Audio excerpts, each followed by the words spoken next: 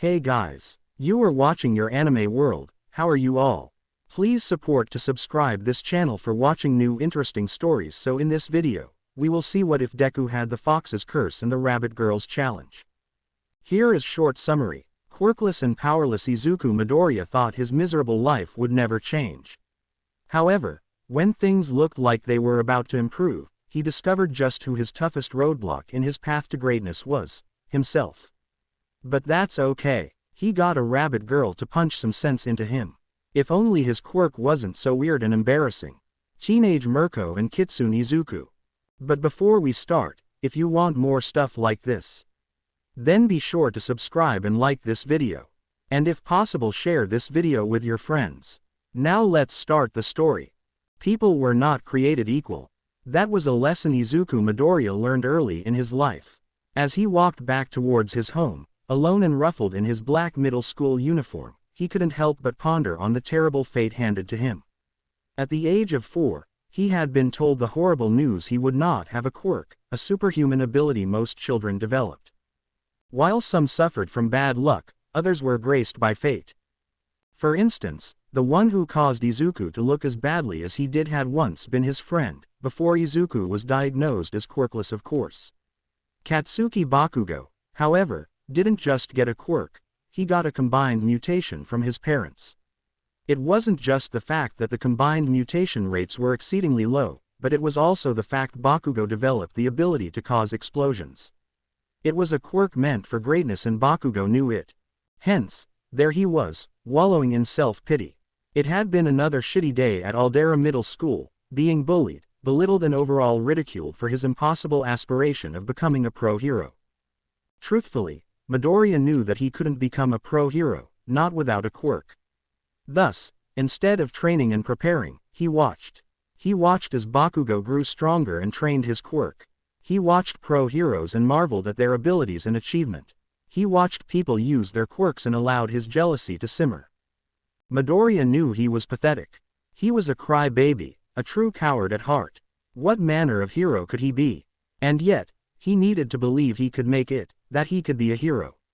He had to. It was perhaps the only thing that kept him moving, even when he knew it would never happen. It would have been easier if I had dreamed of being a cop, Midoriya mumbled, ignoring the dark underpass he was walking across. But no, he just had to want to be like All Might, the #1 hero and symbol of peace. As he obliviously walked onwards, he missed the manhole creaking open and a pair of sinister eyes expectantly staring at him. He was so consumed in his misery that he did not react as something jumped behind him.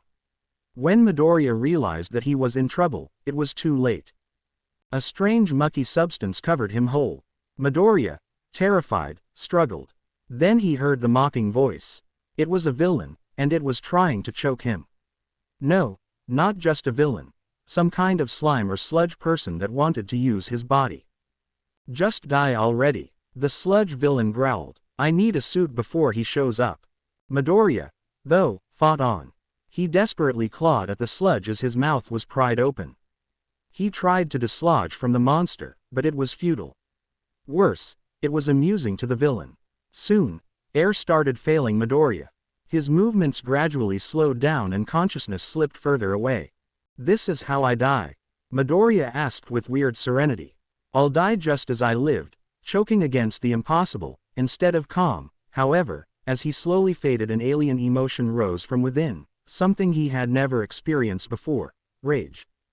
Then the world turned black, only for Midoriya to snap his eyes open and kneel over, coughing out a disgusting mouthful of sludge.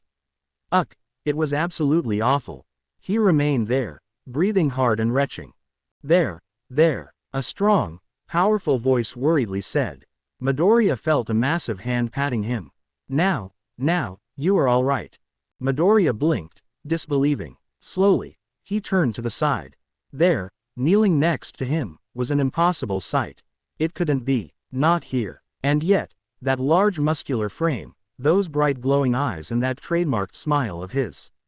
It was him. Are you feeling better now? The giant of a man asked, rising to his feet. Holy crap, it is him. Midoriya stared. He saw it, and yet he couldn't believe it.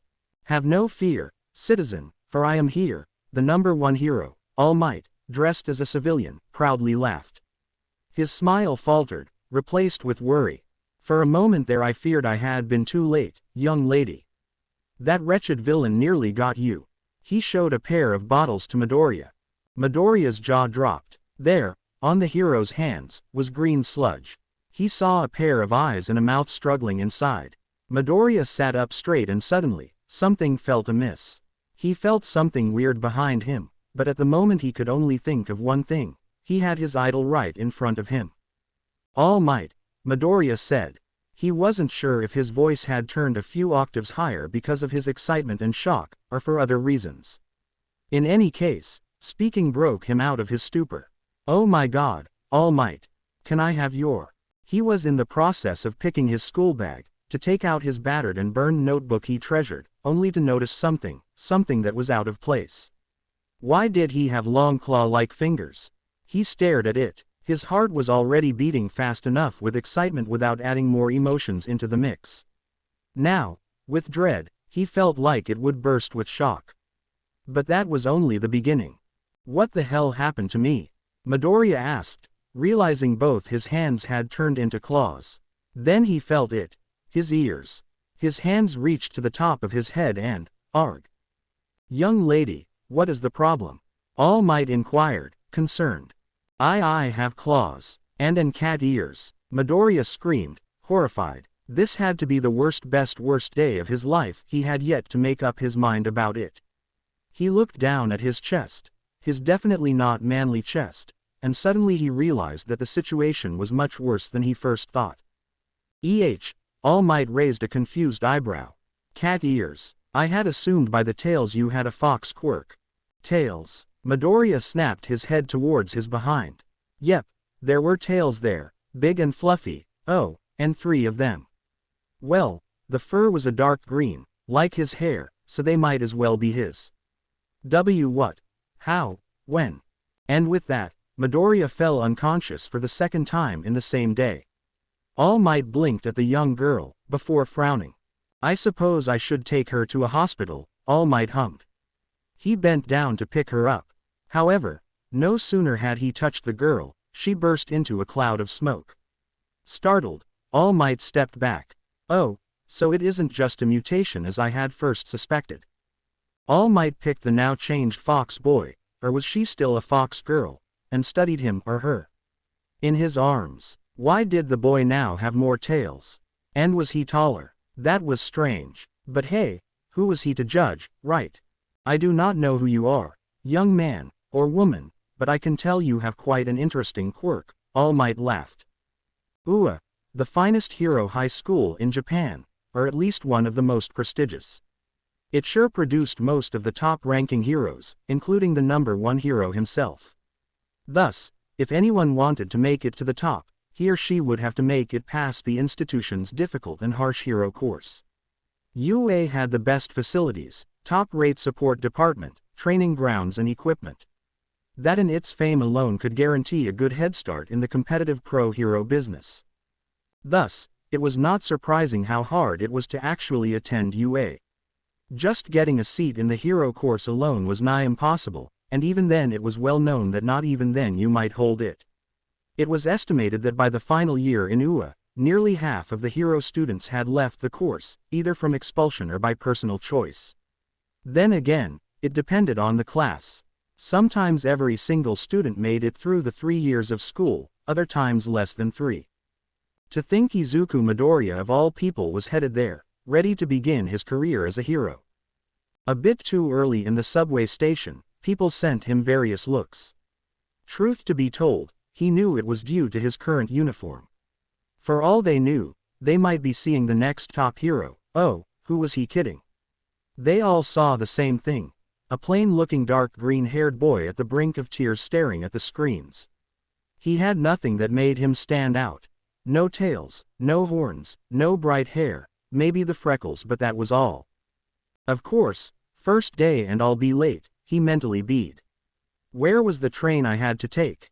His green eyes searched the surroundings, heart beating in his heart. His sweaty hands clenched his yellow bag tighter. What if he was at the wrong station? Yes, there was only one in Mustafu, but still, Or what if there was no train and he had to take the bus or something? What if? His thoughts were interrupted when he spotted something amidst the moving crowd, UA uniform. A short young woman lazily sauntered a dozen feet from Midoriya, lost in whatever she was listening with those big headphones. A small pink school bag loosely hung from a shoulder. Tentatively, Midoriya followed her. She had to be a senior, and most likely knew how to get to the school. As he followed the fellow UA student, Midoriya studied the pair of elongated furry white ears. It matched its long silky white hair in stark contrast with her tanned skin.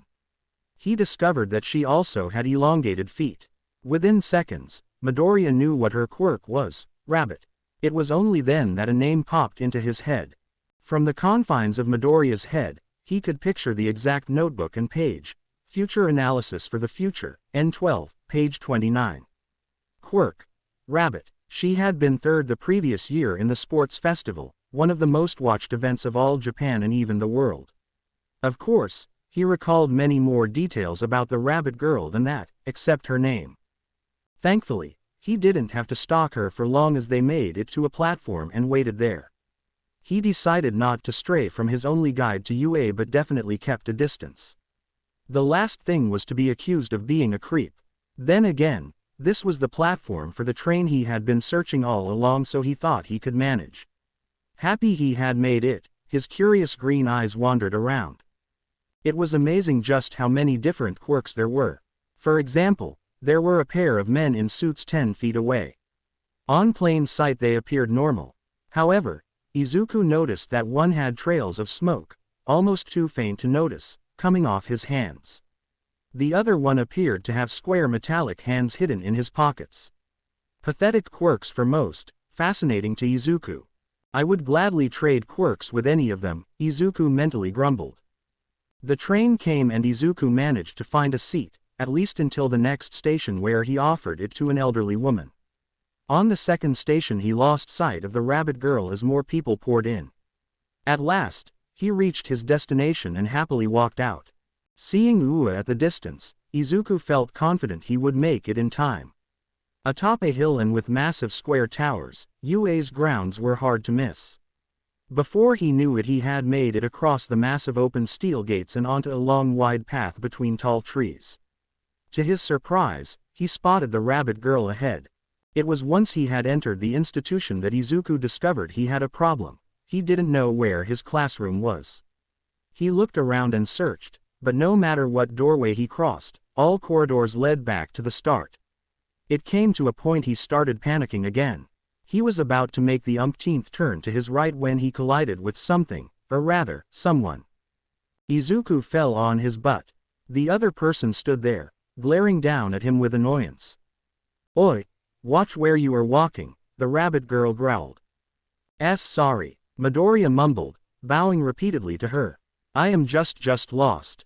Izuku noticed her eyes were bright. Did that mean her quirk was albino rabbit? Or just rabbit? In any case, a white eyebrow rose high on her tanned forehead. Midoriya did not like those judging eyes as they scrutinized him from head to toe. She wasn't taller than him and yet Midoriya felt intimidated. "What's your classroom?" she gruffly asked. 1-1A, stammered Midoriya. The other white eyebrow shot up and her eyes widened. A smile stretched on her face, almost taunting. "Hold on, you're in the hero course," she mused. "Why yeah, I know I don't look the part, do I?" Midoriya mumbled in defeat, looking down. "Sorry, but I don't see making it far here, especially not in 1A, she chuckled. "What's your quirk? If I tell her she is going to laugh in my face, isn't she?" He morosely thought, only for her first words to sink it. Midoriya looked at her, worried. Wait, is 1A more intensive? You kidding?" she scoffed, only to add with surprise, "Right, you don't know. You've got Aizawa as teacher, or Pro Hero Eraserhead as homeroom teacher. If you don't live up to his expectations or show no potential, he'll expel you." "He can do that?" Midoriya asked. He had heard rumors, but he had always thought they were meant to lower the number of prospective examinees for each entrance exam. "He kind of expelled everyone in my class last year, except me of course. Had to be transferred to 1B, The way she proclaimed such a horrible thing with a grin and a chest swelled with pride horrified Midoriya. So you better impress him, or this might be your last day here, she laughed. Your class is over there, by the way. She pointed behind him. Perplexed, Midoriya turned around and, truth to be told, not far from where he stood, he spotted a hanging plaque with 1A inscribed in. He stared at it, dumbfounded. Had it been hanging there all along? Huh, was all he could say.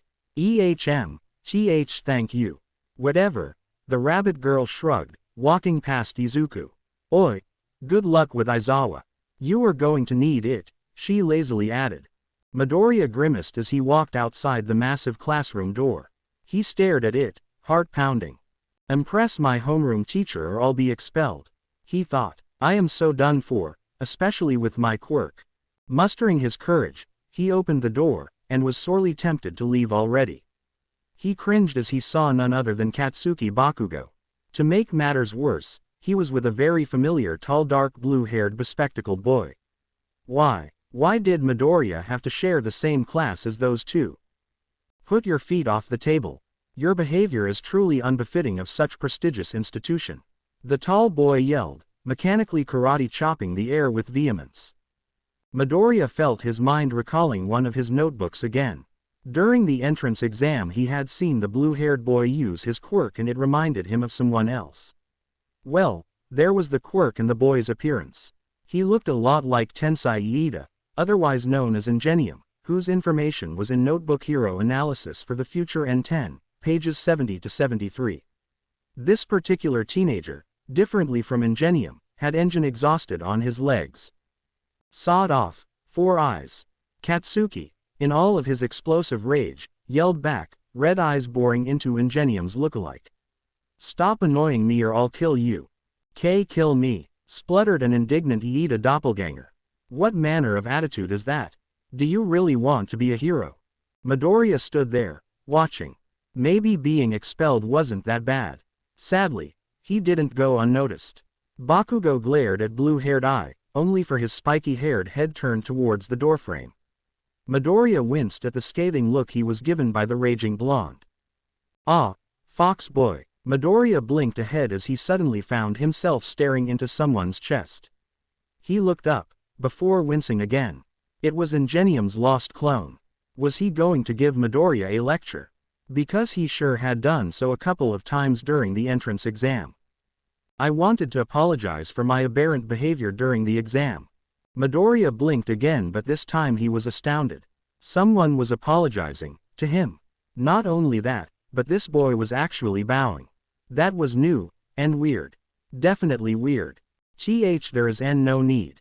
Midoriya stammered. On the contrary, it was hypocritical of me, the bespectacled boy insisted, his hands robotically karate chopping the air.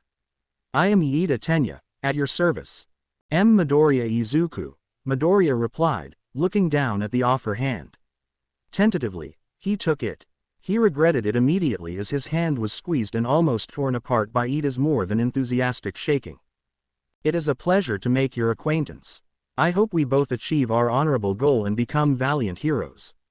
Iida obliviously yelled, shaking Midoriya's arm like some kind of possessed android. Thankfully, Iida released his hold from the green-haired boy. Midoriya caressed his now throbbing hand, before something clicked in his head. Wait, Iida, does that mean? Midoriya asked in awe. Of course, nothing good could last forever. Deku, Bakugo yelled. What the beep are you doing here? Midoriya tried not to squirm under the scathing gaze of Bakugo. Will you cease your violent shouting? Iida shouted. And watch your language. It is. Screw you, 4 eyes. Bakugo roared, attention jumping back to Midoriya. You shouldn't be here, you quirkless little shit. Quirkless. A baffled Iida wondered, glancing at the two. I believe you are wrong, ruffian. Midoriya here has. Fox boy. Midoriya cringed at the name and hoped it never caught on. However, his body stiffened as he recognized that chirpy tone. Sweating, he turned around, only to come face to face with a round-faced brunette. Short and with reddened cheeks, Midoriya found his face heating up under the cute girl's glimmering brown eyes. You made it, she exclaimed, smiling. Again, Midoriya found the entire experience nice, albeit strange. Being talked to by a cute girl, especially with such uniform, was definitely a welcomed change of pace. I was worried you hadn't gotten enough points, she carried on talking, oblivious to Midoriya's rigid embarrassment. Thank goodness for rescue points, huh? I don't think I would have made it otherwise. She noticed Iida behind Midoriya. Oh, you made it too, robot boy. Midoriya couldn't help it. He snickered. Iida, in turn, huffed and puffed indignant at the name, and started karate chopping the air whilst giving a long-winded lecture about the virtues of respect and the kind to strangers. Thankfully, he was interrupted because he could finish his introductory statements. If you are here to make friends, then leave. All heads turned towards the door.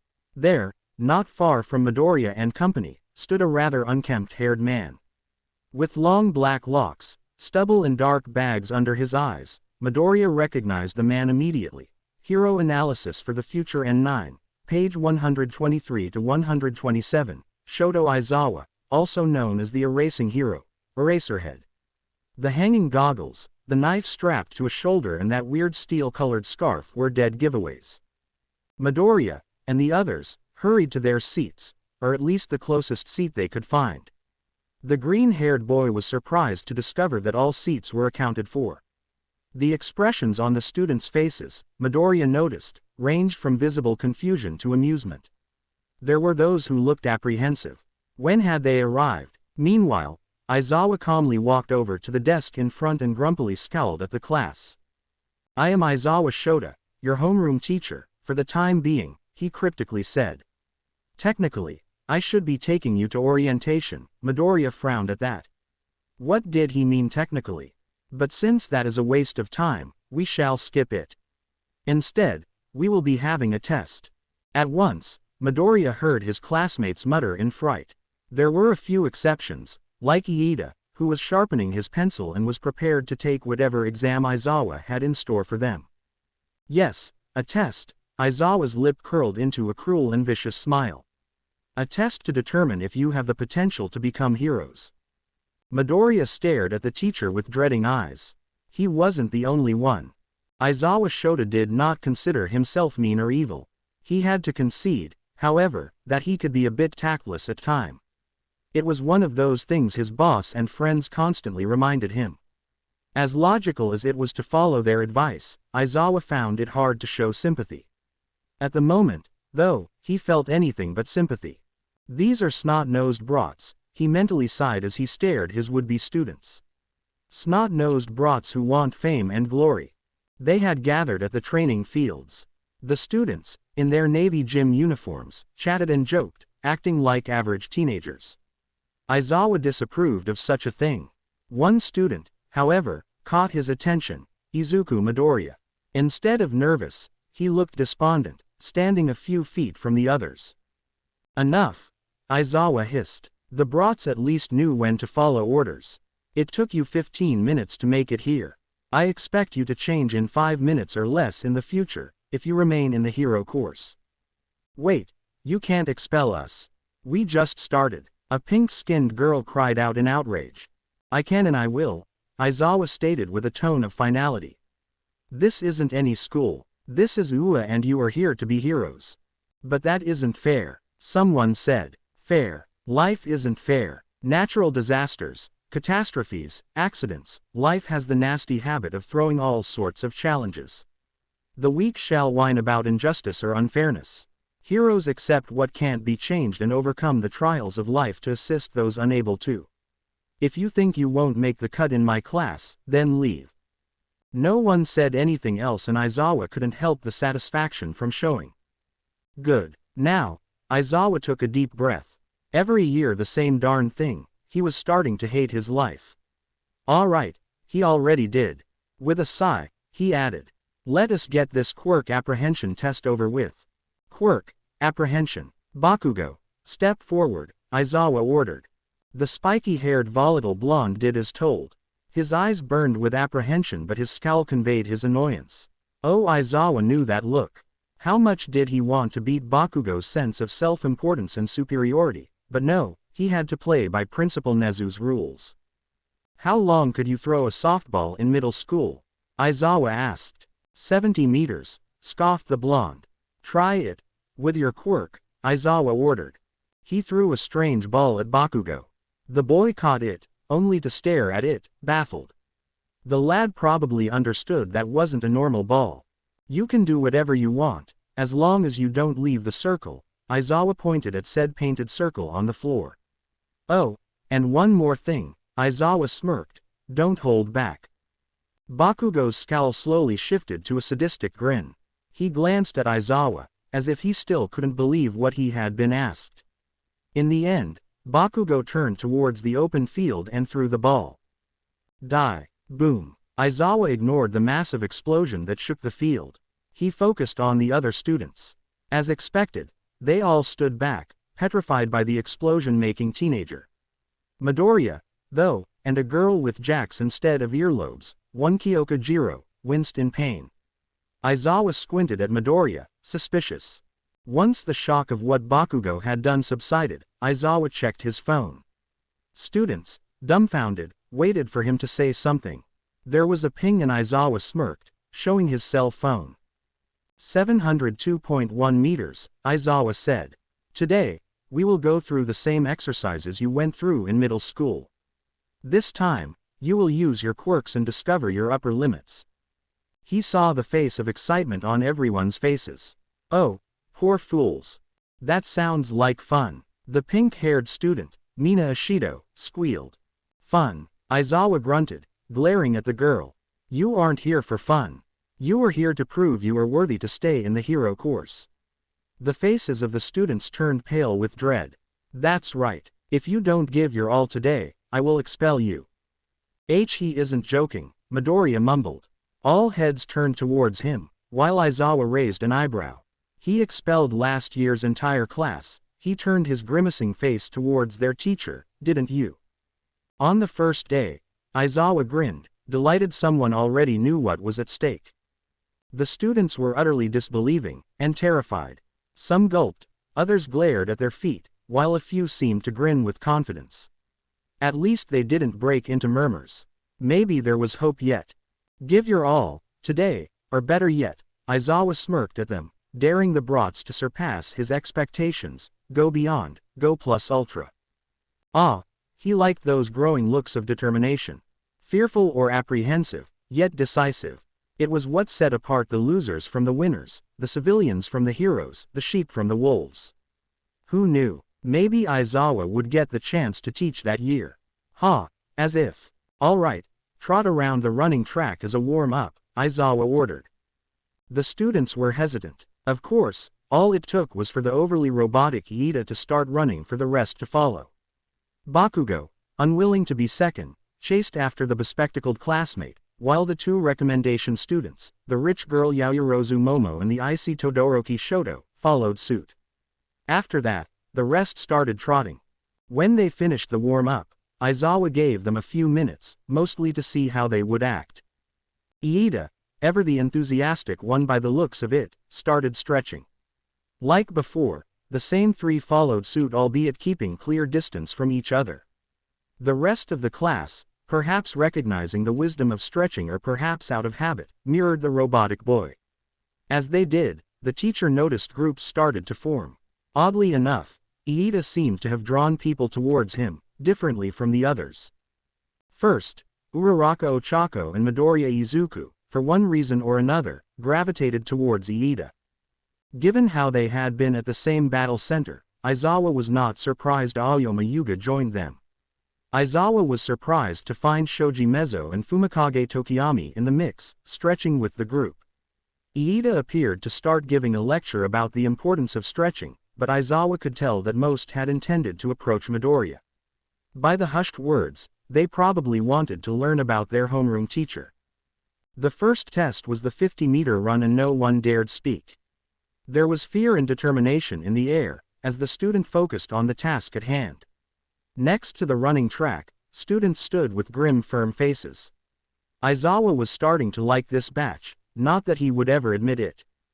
The teacher called the first pair of runners, Iida and the frog girl Suyu Asui, and the quirk apprehension test began in full swing. Each pair summoned would take their places, run as fast as possible and then hear the resulting time from start to finish by robotic camera on the finish line. Aizawa studied each pair, analyzing the effort put by each student. So far, he had found the overall level of his would-be students acceptable. They still had room to screw up, though. The starting panic and fear ebbed away, replaced by some exhilaration. It wasn't every day they got to use their quirks in mock competition, and an air of levity threatened to overtake the class. Things, of course, couldn't possibly run smoothly. Something had to go wrong at some point. "Midoriya, Bakugo," Aizawa called. "Do your best, Midoriya," Iida promptly said with a nod. "You can do it," Uraraka excitedly added. Midoriya, though, had a face of determination and fear. Bakugo, on his part, squinted angrily at the green-haired boy as they marched to the starting line. They took their positions, leaned forward and poof. Aizawa had been supposed to start the run. He was, however, surprised when Midoriya burst into a faint cloud of white smoke. He knew Midoriya's quirk, having witnessed it firsthand during the entrance exam, or at least, he had thought he did. After all, Aizawa had no idea Midoriya could do that. "What the beep?" Bakugo shouted. "Since when can you turn into a fox?" And a fox he was. A green one at that, and almost as big as a wolf. Aizawa glanced at the students, and noticed that Iida and Uraraka, who probably knew more about Midoriya's quirk than Aizawa, were just as perplexed. Fox Midoriya merely tilted his head and readied himself. "Ready," Aizawa said. Bakugo hastily forgot about Midoriya and prepared. He did, however, send one final confused glare at the fox next to him. "Set, go." And go they did. Fox Midoriya sprinted at full speed while Bakugo used his explosions to propel himself at insane speeds. Not surprisingly, Bakugo made it first. However, the fox had been fast, faster than any human could possibly run. Once done, there was another poof and Midoriya was back to his human self. That was not the form he had taken during the entrance exam, Aizawa remembered. In fact, Aizawa hadn't been aware Midoriya could take more than one extra form. "Oi, Deku, since when do you have a quirk?" Bakugo roared. Midoriya timidly turned towards the explosive teen. It is a recent thing, Kachan, and," he meekly responded. "Don't give me that crap." Bakugo spat, grabbing Midoriya by his uniform. "You are quirkless. You don't just get a quirk." Aizawa sighed. He hated drama like that. Still, as irritated by Bakugo's attitude, Aizawa felt something awfully wrong. Bakugo didn't know Midoriya's quirk. How? According to what Aizawa had learned, they had gone to the same institutions since kindergarten. Something was amiss here. Of course, first he had to stop the ensuing conflict before it escalated further. "Were you hiding it from me?" Bakugo yelled. "Oi, what's your problem?" Uraraka angrily said, followed by an equally incensed Iida. "This is absolutely unacceptable," Iida haughtily chided.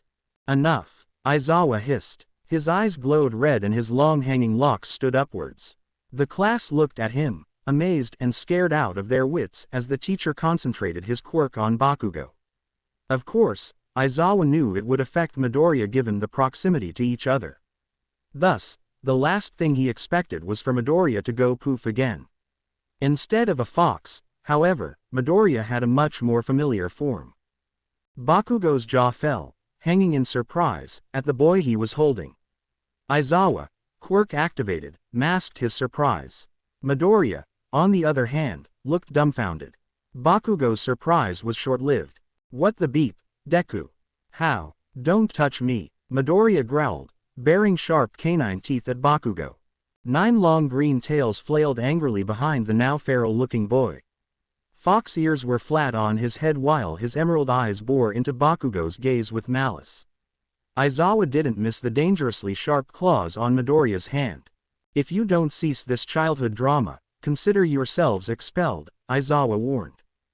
Bakugo stepped back, scowling, while Midoriya hissed. Aizawa frowned as he deactivated his quirk, his eyes were starting to get annoyingly dry. Midoriya's personality had somehow done a complete 180 turn. Whereas he had been meek and pathetic, this form seemed ready to bite down on Bakugo's throat. That's Midoriya's true form, Aizawa realized. His quirk isn't an emitter type. It is primarily an enhancement type with a core mutant quirk. He squinted suspicious at the green-haired boy. Why was the quirk file wrong, then? TCH, whatever, Bakugo muttered, walking away from the tracks. Midoriya seemed to calm down after that, although he didn't stop squinting until Bakugo had walked far enough. When he did, he noticed the surprised faces on the other students, and Aizawa saw how guilt, shame and, was it fear, inundate the fox boy's face. Midoriya looked away, grimacing, before transforming to his human form. Are you all right, Midoriya? Iida asked, resting a hand on Midoriya's shoulder. The boy flinched, looking fearfully at the hand, before hesitantly nodding. That jerk. Seriously, what's wrong with him? Uraraka grumbled, glaring at Bakugo. Enough of this, groaned Aizawa. Let's just get this test over with. And so they did. As they finished each test, Aizawa concentrated back on the individual students. He did find his attention deviating to the onlookers, taking in the class dynamics. After their little scuffle, students were giving Bakugo a wide berth. Bakugo, in turn, looked like he couldn't care less. In fact, it actually looked like Bakugo wasn't done with Midoriya. Why do I get the impression Bakugo bullied Midoriya for most of the fox boy's life? Aizawa thought. He looked at Midoriya, who, albeit regaining the previous meek self, seemed a bit shaken and ashamed.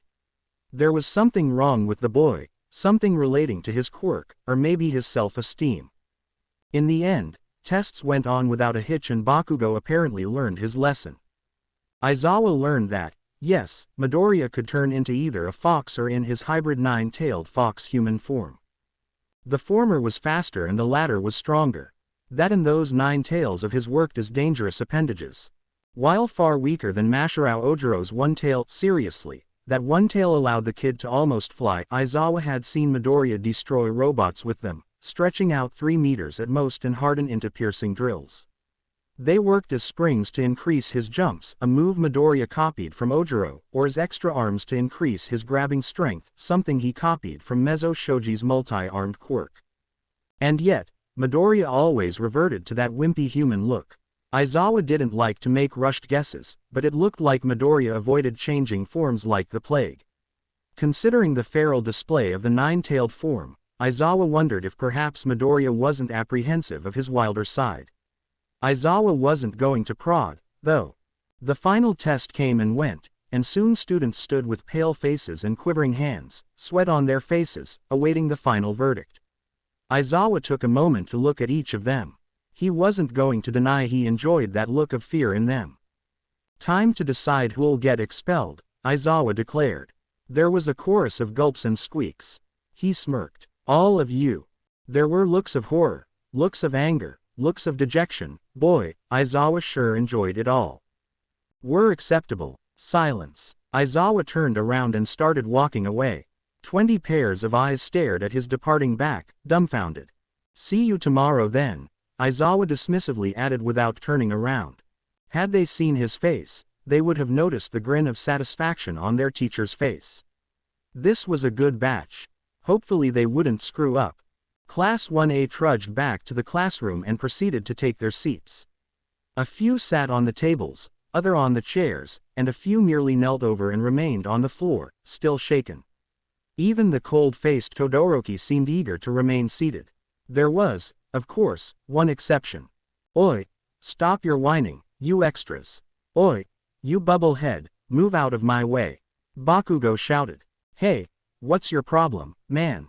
Mineta Minoru yelled back. I said, move it. Bakugo roared, explosions bursting out of his palms. Mineta squeaked and rushed away. Bakugo proceeded to send one last growl at the petite boy before grabbing his bag and leaving. Wait, you are already leaving? Iida asked. What do you want me to do, Four Eyes? Stay to sing Kumbaya? Bakugo scoffed. He turned to leave, only to pause and turn to Midoriya. And you, Deku, I am not done with you, and with that, he set off. No sooner had he vanished behind the door, the students released a sigh of relief. What a piece of work, Mina Ashido huffed. What's his problem? She turned towards Midoriya, who grimaced. Yeah, he seems to really hate your guts, Uraraka hummed. That's Kacchan being Kacchan, mused Midoriya with a lopsided smile. Hold on, are you friends or something? Kirishima Ejiro asked, confused. Because you looked ready to kill him when you were all fox-like. He wasn't the only one bewildered by the two boys. Midoriya, though, was reluctant to say anything, so he merely shrugged. All right everyone, I presume that classes are over. However, there might be perhaps material our teacher forgot to hand over, Iida exclaimed, refreshed by the sense of duty. Todoroki, amidst others, froze halfway through picking their school bags to leave. I was wondering about that, Yaoyorozu said. I was under the impression that there was working material to be given at the start of the day, a guide regarding the school's facilities and proper access to them. She turned towards Iida. Perhaps we should find the teacher's office and inquire further. That sounds like a proper course of action. I volunteer to go, Iida proclaimed, enthusiastically raising his two hands. I'll go with you, Midoriya spluttered. Maybe we'll have to bring something back, right? Ah yes, you are correct, Iida nodded. Then let us depart. You are a bit of a weirdo, aren't you? Ribbit, Tsuyu blunted commented. Iida chalked, flustered, while the rest of the class chuckled. He's just a bit enthusiastic, Midoriya interceded with a friendly smile. Can't blame him, can you? We are in Ua, after all. He has a manly point, Kirishima hummed in agreement. What is it with you and manliness? The massive muscular Rikido Sato inquired. While Eijiro Kirishima tried to enlighten his fellow classmates regarding the intricacies of manliness, Iida and Midoriya walked out, the former having recovered from the previous embarrassment. Once outside, they faced an important issue, finding the teacher's office. Tentatively, they decided on marching onwards, at least until they came across a student or a teacher to ask. Unfortunately, it appeared classes were still in full swing and no one was in the corridors. Midoriya didn't mind. He needed to walk to clear his thoughts, even if he was in the company of Iida who, oh dear, Iida was giving a lecture and he hadn't noticed. Oi, it's you. Midoriya paused and turned around. To his surprise, a very family girl grinned at him, amused. So, did you survive Aizawa or what? The rabbit girl asked. Why yes, we kind of did, Midoriya sheepishly replied. But he kind of left us to our own devices. Hold on, you weren't expelled. The rabbit girl gasped, surprised. She gave Midoriya the once-over. Really, you must have somehow impressed him. What did say your quirk was again? Excuse us, fellow student, but we were presently searching for the teacher's lounge, Iida interceded. The rabbit girl turned towards Iida, and like Midoriya, quickly studied the boy from head to toes. Walk down those stairs, take a right turn and you should find it straight ahead, the rabbit girl said. I guess I should go now, she groaned, turning around. We appreciate your kind guidance, fellow student, Iida exclaimed, bowing at the departing rabbit girl. Whatever, dismissively huffed the girl. With directions, the two boys made it to the teacher's lounge. The room itself consisted of a series of desks, each belonging to a different teacher and with a computer.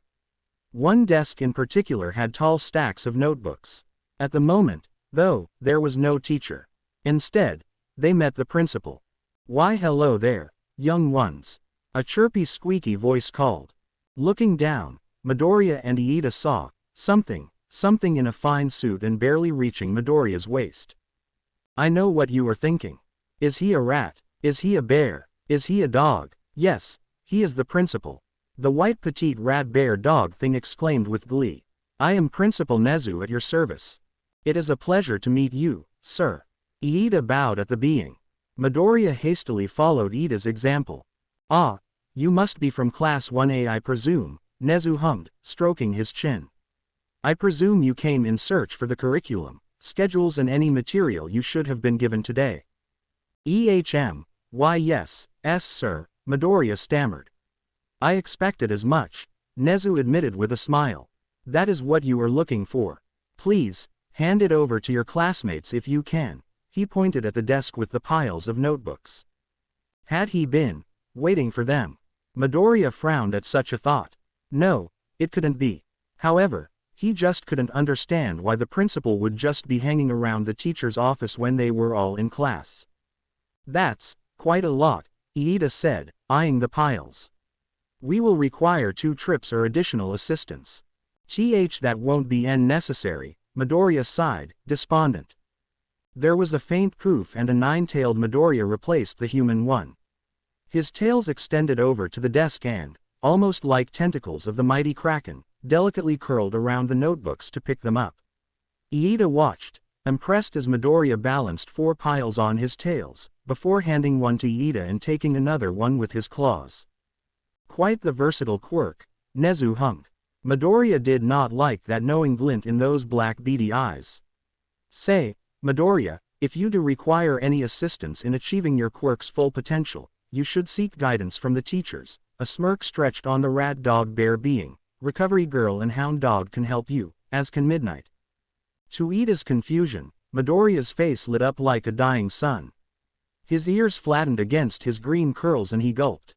Iida stared at the fox boy, baffled. Had the principal offered him such honor he would have been most ecstatic. That W won't be necessary, he spluttered, flustered. If you say so, Nezu said with a bright shimmer in those intelligent beady eyes of his. Let us go, Iida, Midoriya mumbled. Principal Nezu waved at them in what Iida considered a friendly manner. However, Iida couldn't help but notice Midoriya's grimace. He was also a bit surprised by the prior exchange. Once outside, Iida kept studying Midoriya. The green-haired boy seemed different, aside from the obvious. Somehow, the now feral-looking version had lost its meekness, carrying himself with renewed strength. He also appeared lost in thought. With a pile of notebooks in their arms and in Midoriya's tails, the pair traversed the corridors of Ua. Midoriya, may I interrupt your thoughts with an inquiry? Iida politely said. There is no need to be so polite, Iida, Midoriya kindly replied, offering a toothy smile. Iida didn't miss those sharp teeth of his. But yes, ask away, he calmly added. Why did the principal offer Professor Midnight's assistance? I do understand the school guidance counselor and, maybe, the school nurse, but why the modern hero art history teacher? Midnight is the what now? Izuku asked, baffled. Oh it is nothing, really, he grumbled. Why you see I developed my quirk a bit later than most you so is still need to control. Iida raised an eyebrow, both intrigued and concerned. May I ask how much later? Let us say I didn't have a quirk throughout grade school, Midoriya warily chuckled. Iida stopped walking, unable to believe Midoriya. You jest, Iida gasped. You developed your quirk late and still made it into UA. When he saw Midoriya's crestfallen expression, Iida knew he had touched a sensitive subject. I apologize for my rudeness. It simply is, I was under the impression quirks always developed early during our childhoods at the age of 4. Not in all cases, Midoriya morosely said, marching onwards. Iida hurried to catch up.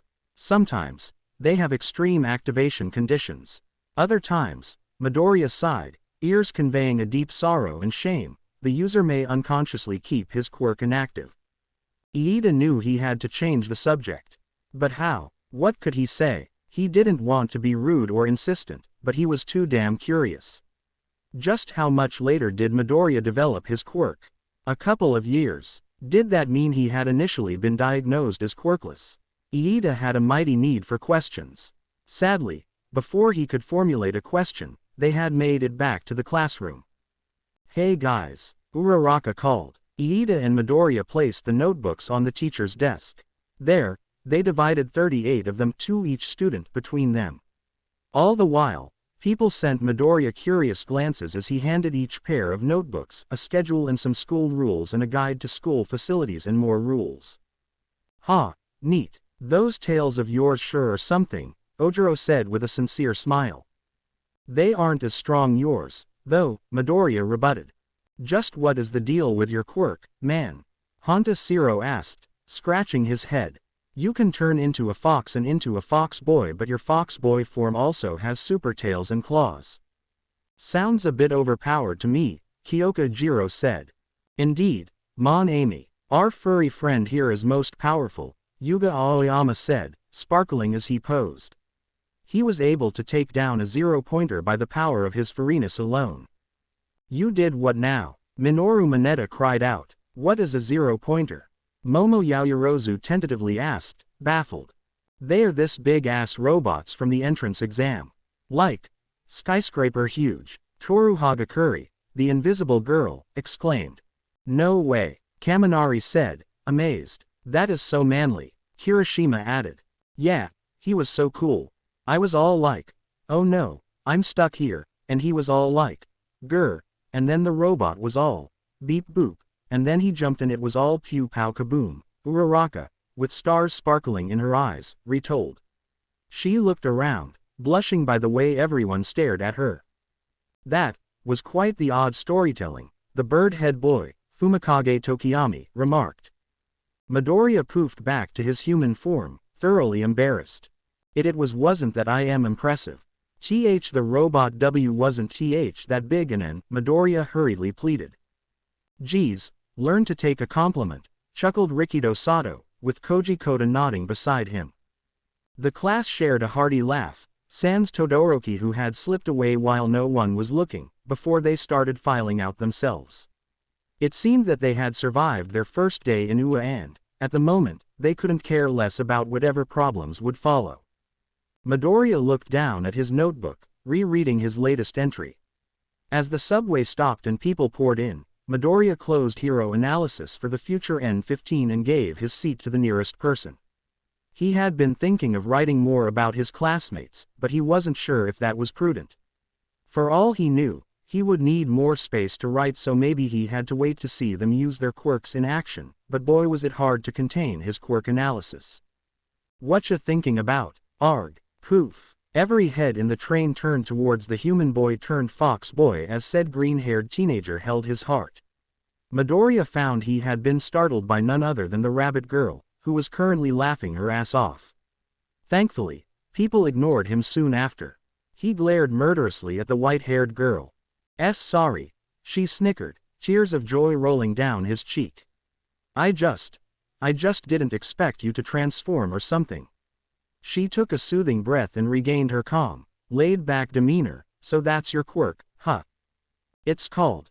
None of your business, growled Midoriya. He blinked, surprised, before hastily adding.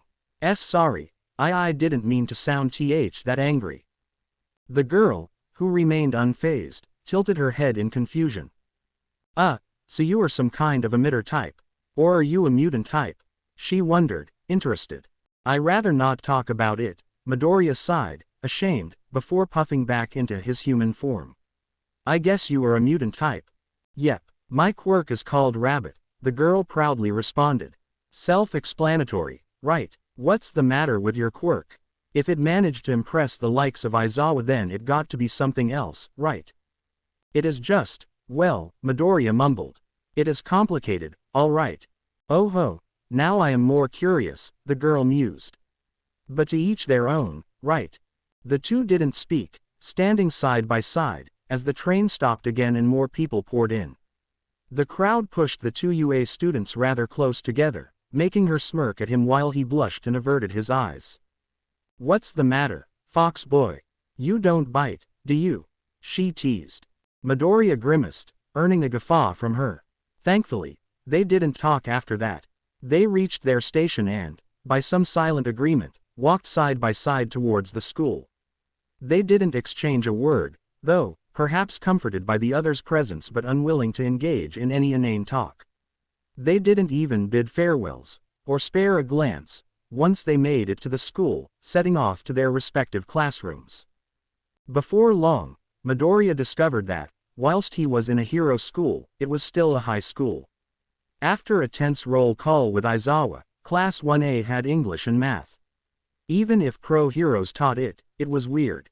Part of Midoriya wanted to be a fanboy, the other wanted to be a respectful student. In any case, he made it to lunch without embarrassing himself. Lunchtime was quite the experience. Even the school's cook was a pro-hero. One thing that amazed Midoriya was the stark difference between his middle school experience in comparison to high school. Somehow, He had landed an almost friendly relationship with various classmates, including Iida, Uraraka and Aoyama. Mezzo Shoji, Koji Koda, Fumikage Tokiyami and Rikido Sato also shared the same table, although they were a distinctively quiet part of the conversation. Meanwhile, Mina Ishido and Eijiro Kirishima were the life of the lunchroom with the others. Todoroki and Bakugo were the sole exceptions, choosing to sit on their own and as far away as possible from everyone. Then came the evening, and the one class everyone was looking forward to, heroics. They had all made their guesses regarding that class, but it was bound to be different from the almost ordinary classes they had had thus far. Who knew? Maybe they got to wear their own costumes. Do you think we'll spar or something? Uraraka asked from her seat. I don't know, Midoriya wondered, also seated. He looked around. To his surprise, everyone was in waiting for heroics class to begin. Maybe they all shared the same Aizawa-induced trauma. It is a bit early for anything practical, right? Maybe it will be just theory. Iida clearly thought so if the already open folder and pens were anything to go by. Midoriya wasn't so sure. In fact, no one knew what pro-hero was teaching their class. There was, however, a very common guess between the classmates. I am coming through the door. No way. The students gasped and turned their heads, shocked. Like a normal person, All Might, dressed in his Silver Age costume, said whilst entering in the most abnormal way possible. Then again, All Might was far from normal. Holy crap. Someone squealed and it wasn't Midoriya. Greetings, young ones, are you ready for some heroics? All Might asked with his trademarked smile. Everyone burst into a thundering, yeah. Even the likes of Koda and Shoji joined in. Then let us waste no time. Today, you shall learn the basics of heroism, and that, young ones, is best learnt through practice. So let us go to ground B, All Might said. Before any of that, however, you are going to be wearing something special. He raised a hand, revealing a remote control. He pressed a button and, from a side wall, different boxes, or rather, large suitcases, slid out. They each had a student's name. Are those? Kaminari asked. Why, they are your costumes, of course. All Might laughed. The class proceeded to lose it right then and there with excitement. The only one who didn't share the enthusiasm, however, was Midoriya. He was more concerned than anything, frowning at the suitcase with his name. Not that anyone noticed given how eager they were to run for their suitcase and follow after All Might. 20 minutes later, the entire class was gathered for what All Might had called the battle trial. Grounds B, they quickly discovered, was a massive mock city that was perhaps a tad too realistic. Gathered at the entrance to the grounds, they students took a moment to compliment each other's costume. Huh, that's not what I expected, Uraraka told Midoriya, eyeing him with a raised eyebrow. Really? Midoriya awkwardly looked down at himself. His costume was a full-body jumpsuit with a red belt, elbow pads, knee pads and gloves, along with red boots. Hanging from his neck was a simple black breather that was mostly aesthetical. Truly, compared to a few, his costume was perhaps too simple. He had wanted to have All Might-like protrusions and a hood, as well as a painted smile on the breather to mimic All Might's, but sadly his mother had put her foot down and prohibited it. Had it been up to her, Midoriya's costume would have looked very different. I expected something more, Foxy. Uraraka said. I like it. It is just like I don't know. Like, Iida dressing like a Gundam wing makes sense. He is half robot already. Midoriya's sweat dropped at that. Didn't Uraraka know Iida's costume was based on his own hero family costumes? Maybe I shouldn't talk. It's not like I got what I wanted, she mumbled, blushing, as she struggled with her very tight costume. Midoriya, in turn, tried not to ogle, face heated with embarrassment. Quiet down and let us begin, shall we? First, allow me to explain the basics. Today, you will be randomly assigned into teams of 2. Then, also at random, one team shall act the part of villains whilst another shall be the heroes. The rest, while they wait their turn, shall watch and learn from their peers. All Might started explaining, only to be interrupted by a raised hand. Yes, Iida. Sir, why can't we choose a companion that best suits us for each team? asked, or rather shouted, the overly enthusiastic Iida. I think that's the point, Iida, Midoriya replied before he could stop himself. In real life most heroes don't get to choose who they work with. The best heroes, after all, are those who adapt best to their situation, including teammates. He blinked, before blushing and spluttering incoherently as he realized everyone was staring at him. Yes, excellent answer young Midoriya, All Might said, clearing his throat. Iida seemed satisfied with the answer as well. Now, where was I? Right, the challenge. For each battle, villains will protect a mock nuclear bomb and avoid heroes from recovering it. They win if the heroes fail to recover the weapon before the 15-minute mark or if they capture the heroes. Heroes, in turn, win if they recover the weapon or capture the villains.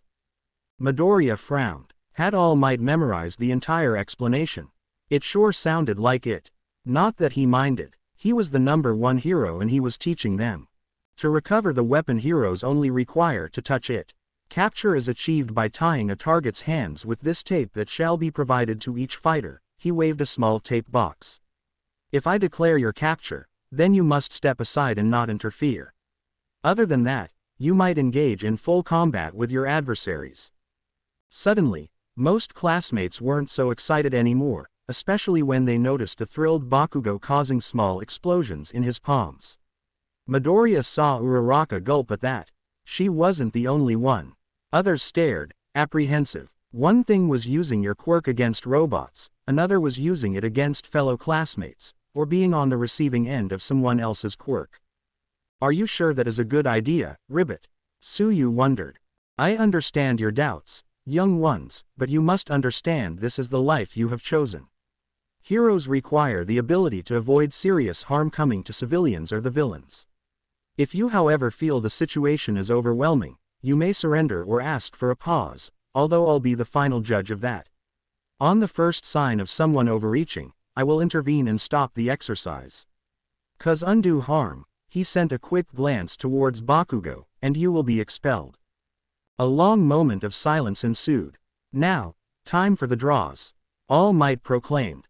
Midoriya was happy when he was in the same team as Uraraka, although he wondered if he would be able to function properly with the blush on his face. However, his joy vanished as the teams were assigned their roles. First battle. Team A as heroes versus Team D as villains. All Might called. That would be Midoriya and Uraraka against Iida and Bakugo. Bakugo sent one last murderous smirk towards a frightened Team A before heading to their designated hideout. Midoriya and Uraraka waited outside the tall building they had to venture, all while the rest of the class went to an observation room. They had 5 minutes to figure a plan. Are you all right? A clearly wary Uraraka shakily asked. Why yes, Midoriya nodded, before adding, okay, no, I am not. He closed his eyes. It had to be Kacchan. Midoriya, Uraraka called. Midoriya opened his eyes, only to jump back at Uraraka's determined face. Let us give our all and win this. Midoriya stared at her, before nodding with a smile. Yes, he looked up at the building, I want to win. Somewhere inside, Bakugo probably was waiting eagerly for the match to start. We need a plan, he said. Midoriya knelt and placed the schematics of the so-called lair down. Uraraka knelt opposite him, surprised by this determined teammate. They will put the bomb here. He placed a finger, or rather, Iida will probably decide it is the best option. How can you know that? I know Kacchan. He is driven, powerful and born for combat. However, Kacchan is a terrible team player and likes fighting alone, so I believe he will force Iida to guard the bomb and come to hunt us. Iida, in turn, isn't an idiot. His quirk, engine, requires space for acceleration, and it is best to have mobility to escape the two of us if we overcome Kacchan. So, he'll choose the biggest room in the top floor, where will takes us longest to reach. He stroked his chin, studying Uraraka. He'll also clear everything you can use with your zero-gravity quirk. Wow, I didn't know you were so smart, Uraraka said with a grin. Midoriya lost all semblance of seriousness, spluttering incoherently as his face reddened. Right, I have to tell you about my quirk, Midoriya mumbled. It is called, he trailed off, looking down. Hey, it is all right. I won't laugh, Uraraka promised. We are teammates, right? That means we have to trust each other. Midoriya took a deep breath. You are right, he sighed, regaining his determination. My quirk is called Nine-Tailed Fox. It allows me to take different forms, each with a set of strength and weaknesses. Ah, you mean your Fox Boy form and your Fox form, right? Uraraka guessed. And not just those, Midoriya, trembling, said. I have other forms too. I think I'll unlock 9, so far I've unlocked 5. Heroes, you may enter. All Might's voice echoed across the battleground. Let's go, Uraraka said. We don't have time to waste. Midoriya nodded and followed after her. They rushed in and up to the first floor, after which Uraraka stepped back and allowed Midoriya to guide them. Somehow, he was able to memorize the map schematics. After the first floor, they knew they had to be cautious. With a plan whispered between them, they carried on. They were surprised when they heard no explosions echo across the building. In fact, the silence was far more concerning than anything. Bakugo, much to Midoriya's fears, was probably waiting somewhere. That wasn't like Bakugo, but Midoriya was not about to underestimate him. Tentatively, they marched forward, wasting time by carefully checking the corners and corridors. The two mock heroes had to hurry, or they would lose out of cautiousness. There is no other way, then, we have to hurry. Midoriya muttered. Uraraka frowned at his teammate, only for Midoriya to transform into his nine-tailed form. His ears perked up, carefully listening. He walked out and beckoned Uraraka to follow him. With that, they broke into a trot. Uraraka wondered why Midoriya hadn't used his quirk before. Unbeknownst to her, she wasn't the only one. When Bakugo struck, not even Midoriya's keen ears gave them enough of a warning. How could they? One moment they were running past a corridor to their side, the next someone was shouting, Deku. It was followed by a fierce explosion.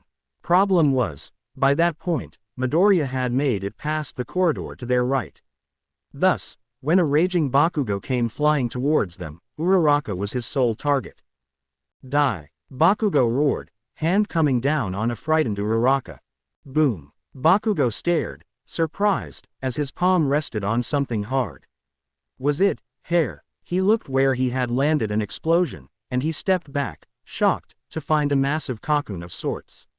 No, not a cocoon, it was a ball caused by enveloping tails. He jumped back with an explosion, grinning like a maniac, as the tails parted.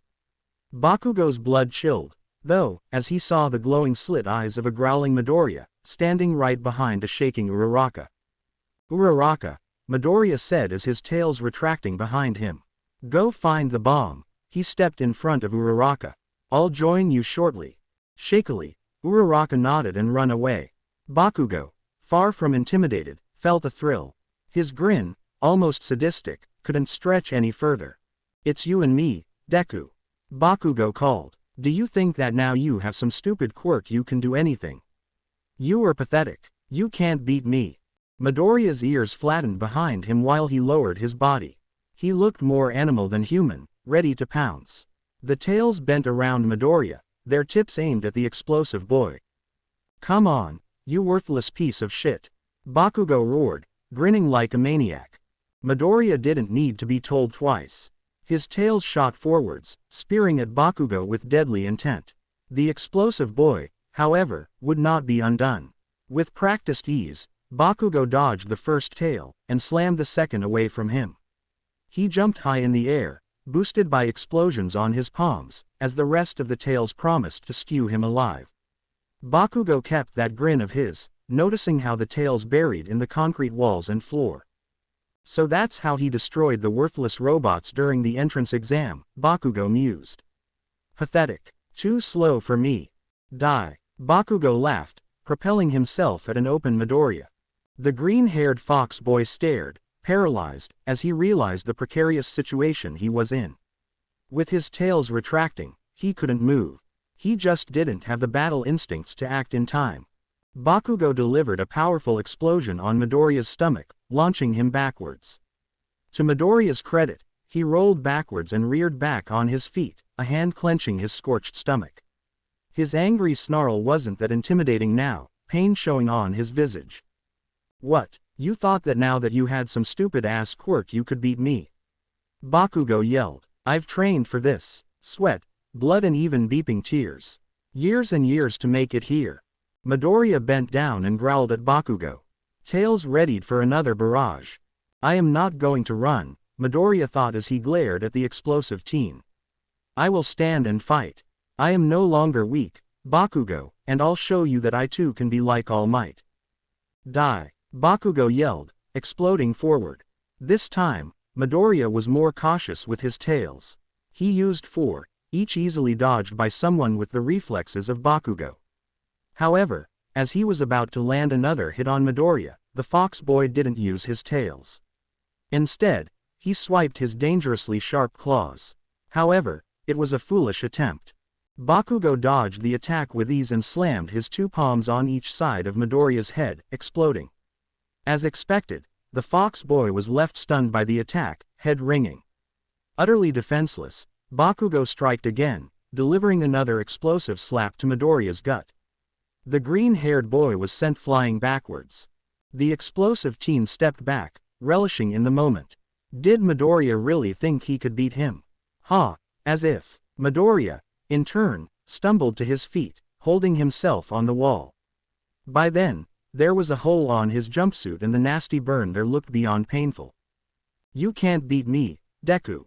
You can't win. Round face won't get past 4 eyes and you can't do shit to stop me. Bakugo boasted. Midoriya growled once again, tails ready to strike, only for him to pause and frown at Bakugo. He looked down at his hands, almost as if confused. Bakugo raised an eyebrow, perplexed by this. Why am I fighting like this? I know Bakugo's moves and I know I'll never manage to outmaneuver him. He was born for battle, his quirk is for combat, while my quirk and I, Midoriya thought. He needed to fight smart and avoid some stupid fight for the sake of old rivalries. Why was I so stupid? I left Uraraka to fight against Iida alone. Midoriya berated himself. Now is not the time to play All Might. Maybe you are right, Midoriya hissed. Maybe I can't beat you in combat, he smirked, making Bakugo's temper rise, but I can win this. The rabid look on Midoriya died down, that smile fixated on his face. His tails returned to stand behind him, and his ears perked up. Bakugo frowned. Come on. Then, Midoriya grinned. Hit me. Bakugo didn't know what Midoriya's game was. He quickly shook his head and focused. It didn't matter. It was Deku. It wasn't like he would pull some killer move, right? Really? That's what you want? Bakugo laughed. Then here I go. Bakugo exploded forward, ready to destroy Midoriya. The fox boy, to Bakugo's mounting rage, didn't flinch. Instead, his smirk remained in place, defiant. Deku had the gall of smirking at him. He was going to kill that worthless piece of shit. He drew his right arm back, ready to deliver a powerful punch.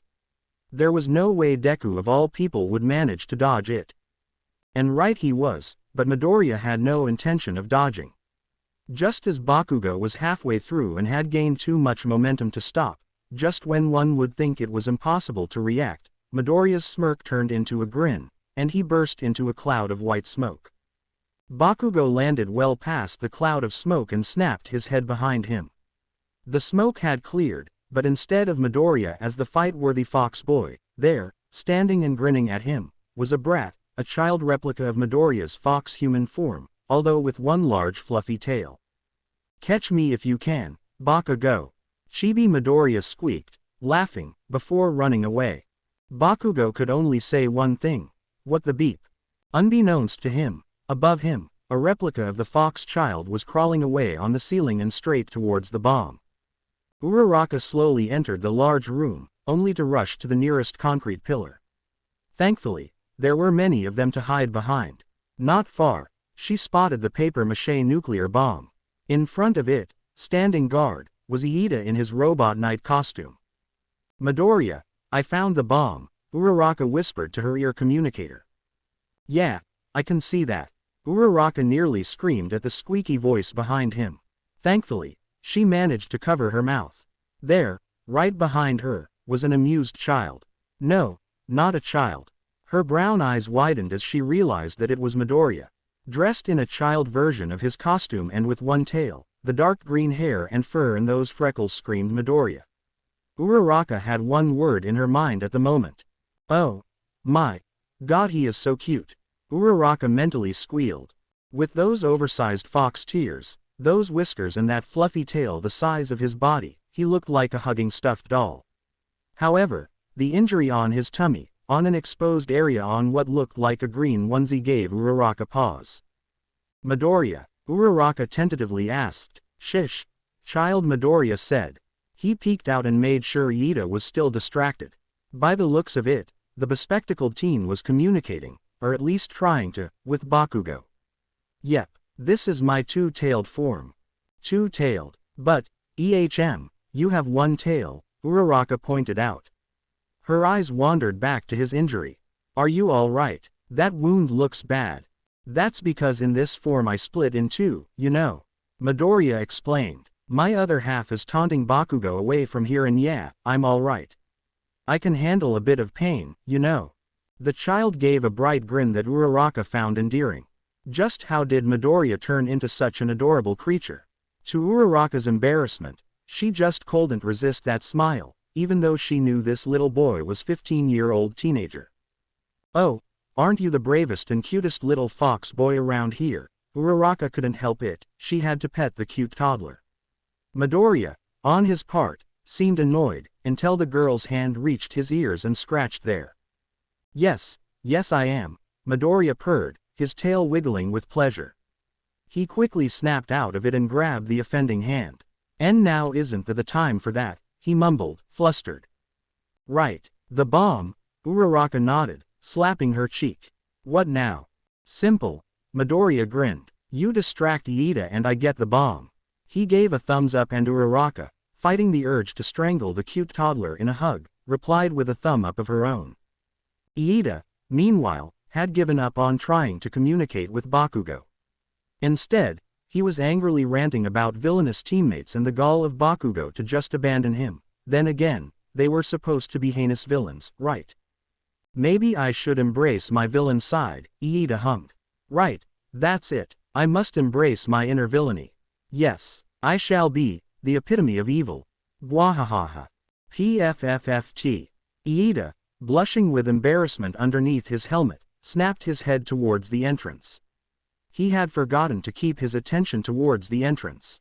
Who goes there? Reveal yourself. Uraraka, fighting her laughter, walked from behind a pillar. Stop laughing. I am evil, Iida insisted. That seemed to make Uraraka roll down, laughing. Iida felt an eyebrow twitch at that. Maybe he had to do something only a villain would do, but what? Oh, right, it was time for a monologue. He could get some time if he did that, right? Ha ha. Laugh to your heart's content, hero, but you won't stop me. For you see, I have prepared myself for this very encounter. I have removed any objects that may have served against me. Moreover, this room was strategically chosen to maximize my movement. Iida boasted. Thankfully, Uraraka simply stood there, watching. Iida raised an eyebrow. Why wasn't she running at him? It all looked like a distraction.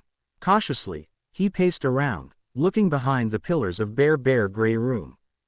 Where is Midoriya? He wondered. He is distracting Bakugo, Uraraka innocently replied. Iida squinted at her. Wait, what was her quirk again? Right, Infinity Girl, she removed gravity from objects she touched. Wait, no gravity, that could mean that, Iida snapped his head upwards. Thankfully, he didn't see Midoriya floating up there. He was, however, disturbed to find, crawling across the ceiling like a spider, was what looked like a child fox Midoriya.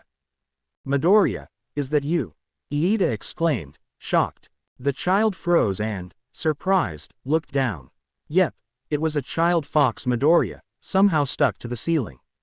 Of course it was that. Wait, Uraraka. Iida snapped his head down and saw Uraraka rushing at him at full speed. He looked up and saw Midoriya, jumping straight to the bomb. This merited one response.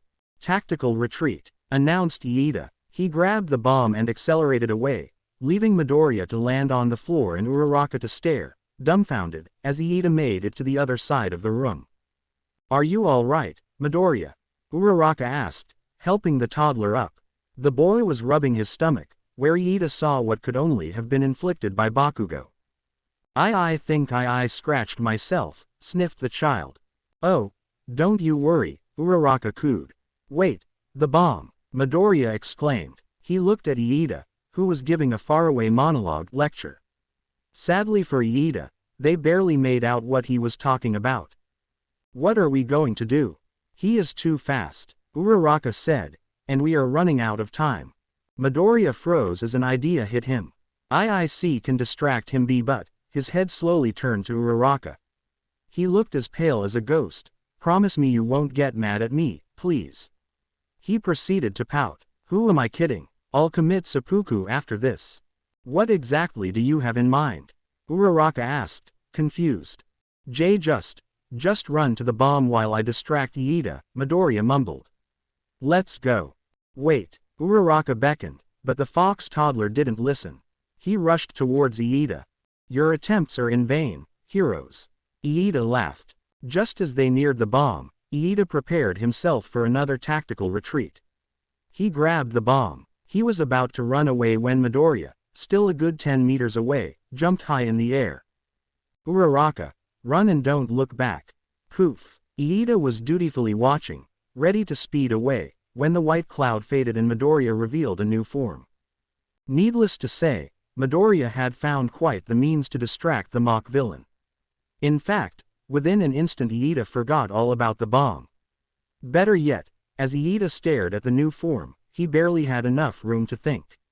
His eyes were close to jumping out from his sockets. Was this real? Back in the observation room, many pairs of eyes were in similar state. "Please, don't stare at me like that," sultrily murmured a soft female voice. There, standing where the child Midoriya had jumped, was the most attractive woman Iida had ever laid eyes upon. Tall, with an hourglass figure to die for, her long dark green locks covered half her blushing face. Four tails wiggled behind her rather large butt as an arm tried to keep her rather huge bosom from showing. The worst part, that bosom of hers promised to tear Midoriya's already battered jumpsuit. No, that wasn't the worst part. The worst part was just how much tighter the jumpsuit had gotten with the clearly taller new form, leaving almost nothing to the imagination. Iida had 1,000 lectures in his mind, from the indecency of it all to the absolute absurdity of employing such a form against him. And yet, Iida's mouth only released a long string of incoherent splutter. Don't worry, Iida, I don't bite," she idly purred, winking and blowing a beep. Iida wasn't sure if his eyes were playing tricks with him, but he could have sworn a fist-sized heart, the shape of those used to depict love in cartoons, flew straight at him. Still, in his shock, it struck him in full force. What exactly had hit him? Iida had no idea. However, it sure had quite the effect on him. If Iida could barely formulate a word before, now he couldn't even think. His already hot blood grew hotter, promising to boil in his vessels, and his usually respectful eyes gained a mind of their own. To make matters a tad more embarrassing, blood started flowing less to the brain and more to, well, other parts. He had lost complete control of his body. Had he been hit by some kind of zombifying power? "Why can't I move? Why am I drooling?" Iida thought, horrified at his body's lack of response.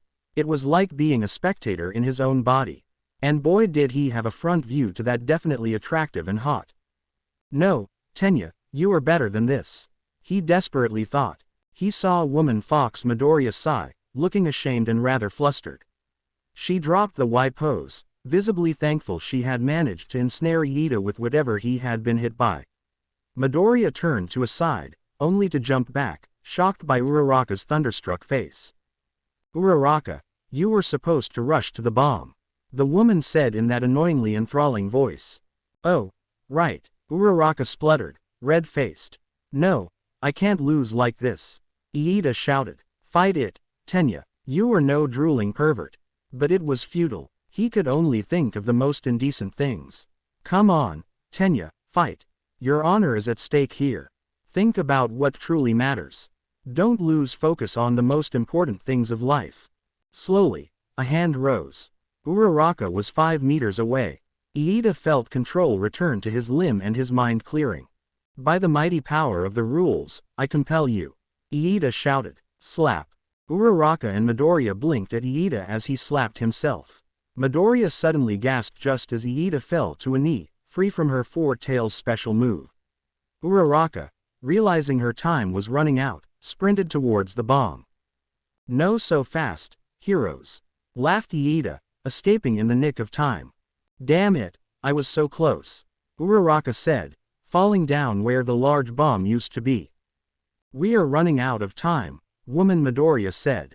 She knelt next to Uraraka, squinting at Iida not far from them. You can shoot him that. What the heck was that you did to Iida? Uraraka replied, confused, and a bit miffed. I call it my pheromone strike, dear, woman Midoriya purred with a smirk, only to scowl at her own words. Sorry about that, Uraraka, these stupid forms are a bit out of control, she giggled, covering her face in the most feminine manner possible. Uraraka could only stare at the woman kneeling beside her. To think it was supposed to be a young teenager, a male teenager at that.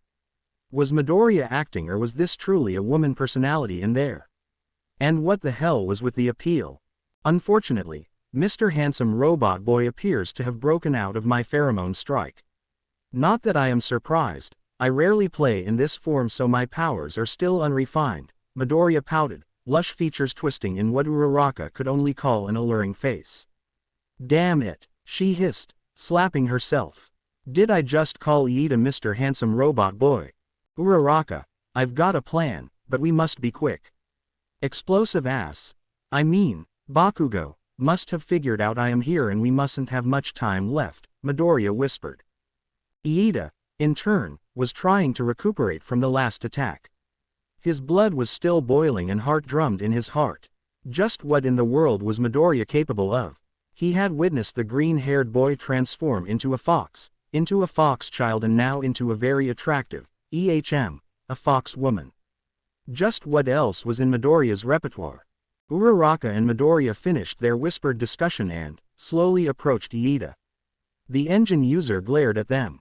He was thankful he still had a helmet, even though it was stifling within it at the moment, because his eyes were shamefully escaping his control to wander off across Midoriya's body. All right, dear, I must use my most dangerous form now, Midoriya hummed in her sensuous voice. It is nothing personal, you handsome robot boy. Iida felt a shiver run down his spine as woman Midoriya winked at him, and to his shame it was not a shiver of fear. The moment was short-lived as Midoriya burst into a faint cloud of smoke. Iida stiffened and prepared for whatever Midoriya would throw at him.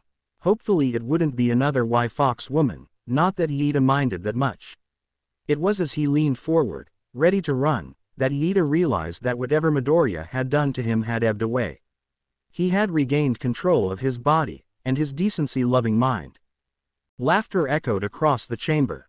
Uraraka and Iida stared, bewildered, as the cloud vanished only to reveal none other than a female teenager Midoriya. This one had 3 tails behind her and she was, thankfully, the same age as Uraraka and Iida. With a dark green pixie haircut, this Midoriya carried an almost arrogant grin. More importantly for the still flustered Iida, this form had more of a Kyokujiro bodily form than the previous Midnight lookalike. You are screwed now, 4 eyes. Sadistically exclaimed Midoriya. This form is the hottest one yet. As if to make a point, actual fire burst from his hands. Iida stared, gobsmacked, as blue flames traveled across the fox's arms and lit her own tails. To his growing dread, Midoriya just laughed. Suddenly, Iida found himself reminded of Bakugo and, this time, shuddered with fear. Iida found odd, however, the way flames traveled towards Midoriya's stomach and accumulated over his injury. Then again, Iida had more pressing concerns at the moment. Careful, Uraraka dramatically cried out, covering her face and stepping aside as if the flames were too intense. You have pyrokinesis now, Iida shouted at the top of his lungs. Midoriya just laughed. She waved his left hand and Iida saw a wall of flames rise on his right. Iida's eyes widened. Before he knew it, Midoriya created another one on his left. This is getting dangerous. Maybe we should stop, Uraraka pleaded. In your dreams, cute face. Midoriya exclaimed. Iida missed the wink she gave her teammate. Charge. Iida spluttered, shocked, as the burning fox girl sped towards him. He looked at his sides. He was trapped. Worse, Midoriya was fast approaching with even more fire. Uraraka now, Midoriya yelled, aiming his hands at Iida. Deku. A familiar angry voice roared. Even from where he stood, Iida could hear All Might's words ordering Midoriya to stand down. But it was too late. Flames flew towards Iida and, to his horror, saw them envelop him in a deadly embrace. There was only one thing he could do to survive. He screamed and started rolling on the ground. That wasn't how he wanted to die. How could Midoriya burn him alive? Was he crazy? Was he? Iida stopped rolling and, confused, blinked at the ceiling. He looked at himself. He was burning, but at the same time, he felt nothing. In fact, the more he sat there, waiting to feel pain, the more realized that the flames weren't even warm. In an instant, the fire disappeared and a terrible knot formed in Iida's gut. Iida gasped and snapped his head towards the bomb. The heroes have recovered the weapon. All Might announced. The hero team wins.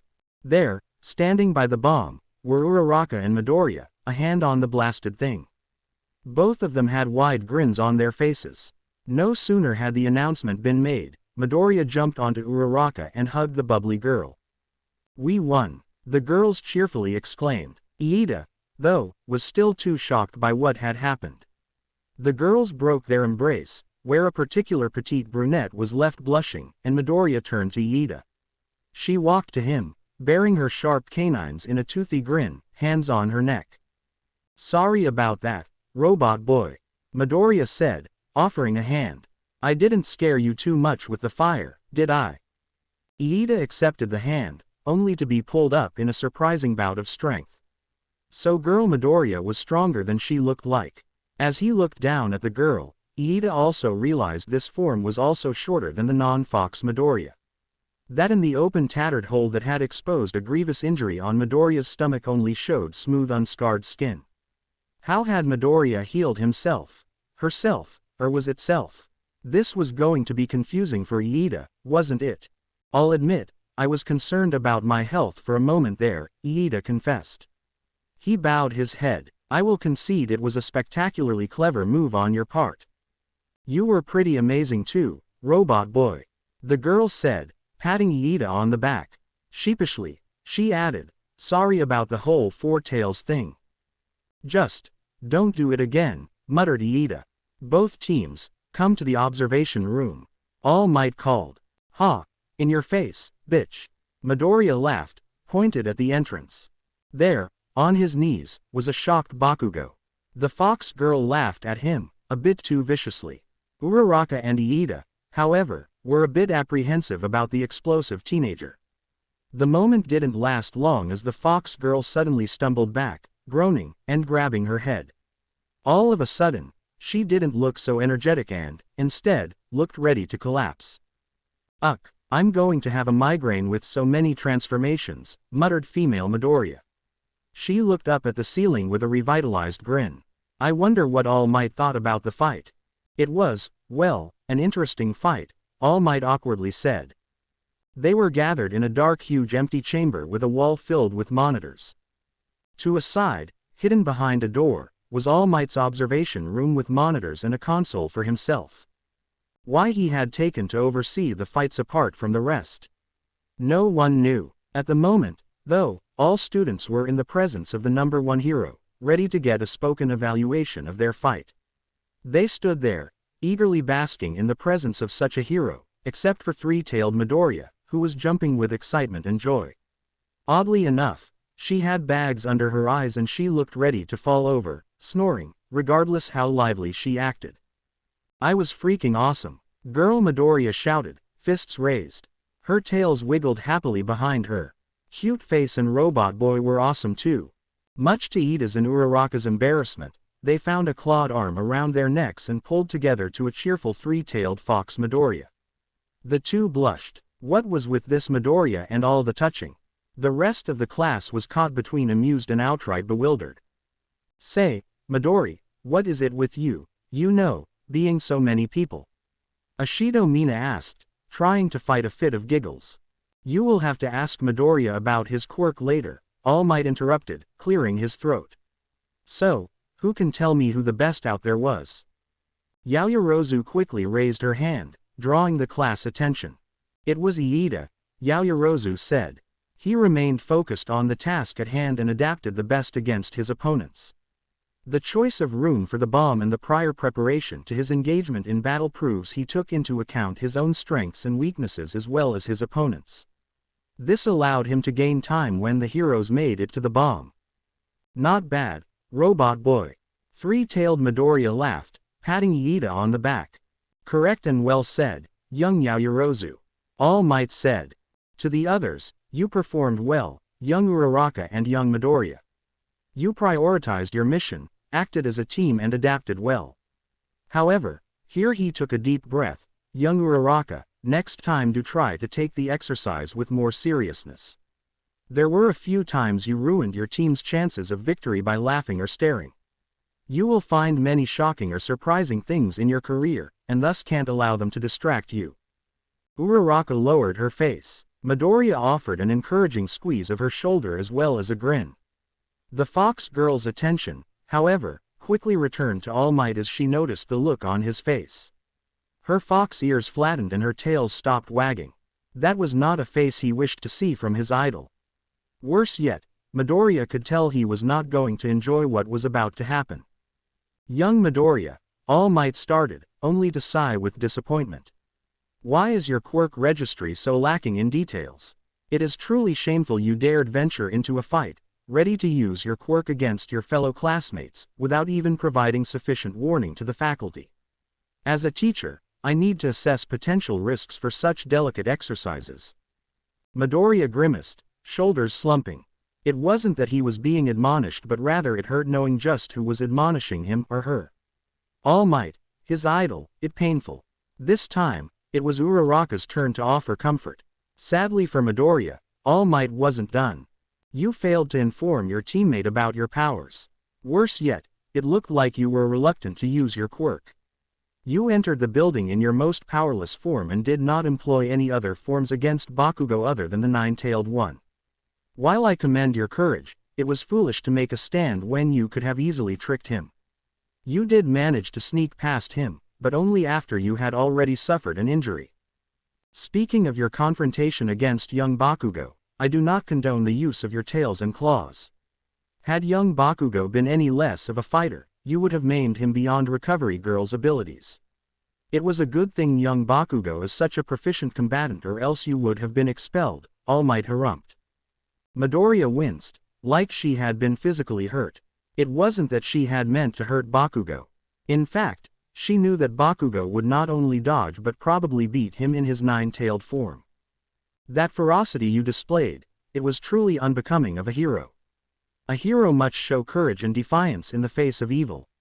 All Might passionately exclaimed. A display of confidence might be enough, but to act like an angry animal.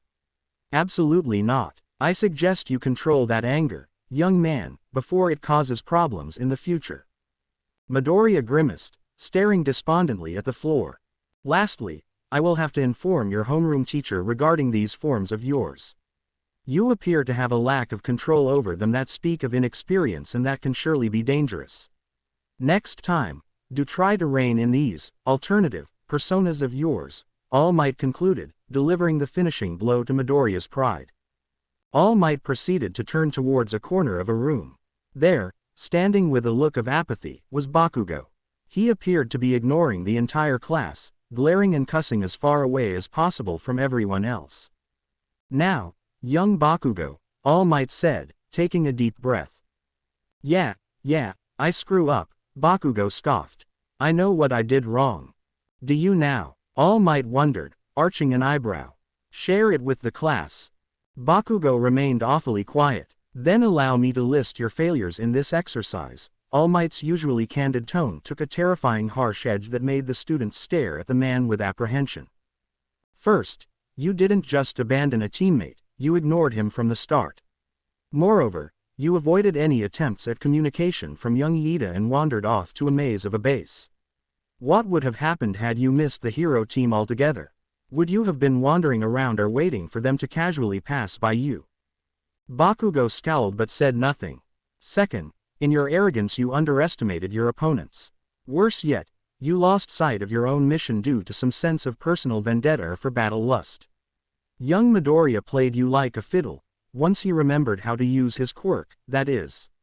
I do not know what you wanted to prove, but battles aren't always won by ity alone.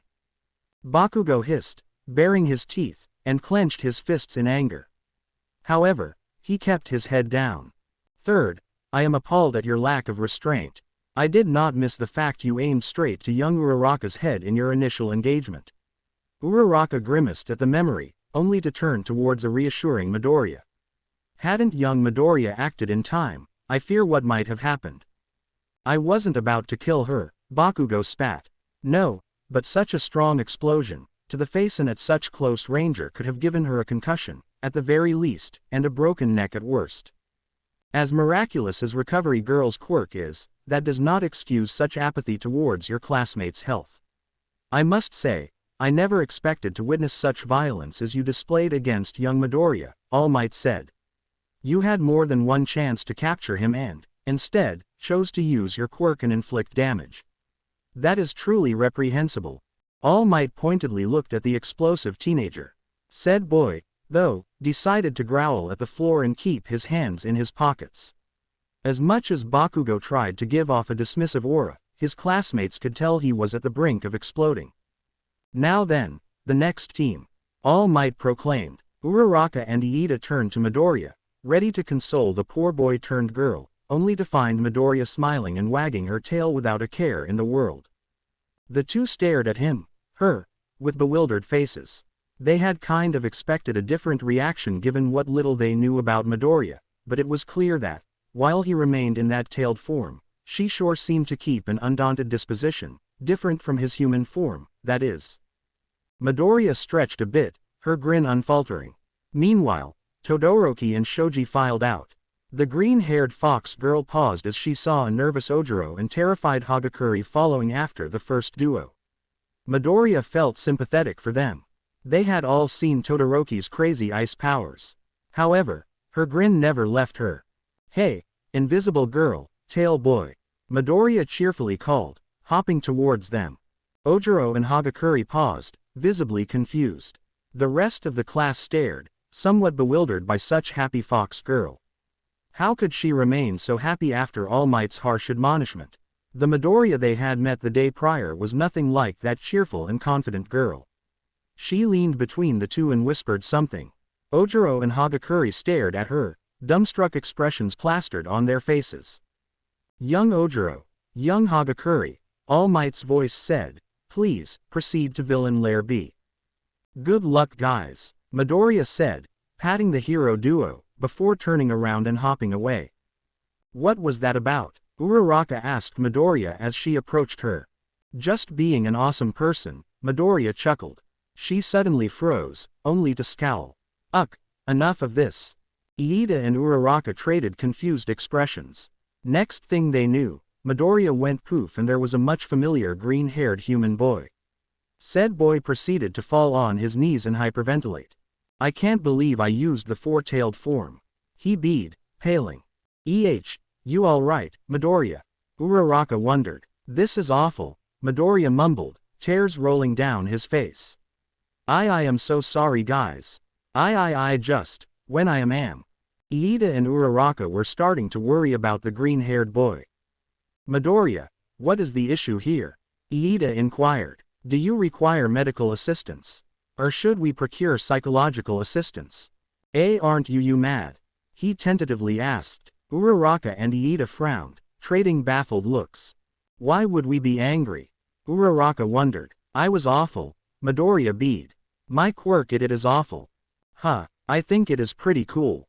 I mean, it is like you have many quirks at once. That is so cool, Uraraka said.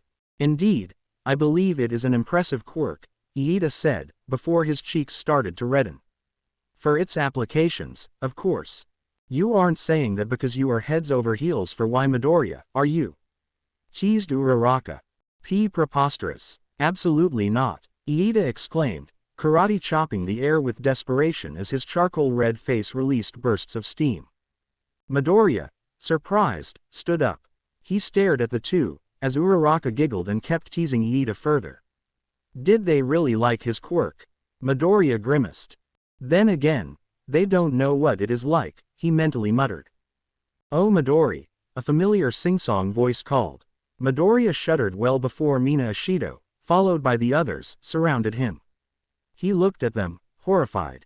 He should have known better than to use his quirk. Ashido, Midoriya stammered. Do you need something? Yes, we are dying to know more about your quirk. The pink-skinned girl, bouncing, said. She seemed excited. I have never seen a quirk like that. You change into different people. Or are they different personalities? Do you really become a woman or it is some illusion? Yaoyorozu inquired, curious. Why do they act so differently from you? Sato asked. Can we see the four-tailed chick? Mineta, drooling, pleaded. Kaminari Denki eagerly nodded next to him. Please. Midoriya stuttered. Enough. Iida intervened. One at a time and do keep your distance. He is a fellow classmate and should thus be treated with a modicum of respect. Avoid such a barrage of questions and you, he pointed at a suddenly pale Mineta.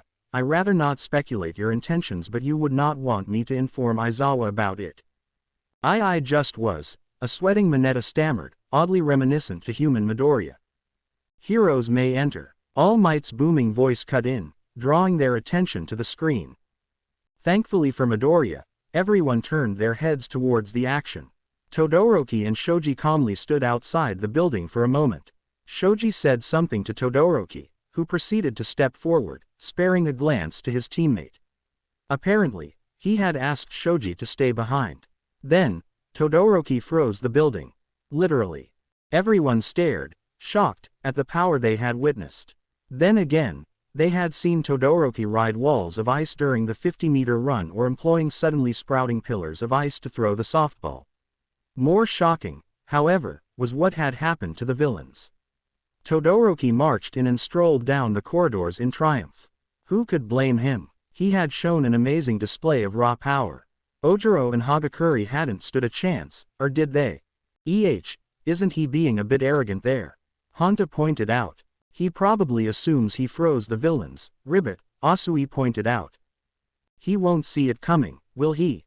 Kaminari joked. Indeed, 4 minutes later they were back with All Might, ready to give a battle evaluation. A dumbfounded Todoroki stood next to a despondent Shoji while a triumphant Ojiro and Hagakure shared victory smiles. I thought you had learned from young Bakugo. All Might shook his head, disappointed. No matter what manner of quirk you have, do not underestimate your opponent. But, how did you avoid getting frozen? Todoroki wondered.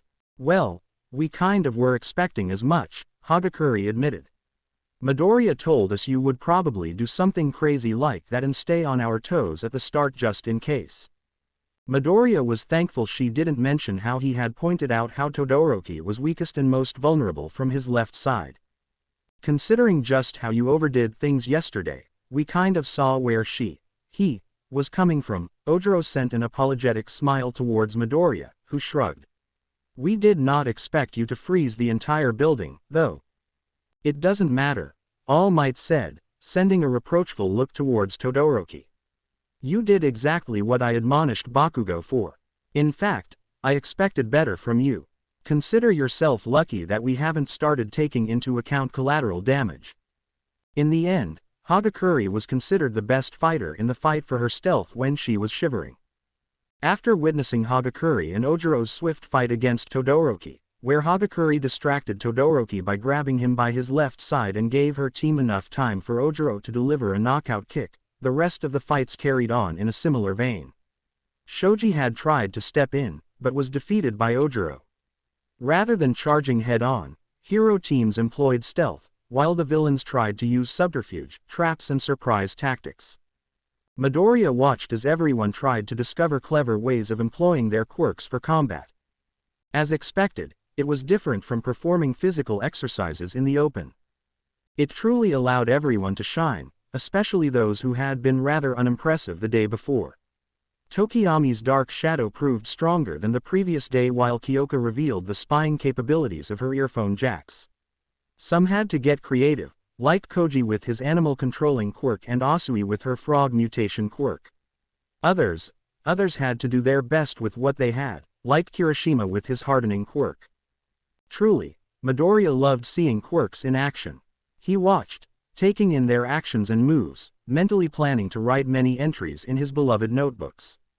Just thinking about it excited him. However, as he watched his classmates fight, he found himself disheartened. How could he compete against them if he couldn't embrace his own quirk? Moreover, Midoriya noticed that, differently from him, they all had discovered their own style best suited for their quirks. They weren't trying to prove anything and, instead, performed admirably with what they got. None tried to be like All Might, instead focusing on their own strengths and weaknesses. The day ended with satisfied smiles and laughter with everyone relishing in their performance. A few were despondent by their losses while others were thankful they had won. The one person who seemed the most eager to run from the class was Bakugo, although that had become a given. Todoroki had been shaken by his defeat and thus, instead of cold and distant, he remained mostly dumbfounded. And furious. His classmates wisely kept a wide berth from him as he silently fumed. Midoriya was most thankful people soon forgot about his quirk and wasn't bothered by it. After all, everyone wanted to talk about their own fight. He somehow made it out of the school without anyone bothering him about it. That and perhaps they sensed he wasn't comfortable talking about his quirk. He thought he heard his classmates whispering with Iida and Uraraka about it, only to try to innocently look away when they spotted Midoriya. The green-haired boy grimaced at his own performance. Walking out of UA and towards the train station, he mentally went over the embarrassing display of his quirk and, now that he no longer was in the state of constant joy and confidence that was the three-tailed form, All Might's harsh criticism. It hurt to remember All Might's words, almost physically.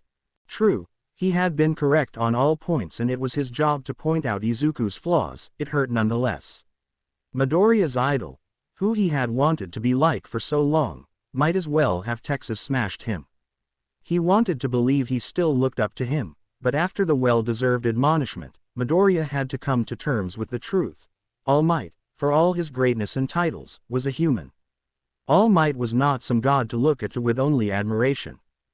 Who am I kidding? Midoriya mentally sighed. I am so focused admiring All Might I don't ever think about myself. What did I expect? To be praised by him after being my usual pathetic self. I truly am a Deku. He should have used the two-tailed form earlier, or even the four tails on Bakugo. He should have told Uraraka from the start and planned their course of action based on his quirk's abilities. Engaging Bakugo had been idiotic, especially when considering he didn't even know how to throw a punch. Then again, hindsight was 20/20. Easier to say what should have been done once it was over than actually do it at the time. If only he had a good quirk, something like Bakugo's or All Might's, then maybe he wouldn't have to worry about his own limitations or embarrassing himself. Maybe, just maybe, he would be the strong inspiring hero he aspired to be, instead of that pathetic circus of embarrassing personalities that was Nine-Tailed Fox. Midoriya sighed. At least he now had enough to write complete entries regarding his classmates. Still, should he leave empty pages? He really wanted to write about those amazing quirks he had seen. If only he had any of them. He looked up and, to his surprise, spotted a familiar pair of white rabbit ears. A few steps away from him, lost in her own thoughts, was a tired-looking rabbit girl. Should I talk to her? Midoriya pondered. He quickly dismissed the thought, reminded by that morning's teasing and how he had foolishly used it in his four-tailed form. He was still cringing about it. Just why did he do that? He still couldn't believe Iida hadn't been mad at him for it. So, there he was, a few feet away from Rabbit Girl, whatever her name was. He stared at her, wondering about her quirk. He had written a lot about it, but at the moment, Midoriya's mind pondered about other matters. For example, how her mutation quirk affected her relationships early in her childhood. Would I be comfortable with my quirk had I developed it like the others? Midoriya wondered. A part of him wanted to believe that, had he displayed his quirk earlier, his childhood would have been easier. Maybe he would have remained friends with Bakugo. Maybe he would have made more friends. Heck, maybe he wouldn't have been bullied and mistreated by his peers, looked down to. But he knew better than that. Even those with quirks were picked on. Midoriya had been bullied not just for his lack of quirk, but rather his ridiculous dream of being some kind of quirkless hero. His muttering and obsession with quirks, his nerdy disposition and outright creepy behavior, Midoriya had made it easy for others to find something to bother him with. Who was to say they wouldn't have started calling him something other than Deku? Maybe he would have been called weirdo, or freak show, maybe one-man circus, hard to tell. Midoriya looked up at the evening sky. How was he supposed to be like All Might, saving people with a smile on his face, when cunning and slyness were perhaps his only weapons of choice over courage and strength? Could he even be like All Might, or would he have to carve his own path? It was a new refreshing day and Ua and Aizawa looked as tired and grumpy as ever. Did he even sleep? The students, traumatized from the first day, silently watched, waiting for their teacher to begin the day. Instead of speaking, though, the man took a moment to critically eye each and every single one of them. Something important was about to go down. Midoriya gulped. Did it have to do with his performance the day before? He wasn't the only one sweating, though. Mineta and Kaminari looked close to a panic attack. Uraraka bit her fingernails. Iida and Yaoyorozu stiffly stared at their teacher, trying to keep composed faces. Everyone awaited with bated breaths. Was anyone going to be expelled? Had he found any of them unworthy to continue? The suspense was driving them mad. Morning everyone. Aizawa finally said, yawning. I went over the footage of yesterday's battle trial. Allow me to say, he trailed off, squinting at his pupils and making more than one student gulp. You all did acceptable. Class 1A blankly stared at their homeroom teacher. We did. They all thought in perfect unison. Truthfully, they had expected some harsher words than that. It was your first attempt on a hero-villain battle, so I can't say I had any expectations to begin with, Aizawa shrugged. Otherwise I would have expelled half of you based on yesterday's ridiculous displays of stupidity, negligence, arrogance and sheer irrationality, while sending the rest to general studies. The class sweat dropped. Now that was the Aizawa they had come to know. I have a few pointers for each of you but that will have to wait. He leaned forward, squinting at them. There is something of utmost importance to do first. His tone turned almost threatening. Something that will affect your futures in UA while you don't fail to meet my expectations. Oh no, this is bad. The students mentally chorus. What could it possibly be? An expulsion? Another test? Oh please, not another test. You have to pick a class representative and vice representative, Aizawa informed them. Everyone stared at their homeroom teacher, baffled. That's it. God damn it. Why did he have to make it so suspenseful? I don't care how you do it, just get it done before your first class, Aizawa declared. He yawned before adding, with that said, I'll go to sleep. He stood up and, unrolling a sleeping bag he had under the teacher's desk, tucked in. His students couldn't believe what they were witnessing. Midoriya, in the meantime, frowned and started thinking. As he ignored his classmates' energetic antics, he pondered on their options. So how will we decide? Voting, Kyoka asked. Forget it. Extras, Bakugo proclaimed, standing on his desk and making explosions. I declare myself class representative. But we barely know each other, Ribbit, Asui said, ignoring Bakugo. Oi, I declared myself representative, Frog Face. Bakugo loudly insisted. I don't know. I think we know enough of everyone, right? Sato added. Hey, diabetes man, do you wanna die? Bakugo shouted.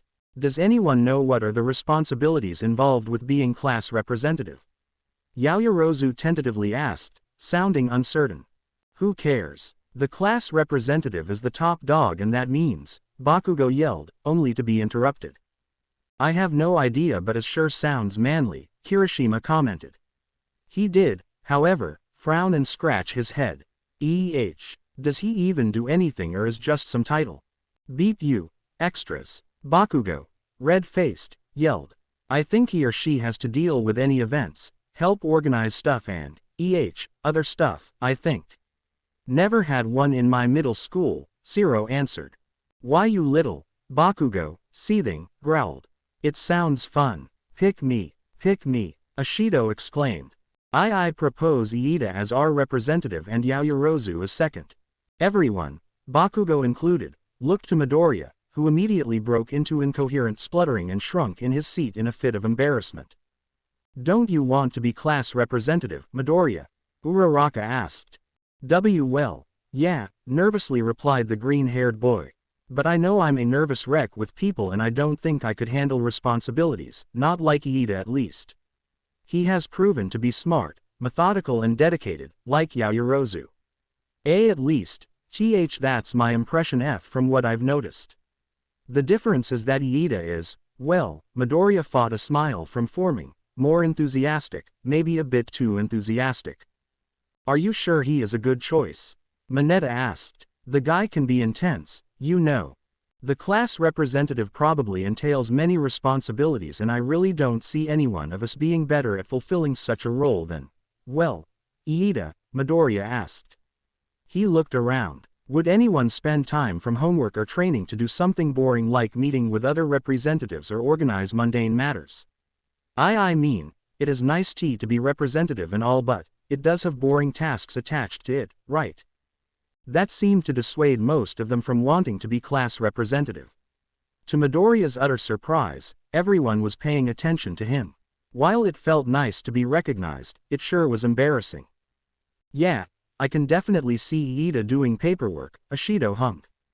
Midoriya is right, Iida is perfect for the job, Uraraka proclaimed energetically. Look, he even has the glasses.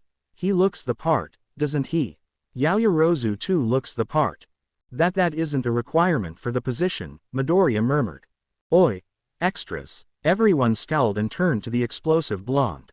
In turn, he glared at them, or rather, at Midoriya. Are you really going to do what Deku tells you? Bakugo shouted. That must really piss you off, huh? Mineta smirked. He raised a hand. I second Midoriya's proposal then. Bakugo turned to Mineta, ready to murder the dwarf. At the sound of snickers, he snapped his head towards a chuckling Kaminari. That makes two of us, Kaminari guffawed. I don't know, Ojiro said, thoughtful. Iida is a bit intense and Yaoyorozu is rather aloof, but I for one know Midoriya has a good head on his shoulders.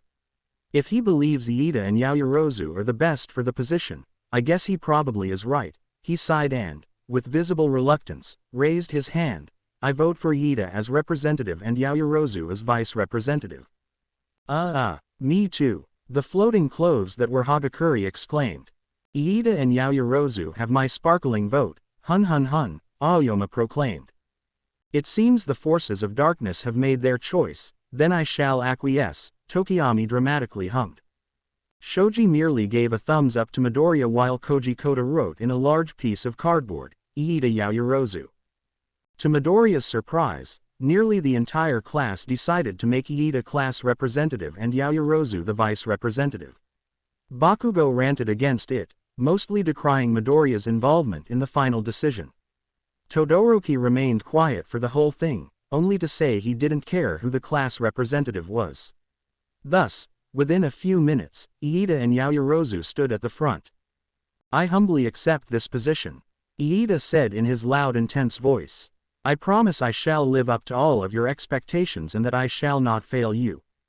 Yaoyorozu, sweat dropping, merely said, what he said, I suppose. That was too fast, Aizawa muttered as he went to stand behind his desk. You didn't give me any time to actually sleep, he squinted at Midoriya, who meekly hid his face. So be it. Now, to the other issue, the sports festival will take place in 1 month. The students, as expected, were floored by the sudden news. Hold on, the sports festival? As in, the sports festival? Honta asked, awestruck. Oh crap, I completely forgot about that, Kaminari exclaimed. That's right, the sports festival, the opportunity of a lifetime to be seen and recognized by pro heroes across Japan and even around the world, Aizawa said in a dejected voice. At least, that is what it is supposed to be. Let me be clear. To the world, the sports festival is entertainment. To you, Aizawa smirked at the increasingly worried students. It shall be a test to determine who remains in the hero course. What? The class cried out, horrified. Anyone who fails to impress at least 10 hero agencies in Japan will be removed from the hero course and taken to general studies. Of course, if I believe that you did too poorly, I will have you expelled from UA entirely, Aizawa stated. I know what you are all thinking. Just how hard could it be with over 2,000 agencies out there? Please, don't be naive. Most of you will need to pull something impressive just to attract a single pair of eyes, much less the official interest of an agency. Everyone stared at him, wide-eyed and slack-jawed. The principal has informed me that you got the information books. Good, use them. UA has multiple facilities available for its students. You need to test your quirk. Book 1 of the battlegrounds. You want to improve your physical prowess. There are gyms. I suggest you work together. Spar, practice and learn from the criticism given by your peers.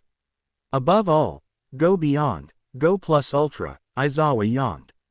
Through this and the following week I will have individual talks with each and every one of you in order to provide pointers regarding your fighting styles, quirks and training plan. Aizawa lazily checked the hour. Well, I guess that's it, Aizawa stated. He turned to Midoriya. You will be the first I'll deal with. Search for me after class. Then he looked at Koji Koda, who visibly paled. You'll speak to me after Midoriya, am I clear? And Jiro, the girl in question shrunk in her place, gulping. We'll have a long interesting talk after Koda. And without any other word, Aizawa walked out of the classroom, leaving 18 horrified students. As expected, no sooner had Aizawa left, they lost their marbles. They had to impress hero agencies. How? They had all seen the sports festival of previous years. They were generally different games picked at random, often concluding with one-on-one fights. Needless to say, more than one student was starting to panic. Everyone, Iida yelled, silencing the class. I understand how you all feel. However, we are all better than this. We all fought for our place here and we have all proven to at least deserve this position. If we work to improve ourselves, I am certain we will prevail. Easy for you to say. You are the brother of a pro hero. Agencies will pay attention to that, Mineta sobbed. Look at me, what do I have to offer? Oh yeah, tough luck. Look at me, I'm invisible. How can I impress an agency, much less 10? They won't even see me. Hagakure shouted. Uraraka wasn't faring much better herself. She hadn't even used her quirk the day before during the battle trial. What if it was the same during the sports festival? She wouldn't be surprised. Worse, there would be so many people watching, it would be nerve-wracking. Ha! That will show all of you who's the best, you extras. Bakugo boasted, laughing sardonically. Once again, he stood on his desk, cackling with glee. That will teach you all. Once I beat the shitty games, everyone will know that I will be the next #1 hero. Hey, what's your problem, man? Kirishima said, glowering at the explosive boy. Face it, stupid hair, your quirks don't compare to mine, Bakugo said with a smirk. Uraraka grimaced. Bakugo had a point. Drawing attention wouldn't be hard for the likes of Bakugo. Worse, he had shown impressive physical prowess during the quirk assessment test and a degree of combat proficiency in the battle trial. Her shoulders fell. What if she failed? After everything, her parents. Hey, Uraraka, are you alright? She looked at Midoriya, feeling mixed emotions inside. On the one hand, she was glad he was supportive. On the other hand, Uraraka wished she had some quirk like Midoriya's. It wasn't powerful, but it sure drew eyes. Yeah, Uraraka lied, it is just, you know, really stressing. Glancing around, she added. To all of us I guess. Midoriya frowned, studying the class. Todoroki remained impassive while Bakugo laughed. Some like Shoji and Koji looked worried but were subdued about it. Others, like Hagakure and Mineta, seemed terrified. Then there were those like Mina Ashido who tried to stay positive. Asui seemed unfazed, but at the moment couldn't stop bluntly hammering facts to a traumatized Aoyama, who had surprisingly lost his sparkly disposition. Uraraka sighed. UA was the best for a reason, after all. Those who managed to meet up the high expectations probably deserved to graduate from the school. She grimaced at that. Could she afford another high school with a hero program? It sure would lower her chances once she graduated, but if it helped make ends meet back home it wouldn't matter, right? Hey, Uraraka's eyes widened. She wasn't the only one. There, replacing human Midoriya, was none other than his nine-tailed form. Usually, Uraraka would have believed no one would have paid much attention to a plain boy. However, with those fox ears and fierce face, it was hard not to listen. There was something commanding about that primal face of his, or maybe it was the way those tails made him look bigger, or more imposing. Please, everyone, Midoriya said, expression soft yet determined. I know you probably don't think so, but I know you all have immense potential. Mineta, you say no one will notice you, but didn't you break the sustained sideways jump record? You did exceedingly well yesterday too. Not even Pro Hero Bouncer showed moves like yours. Hagakure, your quirk isn't flashy or visible, but actions speak louder than any word. Your quirk is even better than the likes of Pro Hero Illumina or Pro Hero Shadowtail, who had transparency and shadow cloaking respectively. Do you think you can't exceed them? You made it to the most prestigious hero school of Japan. Heck, we survived Aizawa's quirk apprehension test already.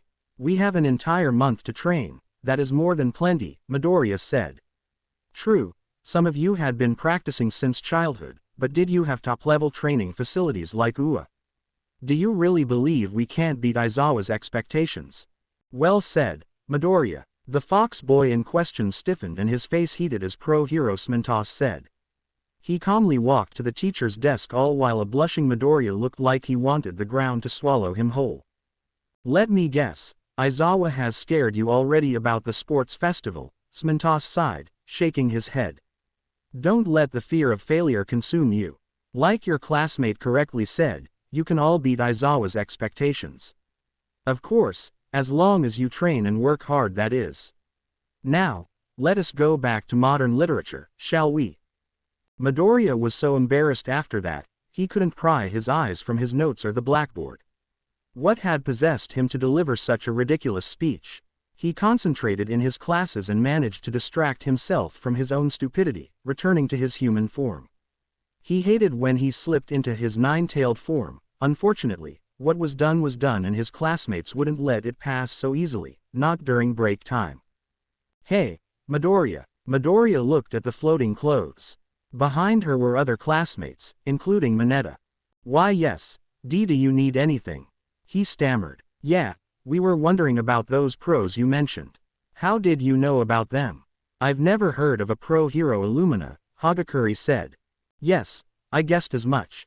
She is a German pro hero, Midoriya chuckled. I'm kind of a fanboy, you see.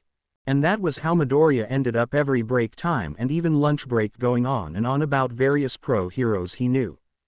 Even Shoji and Tokiyami, the last people Midoriya expected to ask for his help, inquired about any that they could base their quirks on.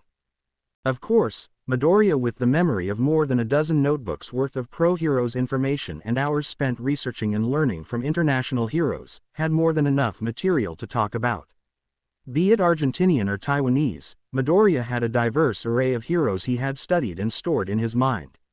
When it came to quirk knowledge, after all, Midoriya knew he had no equal. Thankfully, Class 1A got down to business quickly enough. Perhaps driven to succeed, no sooner had the final bell rang, everyone set off in search of the training facilities. No one had training gear or clothes, so at most they would check out if there was a booking system. If they could start practicing right away, however, Midoriya doubted they would miss the opportunity. Unfortunately, Midoriya had a meeting with Aizawa, so Uraraka and Iida promised to share anything they learned later on. He was nervous about it, for he feared it would involve his quirk. As he went to the teacher's lawn, accompanied by an apprehensive Jiro and Kota, Midoriya wondered what they would talk about. Maybe he should have updated the information at the quirk registry beforehand. Sit, Aizawa ordered. Midoriya gulped, looking around. They were in a side room, sitting on opposite sofas. Just where were they? Tentatively, he examined the room. UA sure had better facilities than Aldera Middle School.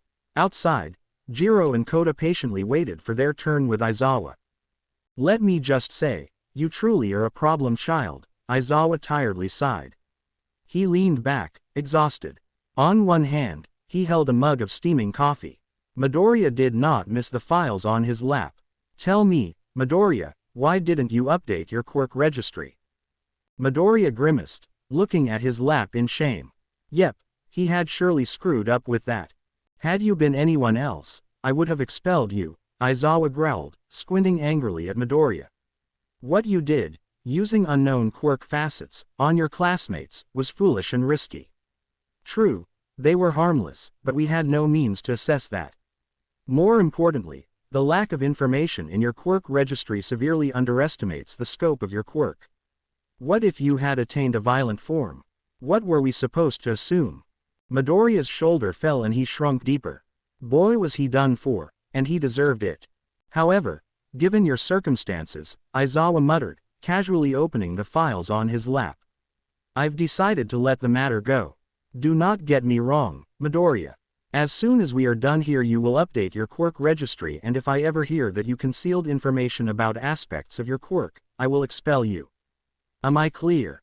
Why yes, sir, Midoriya stammered. Now, let us get this over with, Aizawa grumbled, glaring at the papers in his grasp. Tell me, problem child, why are you so reluctant to be yourself? What do you? Midoriya started asking, confused. Why do you hide in that form? Aizawa bluntly asked. Hide. Midoriya stammered. He blinked at the man, only to look down at himself. That's what? Your true form has 9 tails, Aizawa interrupted. What? No, this is. Tell me, Midoriya, do you know how my quirk works? Aizawa asked. He paused and sighed. Of course the boy knows, he reminded himself. Better question, did you realize I used it during the quirk apprehension test? What, you did? Midoriya frowned, only for his eyes to widen. Oh, he looked down, shocked. When Kei-Kachan, that's, but, he paused, before looking sorrowfully at his teacher. Sir, I know why you would think this isn't my real F-form B, but, this is who I am, who I've always been. Aizawa felt sympathy for the boy. A bit, not much, but it is more than Aizawa was comfortable with.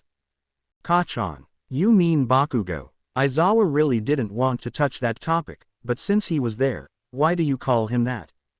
Well, he has always been Kei-Kachan ever since I was. Midoriya froze. Aizawa, much to his own agony, felt his heart actually go out for the boy. Boy did he hate it when that horrid thing called sympathy crawled out its dark hole.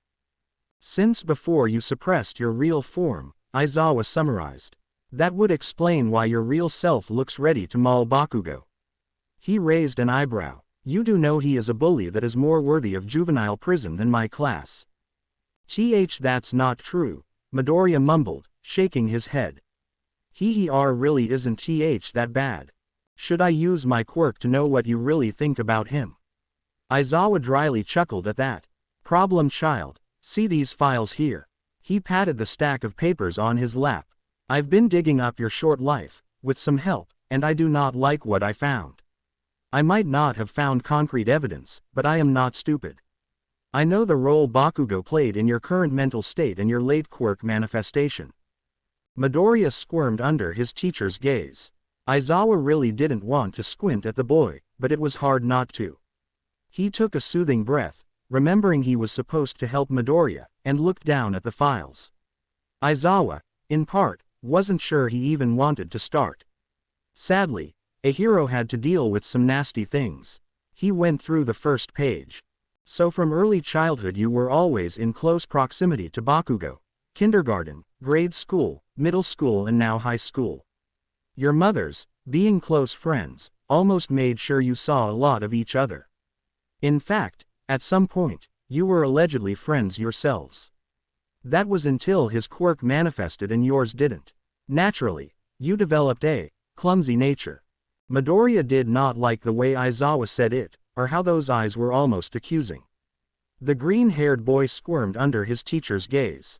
Aizawa, thankfully, kept on reading. He came up with the nickname Deku, didn't he? Aizawa asked, all of a sudden. It no. Yes, B but it was W when we were really little. Midoriya desperately said. A and it J just caught on. S so I was stuck W with that nickname. Aizawa was growing increasingly tempted on just bringing forth the nine-tailed Midoriya. Of course, he would never use his quirk on someone just like that, especially considering Midoriya's surrounding circumstances. You sure were, weren't you? Aizawa almost spat. Enough to repress your own quirk. Midoriya winced. Aizawa felt like slapping himself. Now was not the time to lose his temper. Taking another breath, Aizawa shook his head and tried to relax with a sip of coffee. So you were diagnosed quirkless and you thought you were so for almost a decade, until the sludge villain incident, Aizawa pointed out, eyes on the file. After that, you were diagnosed by what doctors call mental repression. In short, you were so convinced that that is your real form that you were unable to take any others. It took a near-death experience for your true form to manifest. Midoriya remained awfully silent. Aizawa took a few moments to eye the morose kid. Truly, Midoriya had quite the rough life, and that was what little Aizawa had managed to dig up. There was more he wasn't aware of or, worse, that Midoriya purposely hid. But mental repression doesn't end there, does it? It is years and years of denial, to the point even in the face of your own quirk, you insist on lying to yourself about your true form. Aizawa stopped himself and sighed. He was losing his temper again. Whilst rare, it is a good thing we already know how to treat mental repression. Midoriya remained quiet, looking miserable. I must admit, I am impressed. For someone who has endured mental repression, you've made it far, Aizawa said. He read the files again, sharing his finding to the boy. After the incident, you spent 1 month in quirk rehabilitation. Your school, though, recorded it as a recovery period from the villain attack. Had I not talked with your mother, I would have known you went to a quirk counselor and a psychiatrist afterwards. Why you spoke tea to my mom? Midoriya asked, paling. Yes, it is the logical course of action, Aizawa stated, only to go back to the topic at hand. Even when facing an identity crisis, even when you had a big disadvantage in comparison to other examinees, even when you had never put any effort to be a pro-hero prior to the sludge villain incident, you somehow made it into UA. He leaned forward, trying to rein his anger. And yet, after everything, you still defend Bakugo, going as far as call him that friendly nickname. It is disturbing. Problem child. Aizawa pinched the bridge of his nose. What do you want me to say? That catch Bakugo was mean to me. It happens and then, well, I did deserve some of it, Midoriya mumbled, averting his eyes. I insisted on being a quirkless hero and so what? Aizawa scoffed. That justifies the mental damage he inflicted. Mental repression, from what I've just learned today, is insidious and takes the person to actually develop an extreme lack of self-worth. But he isn't that bad, insisted Midoriya. He does have good qualities and do you know why I haven't expelled Bakugo?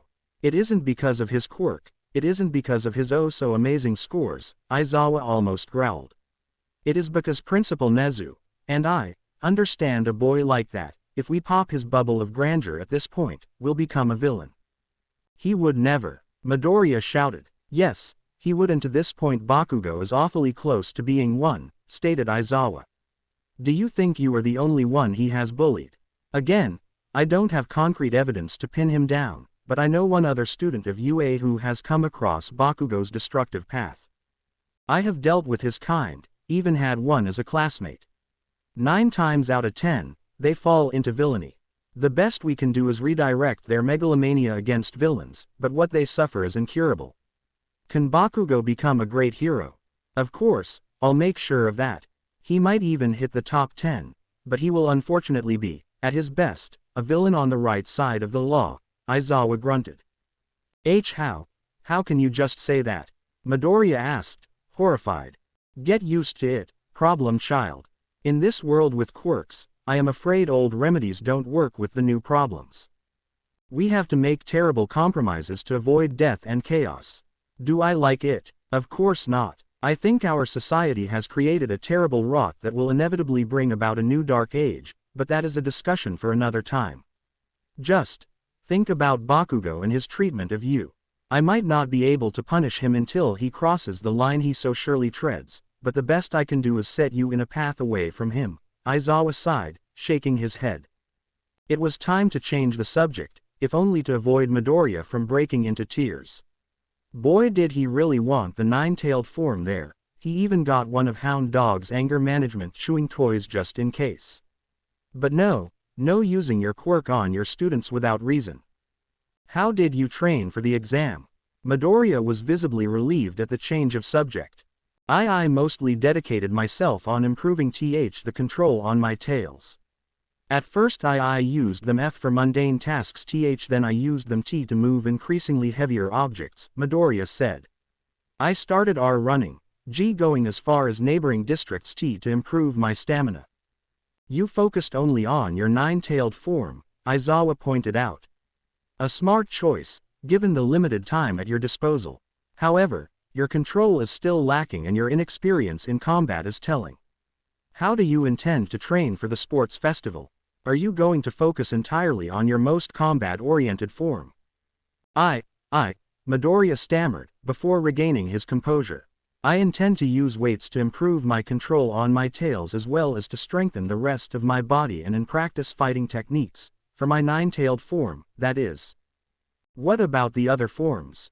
Aizawa asked with a raised eyebrow. If I am not mistaken, you admitted during the battle trial that your four-tail form, for example, lacked training. I can't use it, Midoriya said. Can't, or won't? Aizawa asked. You saw me in that form, sir. Midoriya spluttered. I will embarrass myself in front of everyone. And on international live TV.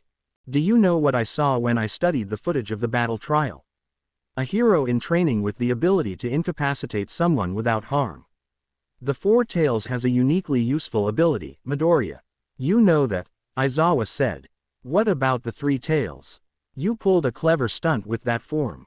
Nezu told me the blue flames can heal and you did manage to heal the injury Bakugo left you. Even Recovery Girl might be interested by it. It expends my stamina quickly when I heal, even scratches, Midoriya mumbled. Because you haven't trained with that form, Aizawa commented. In fact, he eyed the files again, turning a few pages. You barely turn into any of the other forms even when your psychologist and quirk counselor suggested otherwise.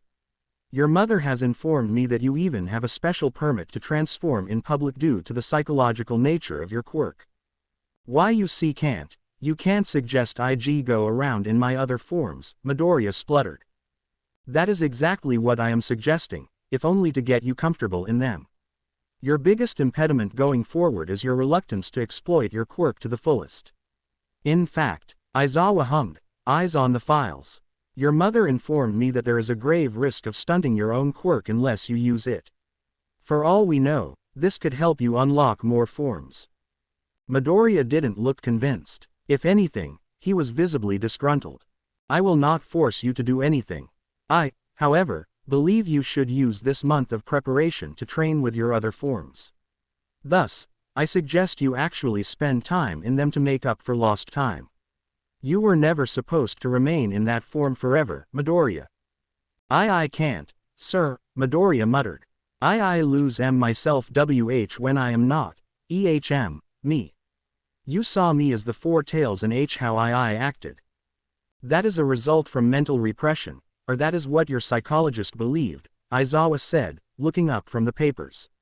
I do not care how or when you unlocked your current forms, Midoriya. All I ask if you take them into account. Train with them in private if you must. In the meantime, I suggest one thing. From behind his sofa, he pulled a bag and threw it to Midoriya.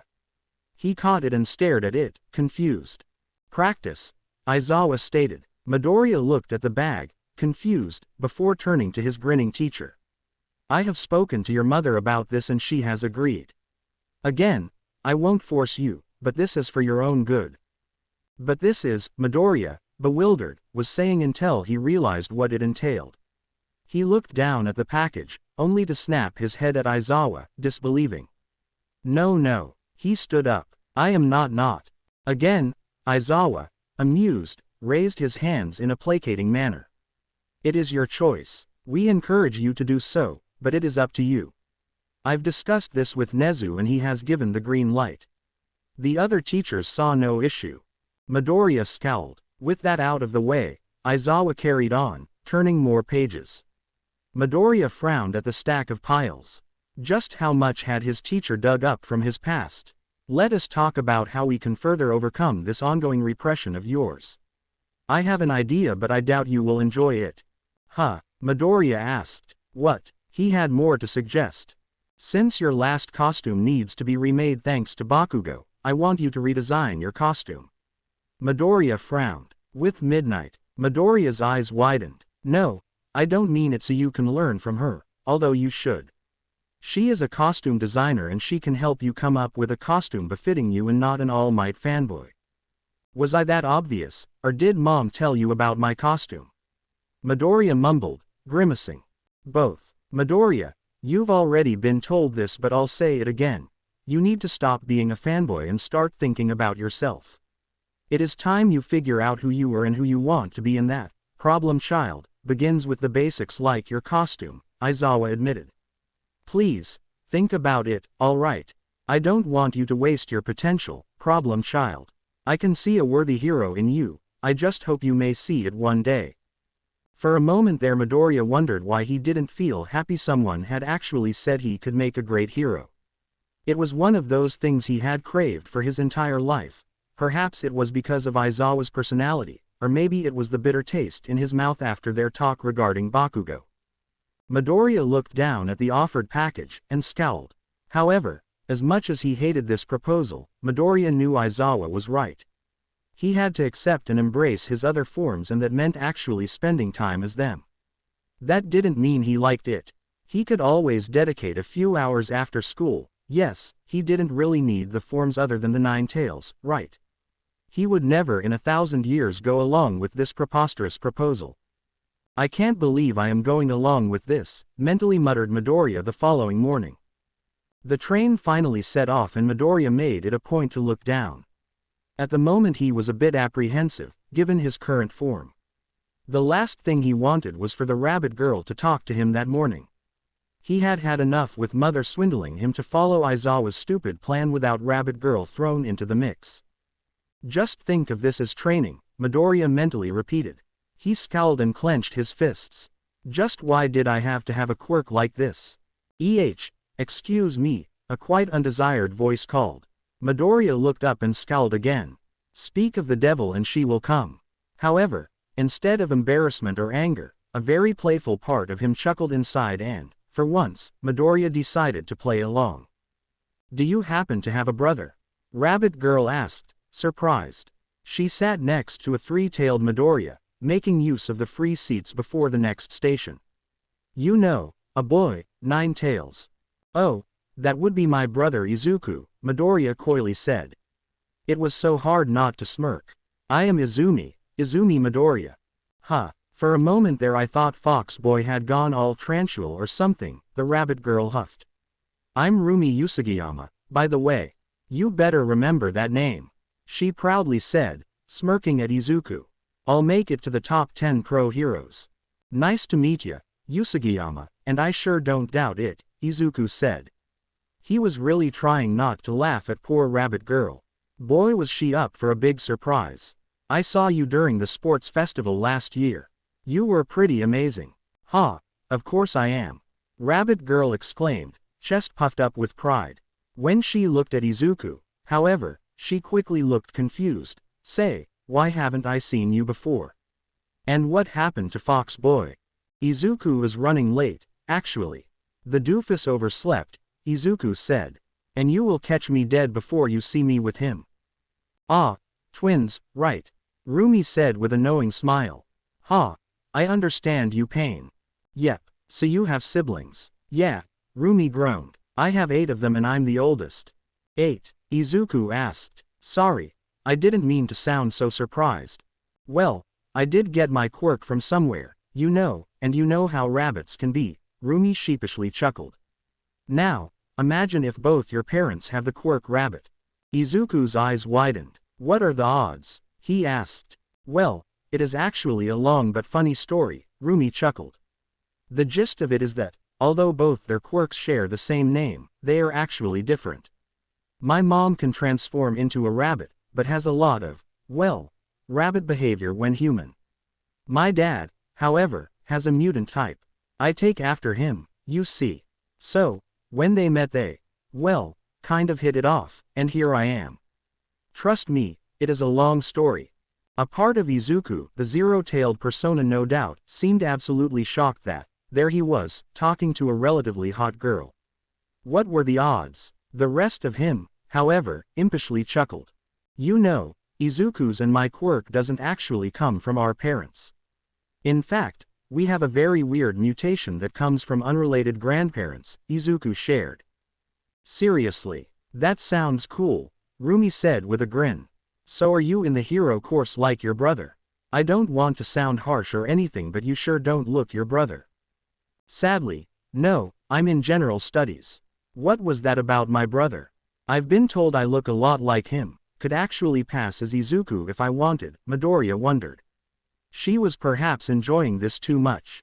Well, he had this wimpy loser side, but then when he was all fox-like he had this mean killing machine aura going for him, Rumi explained, wistfully staring at the ceiling. Now that is someone I really wanna fight. Midoriya did not like that devious grin on Rabbit Girl's face. Do you think he would agree to a spar? Absolutely not, Midoriya thought. He remembered the sports festival. Rabbit Girl was the definition of born for battle, and Midoriya would rather live. I'll ask if you want.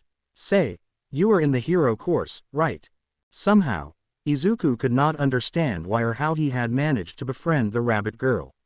Maybe it was a girl thing he didn't understand, or perhaps it was Three Tails' outgoing personality. In any case, the two hit it off from there. Rumi went on and on about how awesome she was, and how she couldn't wait to kick butt at the sports festival. Midoriya, of course, already knew much about the hero course, although there were a few things he learned from Rabbit Girl. For instance, how rescue training generally took place in a specialized facility under Pro Hero 13. That and Rabbit Girl would rather spend her time beating somebody up than rescue training. Who would have imagined? One thing led to another, so by the time they made it to their final station they had started talking about various heroes, like Death Arms and Hawks. Of course, Rabbit Girl, when talking about heroes, had one thing in mind: fighting. Something told Midoriya that she just loved to fight. All the while, Midoriya found a growing sense of hilarity. Rumi talked and did not suspect a thing. By the time they were nearing the school, Rumi revealed something important about herself. Call me a nerd if you want, but I just love watching heroes fighting. I have every single fight you can think of recorded in my house, Rumi boasted. Really? Izuku spluttered, amazed. Her heart fluttered. Had she found a kindred spirit? I prefer taking notes about heroes. Ha, that means you are more of a nerd than me. Rumi laughed, nudging Izuku. Izuku felt her cheeks heat up at the physical contact. Since when was Three Tails shy about contact? Well, I guess your brother will be late, Rumi said, looking backwards as they made it across the gate. Izuku was losing the inner fight. She was close to bursting into laughter. She had to hold on, however, at least until they got into the building proper. Once there, she couldn't help it. You shouldn't worry about him being late, Izuku said, voice cracking. Smirking, she turned towards Rabbit Girl, pulling her phone. By the way, Usagiyama. Yes, Rumi wondered. Poof, I'm Izuku Midoriya. Nine-tailed Izuku laughed. Rabbit Girl's shocked face was priceless. It was that expression of dawning realization that was utterly hilarious. Best part, Izuku now had pictures for posterity. Before Usagiyama could react, Izuku poofed back to her three-tailed form and run as fast as she could towards her classroom. By the time Izuku heard Rabbit Girl's angry yells, she had managed to escape. Izuku laughed all the way, to the point that once she made it to Class 1A's door she was having trouble breathing. I never thought using other forms could be so much fun, Izuku thought. She quickly slapped herself and shook her head. What in the world got into me? I can't just do that to people. And yet, it had been fun to play along. However, Now that she was at the door of her classroom, all amusement died down in Izuku. Dressed in fitting female uniform, kindness from Aizawa the day before, she stood there with apprehension keeping her rooted in place. How would her classmates react? She scowled at that. Now is not the time to be a pansy. You are doing this to get better, so no backing out of this. Izuku mentally told herself. She looked down at herself, or rather her uniform. Well, it isn't like I can actually change my mind now, can I? One thing to do, then, jump into the fray, Izuku. And jumped she did. She slammed the door open and, with a wide grin, confidently marched towards her seat. Thank God Izuku always felt so bold with the three-tailed form, or else she would have been a mess already. She did not miss the surprised and confused looks from her peers. Thankfully, it wasn't until he had sit down that her classmates approached her. Not that I mind or anything, but why? Uraraka wondered from her seat. Why are you the flat-chested chick, Deku? I am not flat-chested. Izuku mentally muttered, suddenly uncomfortable in her current form. I knew I shouldn't have agreed to. No. You aren't a quitter, Izuku. You can do this. Huh, did you say something? Izuku, with a laid-back attitude, asked. Yes, you tranny. What the beep is with that stupid girl look? Bakugo shouted. The other students glared at the explosive teen, all while Izuku felt a terrible knot forming in her gut. Come on Izuku, you are a fox, not a chicken, Izuku told himself. Huh, did you hear something, cute face?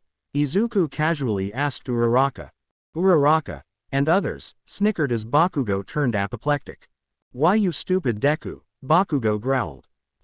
Is it me or is there a lot of hot air in here? Izuku huffed, fanning herself with a clawed hand. She smirked at Bakugo, who glared back with gritted teeth. So you are that girl from the battle trial.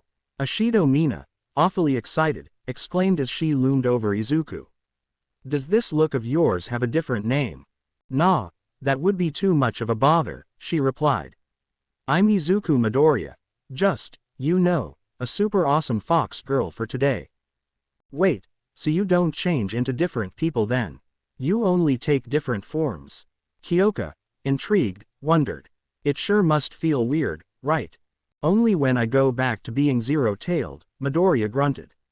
She grinned and folded her arms on her back, conveying her comfort in her body. Until then, I'm going to just be myself. So you, are at present a female? Yaoyorozu inquired. Yep, right now I am a full girl, just like when I am Zero Tails I am absolutely quirkless, extra toe joint and everything, Izuku said, only to scoff at something she remembered. In fact, I was diagnosed as quirkless back when I was a child. Didn't even know I had a quirk until later. Damn, that beeps, Hiroshima, standing next to Mina, grunted. Really? But didn't they perform a quirk factor study? Yaoyorozu wondered. Why would they? I didn't manifest any signs of a quirk and I had the extra toe joint. The doc merely told us to return if anything changed with me, but it didn't, Izuku dismissively said. In fact, I had no idea I was a super cool demon fox until rather recently, give or take a year. That caught everyone by surprise. Even Bakugo was paying attention. Hold on, you were saying that you got into UA after you manifested your quirk later than all of us? Hiroshima gasped. That's so manly.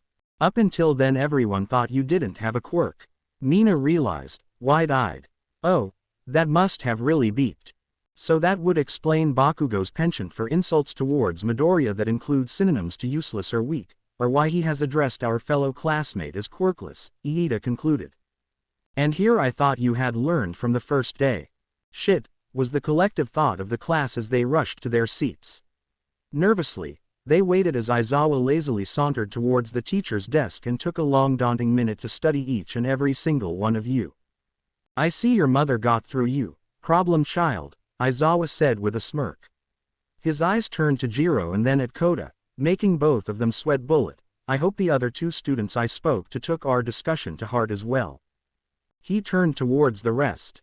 Does anyone has issues with Midoriya's multiple forms? Because I am afraid you will be seeing them all during the next days as part of his training.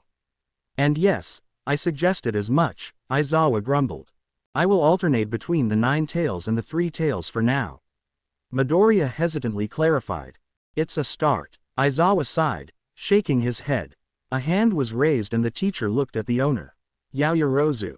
I was wondering, is he, she, Midoriya going to use women facilities like girls' bathrooms? Yaoyorozu inquired. I would be lying if I said I am not uncomfortable with the thought, she nervously confessed. No offense, Midoriya. She sent an apologetic look towards Midoriya. Yeah, no kidding, Midoriya chuckled. I can turn into a boy so it must be awkward, right? Don't you worry, Yaomomo, once I got back to having no tails I'll probably die of embarrassment anyways. When it comes to Midoriya, you will have to understand he falls into a unique category, or rather falls into modifying quirks group. But that is a discussion beyond my full understanding. The best way to take it is to treat Midoriya like a girl when she takes female forms and like a boy when he takes male forms. If even that is a task beyond your reach, just address him as a boy. That is his core persona, after all, Aizawa explained. This is going to be so confusing, whined Kaminari. Ouch. Only if you are an idiot, scoffed Kyoka, poking the lightning boy with her earphone jacks. I don't mind turning into other forms if that makes the Gauls uncomfortable, Midoriya offered. It isn't a problem, Midoriya, Yaoyorozu mumbled, blushing with guilt. It will be weird at first but I'm sure we'll get used to it. Besides, I am sure this might be a tad harder for you than it is for us. Hey, I get it. No need to beat yourself up. Just don't go calling me tranny or anything, Midoriya grumbled. While I do not care what you call each other, I rather not expel anyone. Aizawa took a moment to send a warning glare at his students. Midoriya did not miss the way his eyes lingered on a smirking Bakugo, because of childish behavior. On more important matters, Aizawa interrupted, earning the terrified, and undivided, attention of his students. Yaoyorozu, Todoroki and Bakugo, today I'll be speaking with you 3 after class. Bakugo looked ready to yell something, but showed great restraint by huffing and giving a curt nod at their teacher. Todoroki, on the other hand, merely hummed. Yaoyorozu, on her part, gulped and nervously wrung her hands. And with that, a new day at UA began. To say Class 1A got used to Midoriya's female form would have been a lie. Boys felt awkward around her and the girls weren't sure how to treat her. Then again, this Midoriya had a strangely outgoing personality and made it easy to talk to. There were those, like Mina Ashido, that found it exciting to treat Midoriya as a girl, while others remained uncomfortable, like Yaoyorozu. Uraraka befriended Midoriya's 3-tailed personality, but she couldn't stop blushing whenever she got called cute face. Not that she appeared to mind. The rest of the day went by easy enough. They had heroics class again, but this time instead of All Might, they had none other than their homeroom teacher Aizawa. It wasn't clear why, but Midoriya and the others got the feeling it was a last-minute change. Not that they got much time for conspiracies and whatnot. Heroics with Aizawa was rather stressing, being constantly on their toes. At least, it got easier after they got over Aizawa's intense glares and no-nonsense attitude. Aizawa was not their only surprise. The training they went through in heroics class was also unexpected. Instead of fighting or doing what anyone would have called heroic, they started working on their infiltration skills. It basically consisted on traversing a maze alone while avoiding cameras, dummies that were supposed to be villains and traps. There were those that excelled at it, a certain invisible girl, for example, and those that absolutely hated it, Bakugo and Todoroki, but who did not perform badly or failed. There was something terrifying of seeing Bakugo being silent and deadly calm for so long. After all, it was hard to believe Bakugo could be a normal human being when he wanted to. With her gym clothes instead of her tattered costume, Midoriya had breezed through the exercise as the 2 tails. Midoriya could actually say he was getting accustomed to being a girl were it not for Bakugo. He had found many ways to get under Midoriya's skin whenever anyone wasn't nearby. From calling her flat-chested, to addressing Midoriya as a trap, Bakugo knew how to annoy her. Worse, it brought about that sense of disconnection with her form that Midoriya struggled with. Of course, Midoriya did manage to annoy Bakugo by mostly ignoring the explosive boy, but it did not help. And so, another day ended. Midoriya sighed, thankful her long ordeal was about to conclude and she would be able to change to her real form, as per agreement with her mother. Just as everyone was going to leave, however, they had a strange surprise at the classroom door. There, searching around, was none other than the school nurse, also known as Recovery Girl. Petite, gray-haired and relatively kind-looking, she seemed to be searching for someone. Are you looking for anyone? Midoriya awkwardly asked. Aha, there you are, young lass, Recovery Girl hummed. Come, you'll be training with me today. I'm going to do what now? Midoriya spluttered, looking at his equally confused classmates. Principal Nezu has informed me about this form's abilities, and I am dying to see them in action. So, come on, Recovery Girl stated matter-of-factly. But I have to train with my nine-tail, Midoriya stuttered, only for a cane to land on her head. Ouch. Now, dear, we can do this the easy way or the hard way, Recovery Girl warned. And yes, I've got your mother's permission. Midoriya stared at the nurse, frowning. She looked like she was actually considering it. Then, in a swift movement, she turned around and jumped away. She almost made it to the nearest window when bandages wrapped around her legs and pulled her back. Midoriya fell forward, on her face, before she snapped her head around, desperately looking for an escape. The hard way it is, Recovery Girl sighed. To the classroom's horror, not 10 seconds later, they saw how Midoriya was dragged out to the corridor by a humming Recovery Girl. Said fox girl cried for freedom, leaving claw marks on the floor in an attempt to escape from her fate. If you thought I'll just allow you to waste your potential, then I'm glad to say you are sorely mistaken, the old woman huffed, showing great strength by pulling the girl towards her. Is this legal?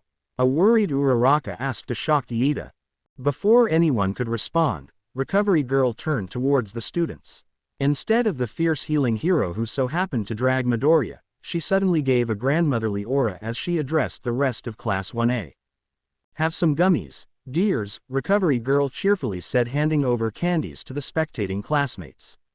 And trust me, this is for his own good. And with that, Midoriya was gone, taken by the school nurse. Class 1A stared with abject horror and bewilderment, with colorful gummies in their hands. Truthfully, most weren't sure how to feel regarding what they had just witnessed. Maybe we should have helped him, Uraraka said, already chewing on the candy. These gummies aren't half bad. Perhaps, but I do believe training with Recovery Girl is both an honor and a boon for Midoriya, Iida said. He looked at his hands as he tasted one of the gummies. They truly are delicious. You know, you could have just asked, a grumpy three-tailed Midoriya grunted. She looked down at herself. And why am I tied like this?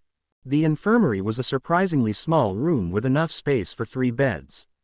For a school where teenagers were allowed to use their quirks, Midoriya had expected more equipment than a counter by his side, a few monitors and a tall bookshelf with books and files.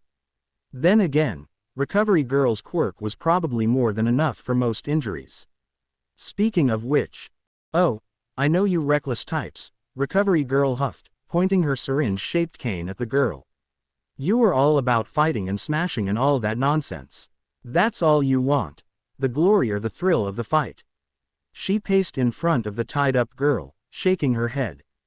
That still doesn't answer why I am tied, Midoriya deadpanned.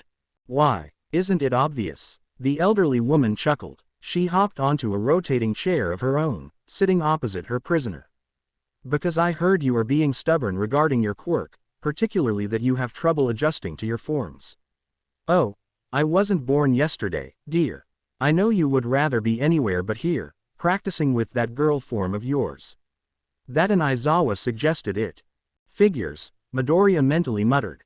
However, she couldn't help but feel a sense of shame wash over her. She averted her gaze, ears and tails dropping. Now, there is nothing to be ashamed of. From what I understand, it must be hard to undo years and years of mental repression. However, I'll be damned if I allow you to waste that extraordinary ability of yours, the school nurse softly said. Midoriya felt guilty at that. Why was she being such a child about it all? This was a unique opportunity to improve, and even follow Aizawa's advice. However, the three-tailed form was the last form he was intending on training with. The four tails didn't count. I know that face. You rather be that nine-tails lad with anger issues, Recovery Girl muttered, waving her cane. Ma'am, the sports festival is in a month and I'm already behind everyone else. Midoriya said, I appreciate what you are trying to do, but I need to focus on the forms that will help me win. Especially against Bakugo, she mentally added. So you've become a hero to win? Recovery Girl asked, humming. What? Of course not. Three Tails Midoriya huffed. I just don't want to lose or be expelled. Is that so? Tell me, dear, why did you become a hero? She seemed genuinely curious. It can't be anything simple, can it? I don't see someone like you, who has gone through what you did, pull himself together in just a few months for the sake of glory. Well, it isn't anything grand or amazing, actually, Midoriya mumbled, embarrassed. She closed her eyes. Ever since I was a child, before I was even 4 years old, I really wanted to be a hero. There was this video. Have you seen All Might's debut? How he impressed the world by saving so many people all by himself. How he shocked everyone with that smile. I wanted to be like that, to be inspiring. Oh dear, please, it can't be just that, Recovery Girl scoffed. But it is, Midoriya stated. I can understand hanging on to that dream, almost like a lifeline, when you weren't aware you had a quirk, but what happened afterwards? Why did you insist on being a hero when you discovered your power would probably take you down another path? Recovery Girl challengingly hummed. I don't know, Midoriya admitted, surprised by her own admission. Just food for thought. I for one don't believe All Might isn't your main drive, Recovery Girl stated. I for one believe it will help if you can define the kind of hero you want to be and keep that in mind while training for the sports festival. Midoriya frowned, pondering on what the old woman had said. She did have a point. It had been so long since she had even watched that video, and so much had happened since. Their conversation was broken by the door of the infirmary. It slammed wide open, startling the Tide Fox girl. Recovery Girl scowled, only to see who had walked into the infirmary and actually shake her head. Oi, Recovery Girl, you in here? Midoriya, surprised, blinked and snapped her head towards the door. A very familiar girl stood there, holding a foot in mid-air and wincing in pain. Rabbit Girl, Midoriya asked, dumbfounded. Fox Boy, or is it Fox Girl now? None other than Rumi Usagiyama replied, eyes wide with befuddlement of her own. She frowned at the tied-up Midoriya. Do I want to know what's going on here? What did you do this time, Usagiyama? Muttered a disgruntled Recovery Girl. However, the reason became obvious as she noticed the way Usagiyama held one of her rabbit feet. Oh dear, who did you pick a fight with this time? Recovery led the Rabbit Girl to a bed, eyeing the injury. It looked rather painful. I didn't pick a fight, Rabbit Girl muttered, only to add under her breath, this time, anyway. Aha! Recovery Girl sarcastically scoffed, nodding with disbelief. I'm being serious. I was just minding my own business when this locker just opened and a massive hammer fell on my foot. Rabbit Girl proclaimed. Recovery Girl pinched the bridge of her nose. She clearly didn't believe that story. Not that Midoriya believed it either. Really, a hammer just happened to fall on her foot. In fact, it was so ridiculous, Midoriya giggled. Oi, it is the truth. Rabbit Girl exclaimed. Yeah, right, huffed Midoriya. Bah, think whatever you want, muttered Rabbit Girl. So, can you just use your quirk and be done with it? It hurts, you know. Recovery Girl studied the rabbit foot for a moment. Suddenly, Midoriya noticed something shift in the elderly woman. Her visible annoyance ebbed away, replaced with a grandmotherly disposition. Recovery Girl was up to something. Midoriya, why aren't you a dear and heal poor Usagiyama here? Rabbit Girl must have sensed something amiss, because she looked suspicious at the two of them. Midoriya, on her part, found herself fighting a grin. Wait, you can heal now, Fox B Girl. Rabbit Girl, squinting at said green-haired girl, asked. Yep, it is part of my quirk, Midoriya cheerfully said. Oh boy, this was going to be fun.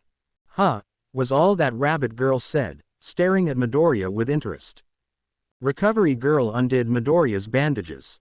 Although Rabbit Girl really looked like she'd rather be anywhere else and that she did not trust Midoriya, she remained seated. She did, however, fidget. Can you hurry? I have a training to do, Rabbit Girl impatiently said. Just show me your foot, Midoriya said. She raised her hands at the extended rabbit foot. This might burn a bit. Burn? Rabbit Girl asked, baffled. That was before she saw the blue flames. Arg, what the beep? An amused Recovery Girl and entertained Midoriya watched as Rabbit Girl panicked. It was understandable, seeing weird blue fire dancing on her injured foot. She tried hitting her foot with her hands and rolling on the ground. Arg, fire, huh. Usagiyama was screaming, only to stare, shocked, at her healed foot. Midoriya broke out laughing, rolling on the ground.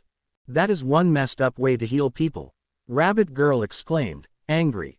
However, her anger faded away, replaced by amusement. She grinned at Midoriya. I like it, she admitted. Sorry about that, giggled Midoriya, rising to her feet. I just can't help myself at times. It's no problem, Rabbit Girl replied, studying her foot. Huh, not bad, Fox Girl. It is as good as new. Guess I know who to go to if I need a quick fix. What was that? Grunted Recovery Girl. I said thanks for everything. I'll be on my way, Rabbit Girl sheepishly said, chuckling. She winked at Midoriya. See you around, Fox Girl. And before anyone could say anything, Rabbit Girl jumped out of the infirmary. Recovery harumphed only to turn towards Midoriya, smiling.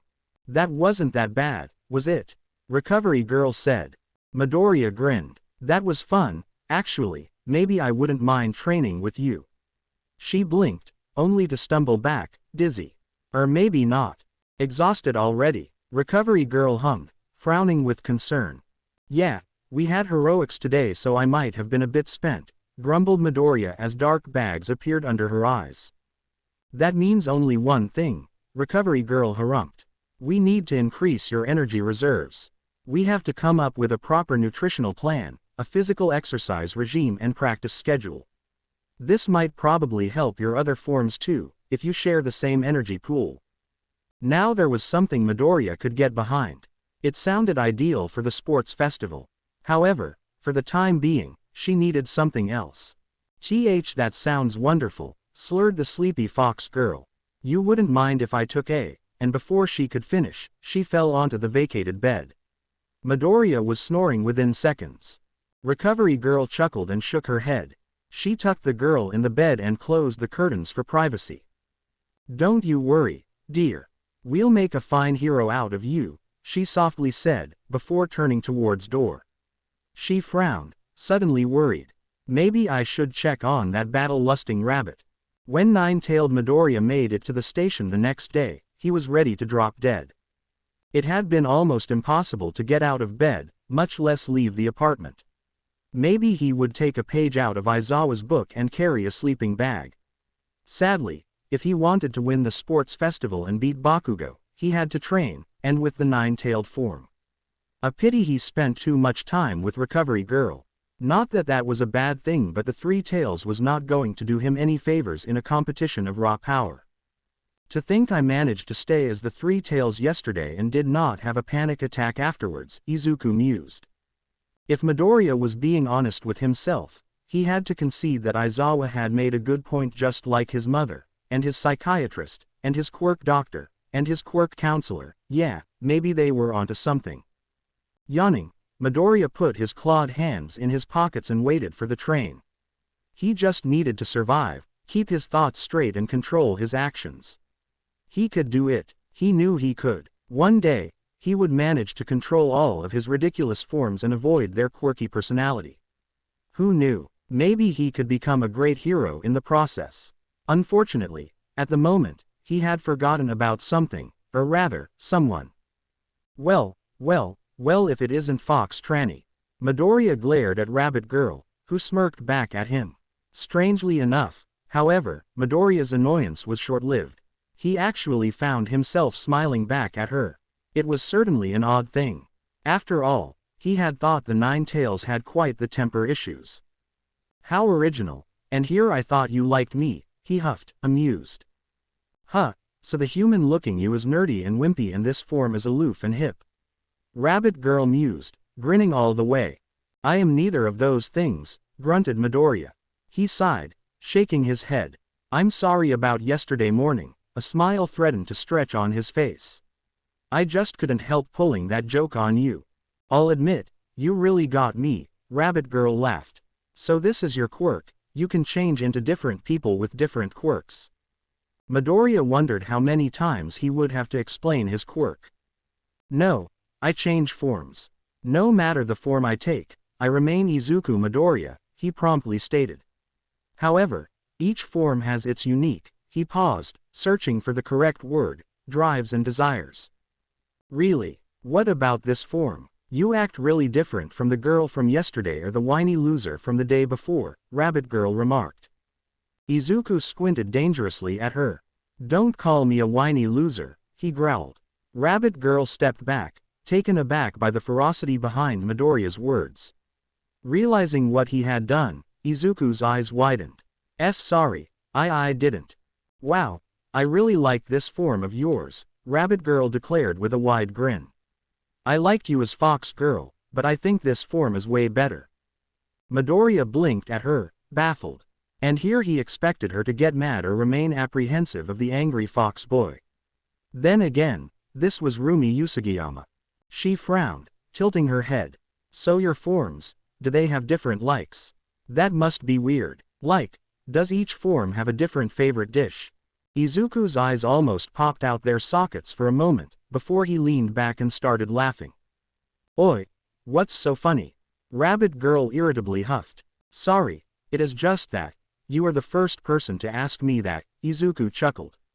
No, as far as I know, I like Katsuden no matter the form, just like I like All Might. PFF'd, who doesn't like All Might? Villains aside, of course, scoffed Rabbit Girl. The train finally arrived and the duo walked in. Midoriya was a tad surprised when he chose to sit next to Rabbit Girl, not that she minded. In fact, she haughtily smiled at him or rather smirked. Still, there are a few differences, Midoriya told her as the train lurched forward. When I have 0 tails I become an absolute fanboy about All Might.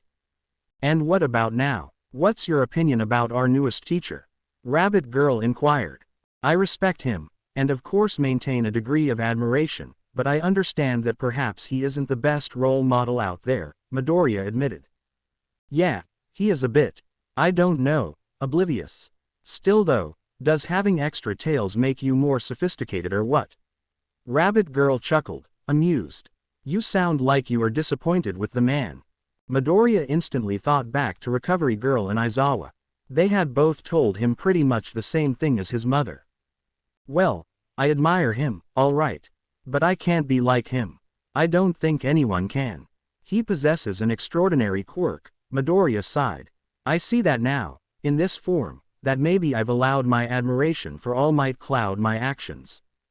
You wouldn't be the first. Do you know how many enroll in UA just to be like All Might?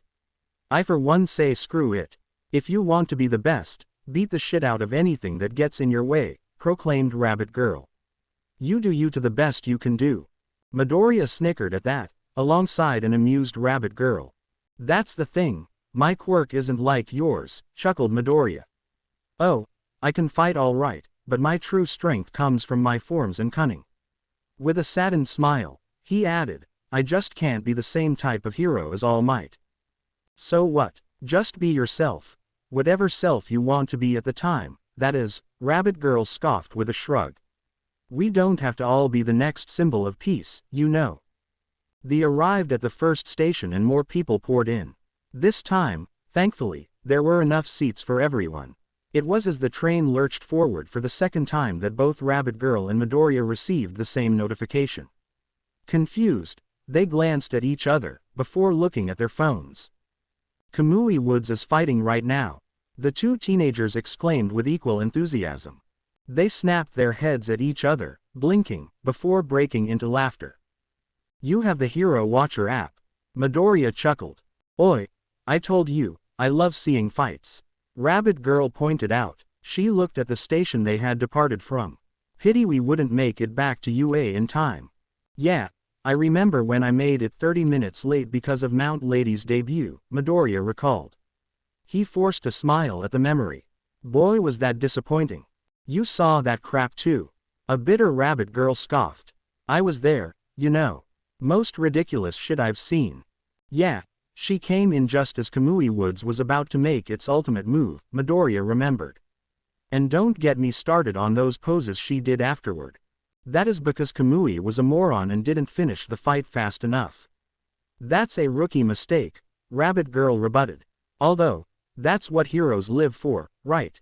She angrily scoffed. Most crave attention. Pathetic. If they spent half their time doing real hero work, helping their local communities, instead of spouting stupid monologues or doing ridiculous poses, they wouldn't have to worry about making it to the top. I agree, Midoriya nodded, equally annoyed. Many heroes might have fine moves, but they have become so self-absorbed. He grimaced, an image of Bakugo flashed across his mind. Not that I have been any better, he realized. I haven't really thought about being better than them, to actually be the sort of hero that bothers more about the people near him than the impression he leaves on people. Maybe. Smack. Midoriya flinched back as a fist gently smacked the top of his head. Ouch. What was that for? Midoriya growled, scratching his head. You were going all whiny for a moment there, Fox Boy, Rabbit Girl stated with a smirk. If we want to be better heroes, we act. We don't do whiny contemplative nonsense. Am I clear, Fox Boy? Midoriya frowned, thinking about her words. While he agreed with the general sentiment, he really would have preferred not to receive a bonk on the head for it. Then again, maybe that was what he needed from time to time. I have to think about it, he said. Just don't think too much, Fox Boy, Rabbit Girl mused, nudging him. There's a life to live, you know. Midoriya sighed. She did have a point, didn't she? He glanced at her. She yawned and busied herself with the cell phone. For a moment, Midoriya thought of just minding his own business and ignore the Rabbit Girl. At the same time, he liked the idea of befriending someone like her.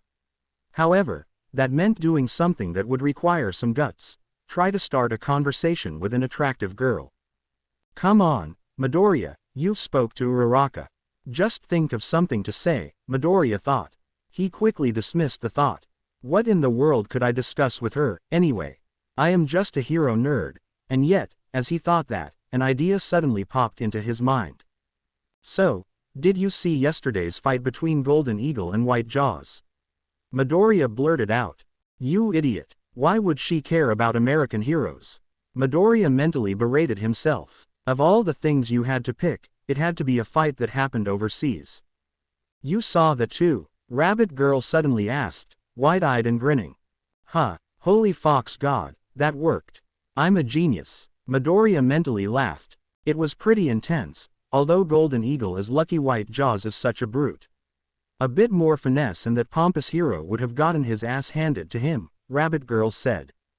White Jaws could have been smarter when fighting someone with air superiority, Midoriya commented. That too, Rabbit Girl conceded.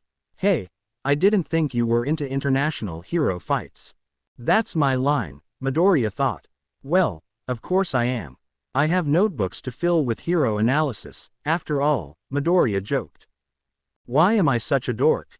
That's the best thing I could come up with. Midoriya mentally bead. You are such a nerd, Fox Boy, Rabbit Girl chuckled, nudging a relieved Midoriya. She raised a challenging eyebrow, grinning excitedly. What about European heroes? Do you also follow them? Oh ho, maybe this talking to girls thing is easier than I had first thought, Midoriya mentally chuckled. So that was how the rest of the journey went, talking heroes. It felt so strange for Midoriya that at times he wondered if he wasn't dreaming. Back at Aldera Middle School no one cared much about heroes or quirks. That and Midoriya had never had the confidence to ever get to know any of his classmates. Thankfully, the two got so immersed in their talk, to the point Midoriya forgot he was in the nine-tailed form.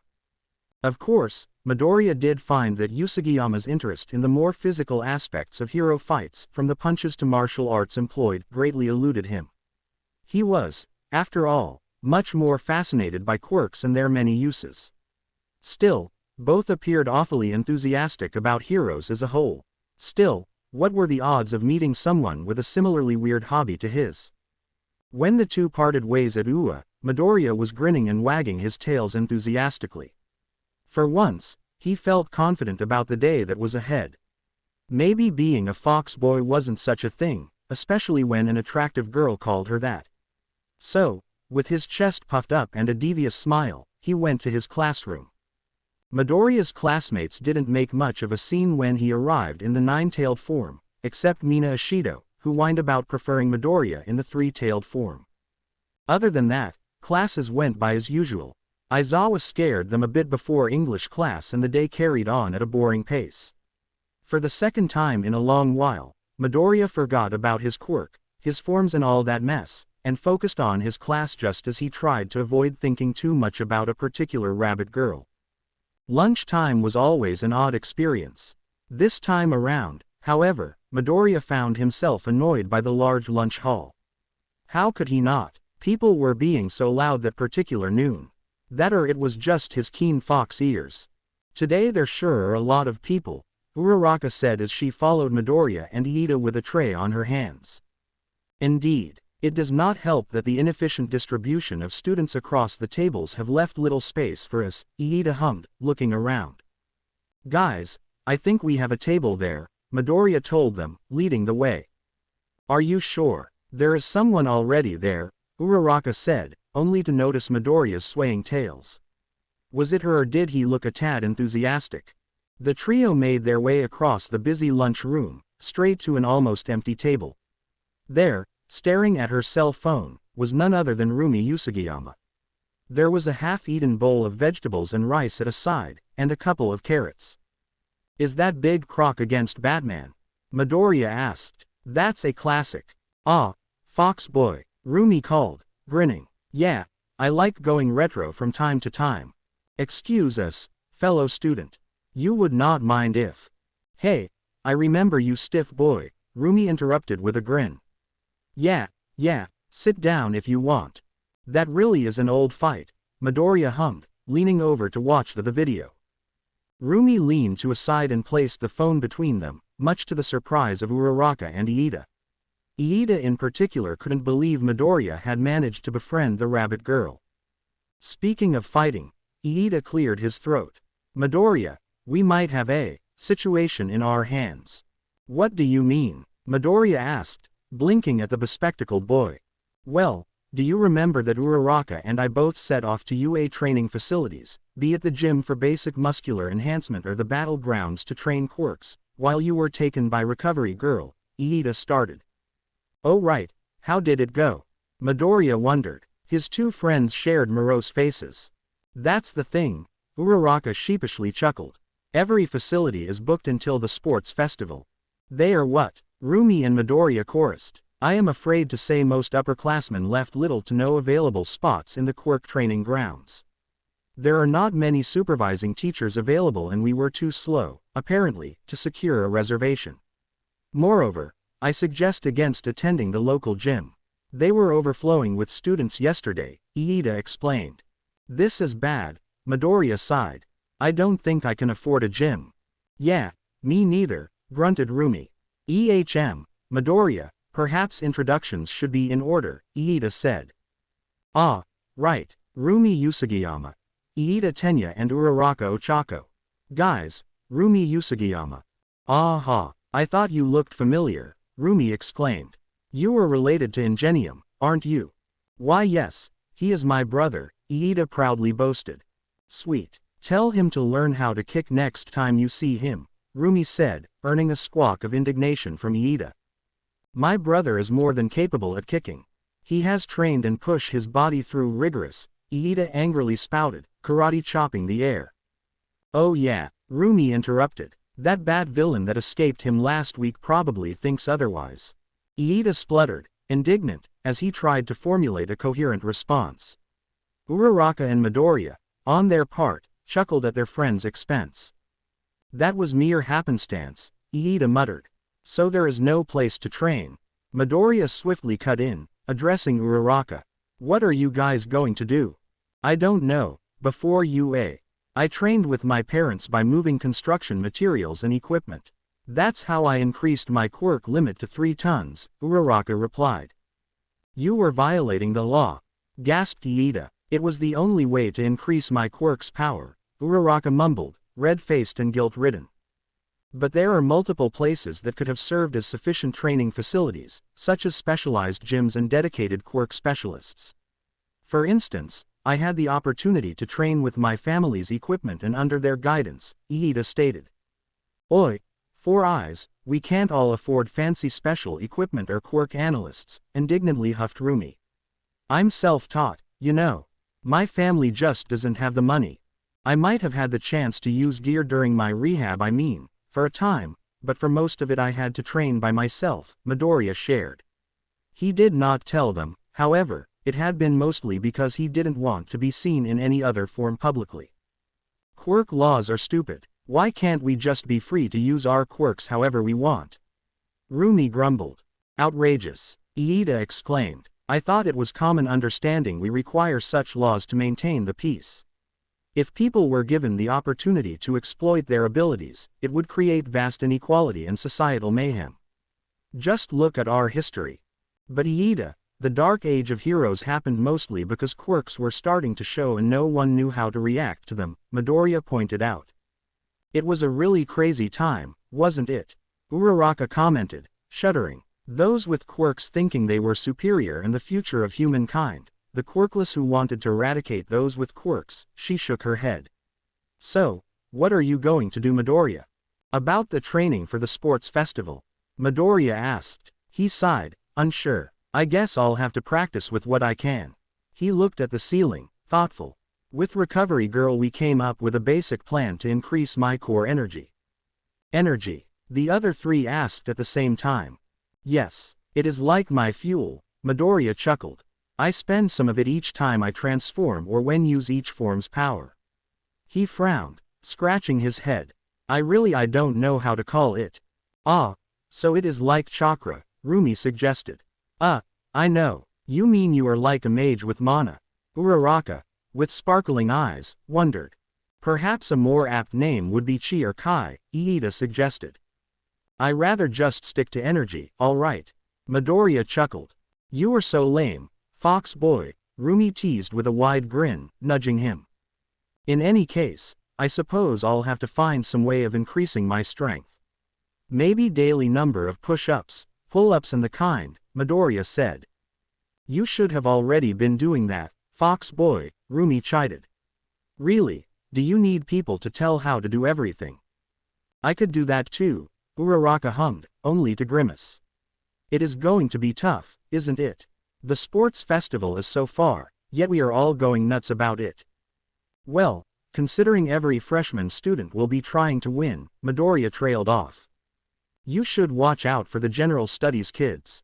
Each year there is 1 or 2 of them who really want to make it to the hero department and will do anything to achieve that, Rumi told them.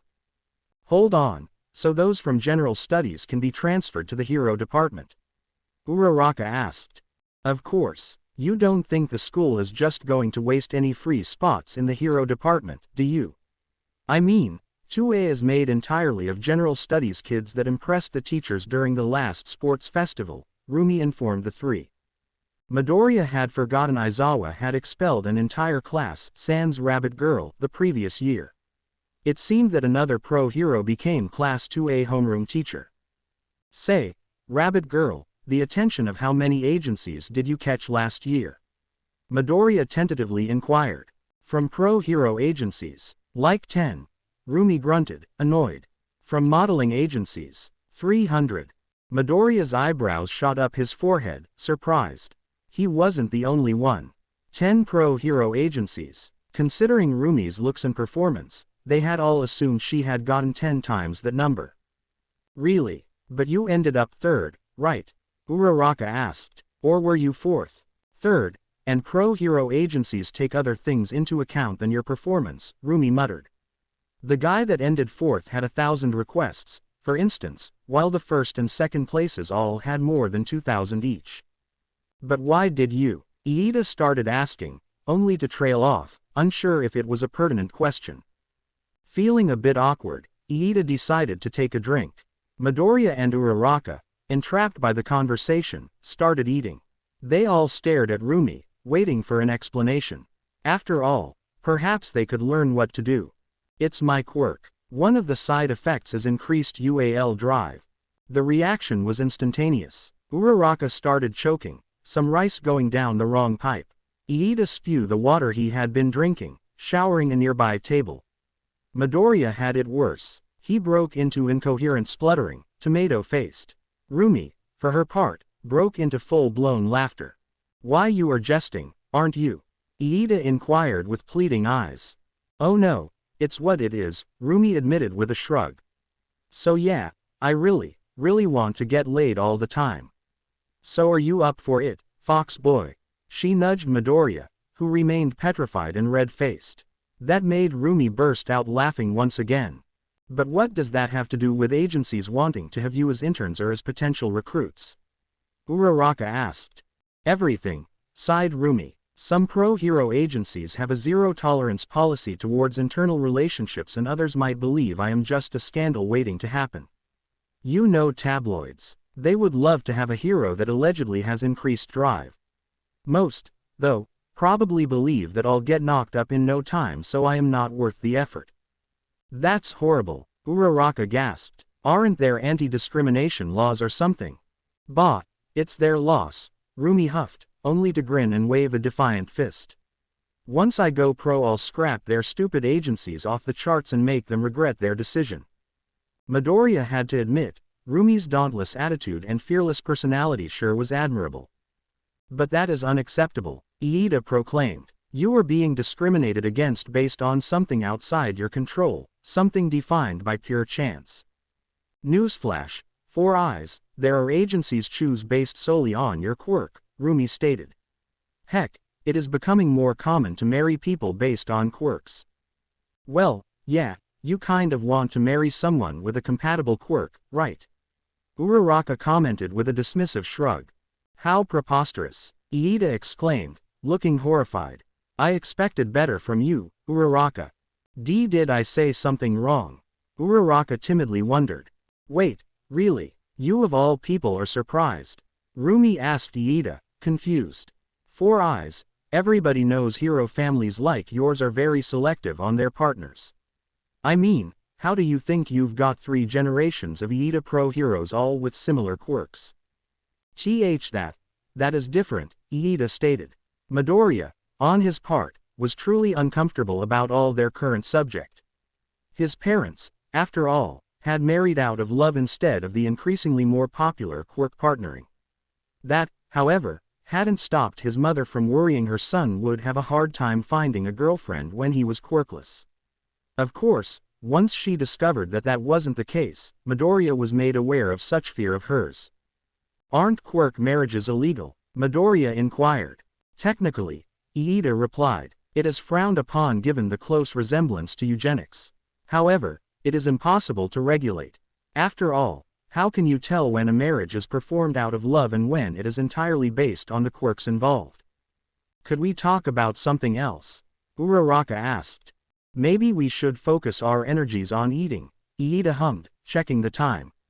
We don't have much of lunch break left. Thankfully, that was the end of that discussion. It did, however, make Midoriya feel self-conscious. Could Usagiyama be interested in him, driven by her quirk? That thought made him shiver. However, he quickly dismissed the thought. Who would ever be interested in him like that? He was a wimpy loser and a nerd, not to mention a coward still trying to get a grip on his own quirk.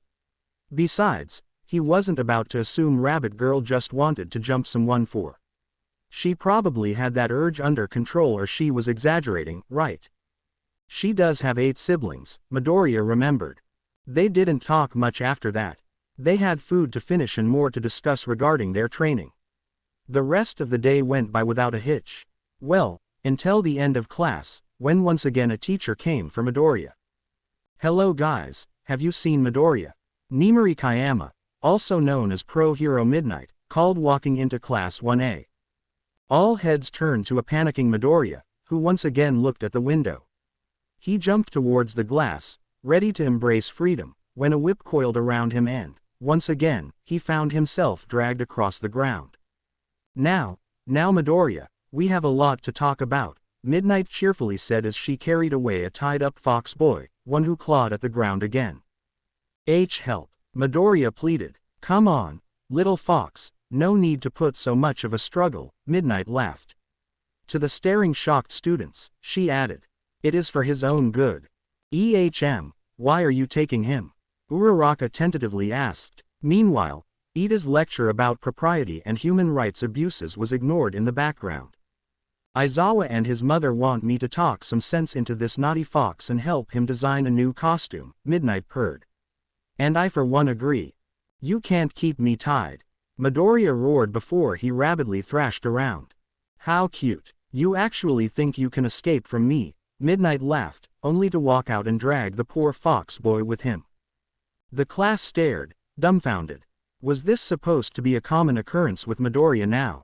I worry about Midoriya at times, Uraraka told Iida. I am certain that they will maintain a professional and healthy teacher-student conversation, Iida replied. In the background, Mineta Minoru gritted his teeth and angrily bawled his fits as he cried tears of jealousy. It was a warm sunny Saturday in the peaceful Mustafu district. People everywhere enjoyed the day near the sea, spending time with loved ones or merely relaxing. One notable exception, however, was a panting green-haired boy. Matter of fact was Midoriya couldn't rest. 3 weeks, he had 3 weeks until the sports festival started. He had to improve with the nine-tailed form while working on extending the capabilities of his other ones. That and he had homework, including Midnight's extracurricular task. Annoyed, zero-tailed Midoriya stopped running, taking in a familiar sight, the municipal beach. He had seen it so many times before during his preparations for UA, but he had never bothered to do anything. Once a beautiful place, the beach was filled with garbage washed up from the sea. People saw it all happen, and promptly ignored it, praying for some brave soul to do something while carrying on with their lives. Or worse, some actively dumped their own garbage. It is always like that, Midoriya realized. We always wait for someone else to deal with our problems. Midoriya balled his fists, glaring at the mountains of trash. It was disgusting to conceive how people could allow beauty to be tarnished through mere inaction. Suddenly, he blinked and looked down at his hands. He had claws. The boy sighed, shaking his head, and returned to his real form, his human non-weird form. Not matter what Aizawa or others said, the Zero Tails was his true form. I'm starting to slip more often, he realized, a knot forming in his gut. He was not, however, surprised. The more comfortable he became when using his fox forms, the harder it was to retain his true self. The problem wasn't entirely physical. Slowly, Midoriya had started to notice the personality of his other forms sip into his real form. It was something that had become more frequent since he started training his quirk, but Midoriya got the impression the use of his other forms were pushing him away from his normal self. Right, the beach, Midoriya returned his attention to the rusted metal across the sand. I should do something, he mused. However, he knew he wasn't brave enough to actually do anything. Or rather, he knew he wouldn't make much of a difference. He was Deku, after all. What could one pathetic teenager do against so much mountains of garbage? One man can't change the world, especially not him. Sighing, Midoriya walked away. He imagined, however, a better Midoriya, one that would boldly grin while cleaning up the beach by himself. How he wished he could be someone like that. Rumi Usagiyama's words popped into his head, making him stop. She was right, wasn't she? It was time he stopped thinking and started doing. Did he want to get that beach cleaned? Then he had to start and do it. Absent-mindedly, he rubbed his head. He could very well imagine the rabbit girl giving him a smack on the head for being so hesitant. Midoriya turned and looked back at the beach, clenching his fists. Could he do it? Could he achieve such ambitious goal? With the nine-tailed form, I am sure I could clean it before the sports festival, Midoriya thought.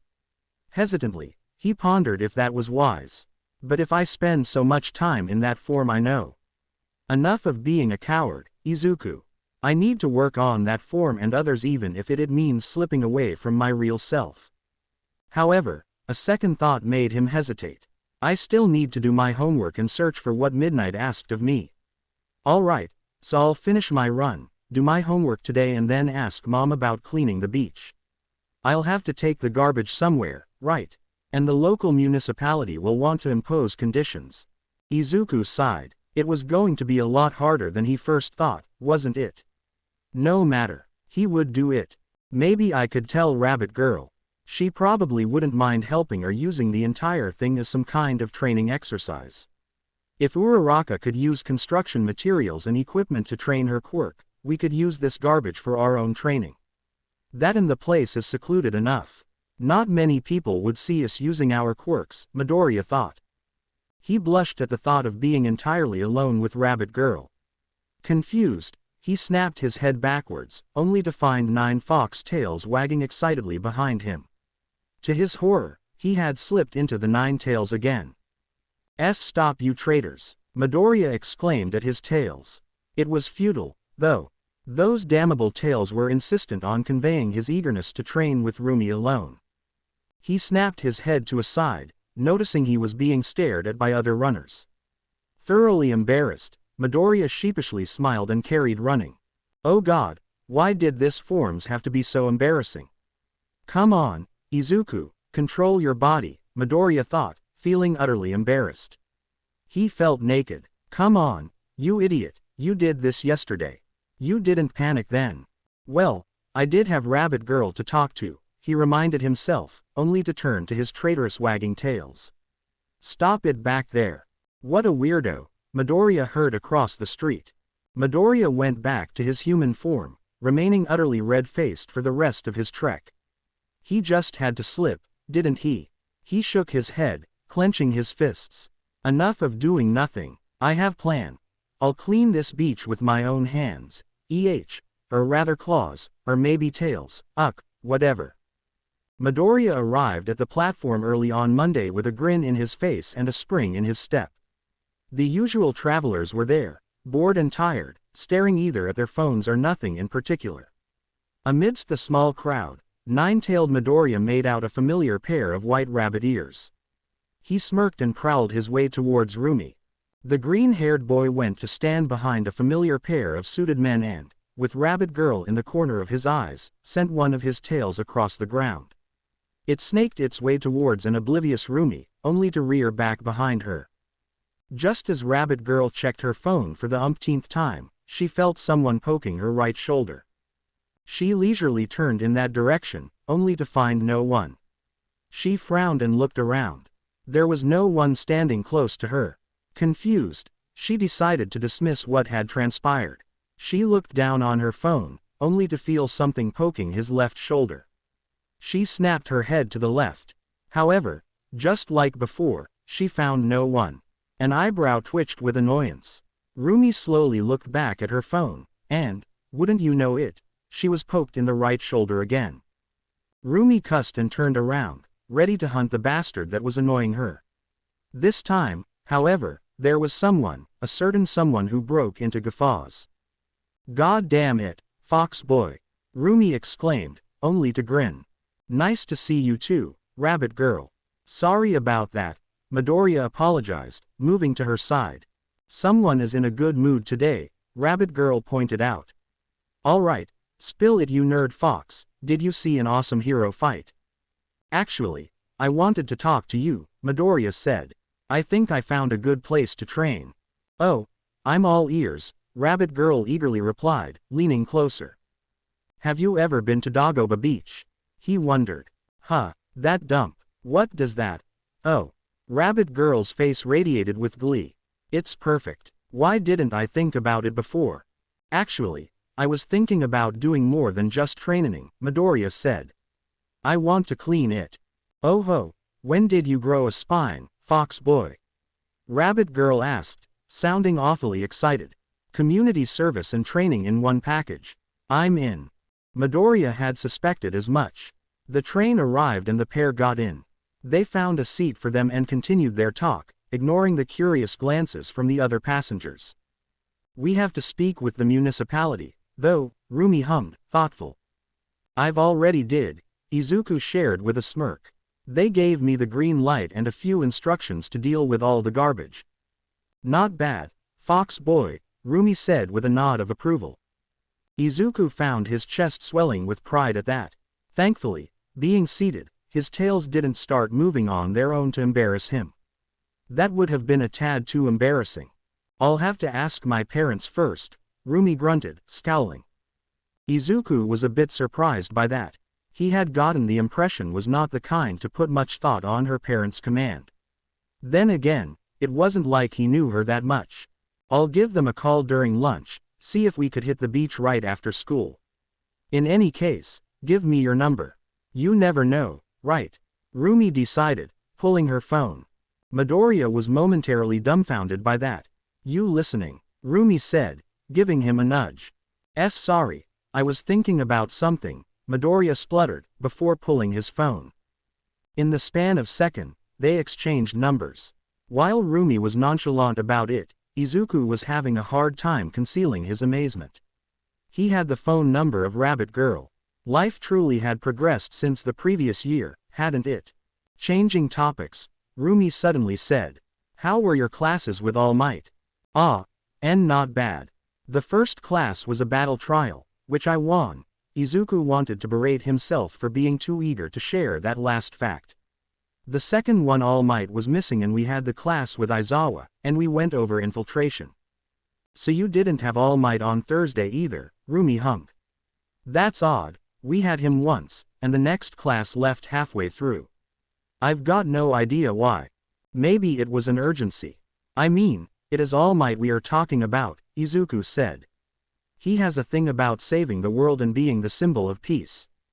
But that is what I don't get, Rumi frowned, stroking her chin. You would expect to find a good fight or be inundated with notifications in the Hero Watcher app, but I've found, well, nothing. Like, it's All Might.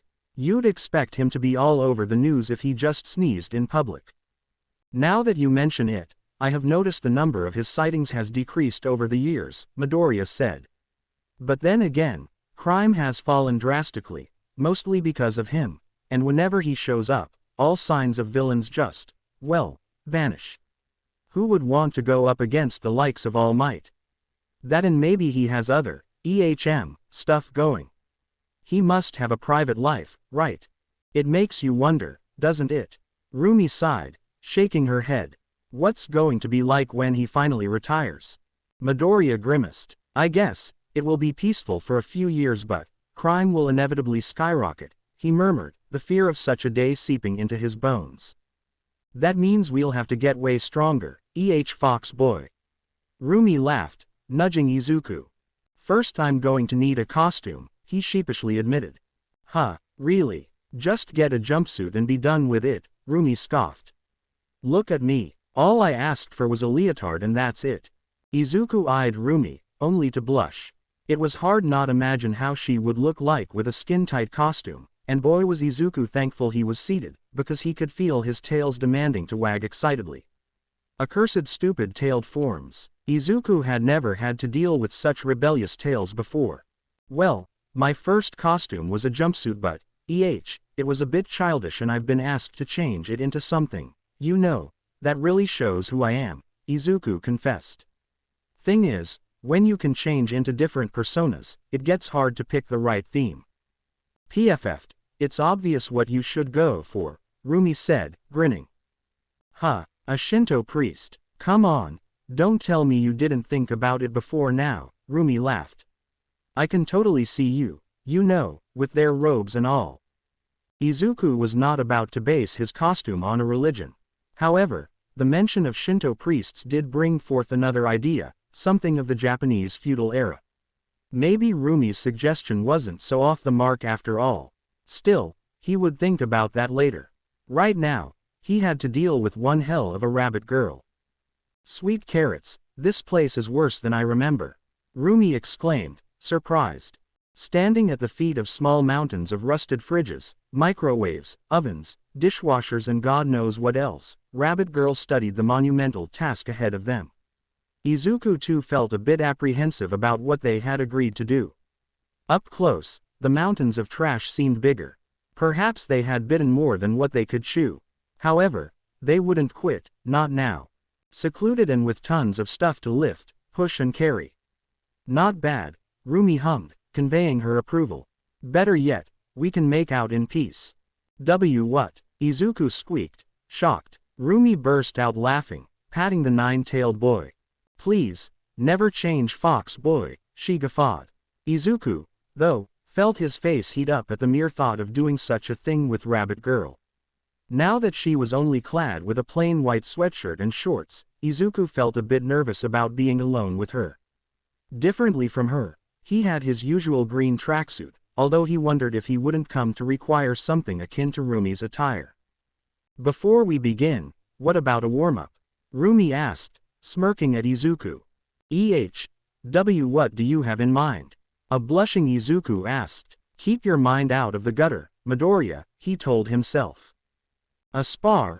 Rabbit Girl's smile was terrifying. Izuku felt his face clear of its flustered shade of crimson and turn cold white.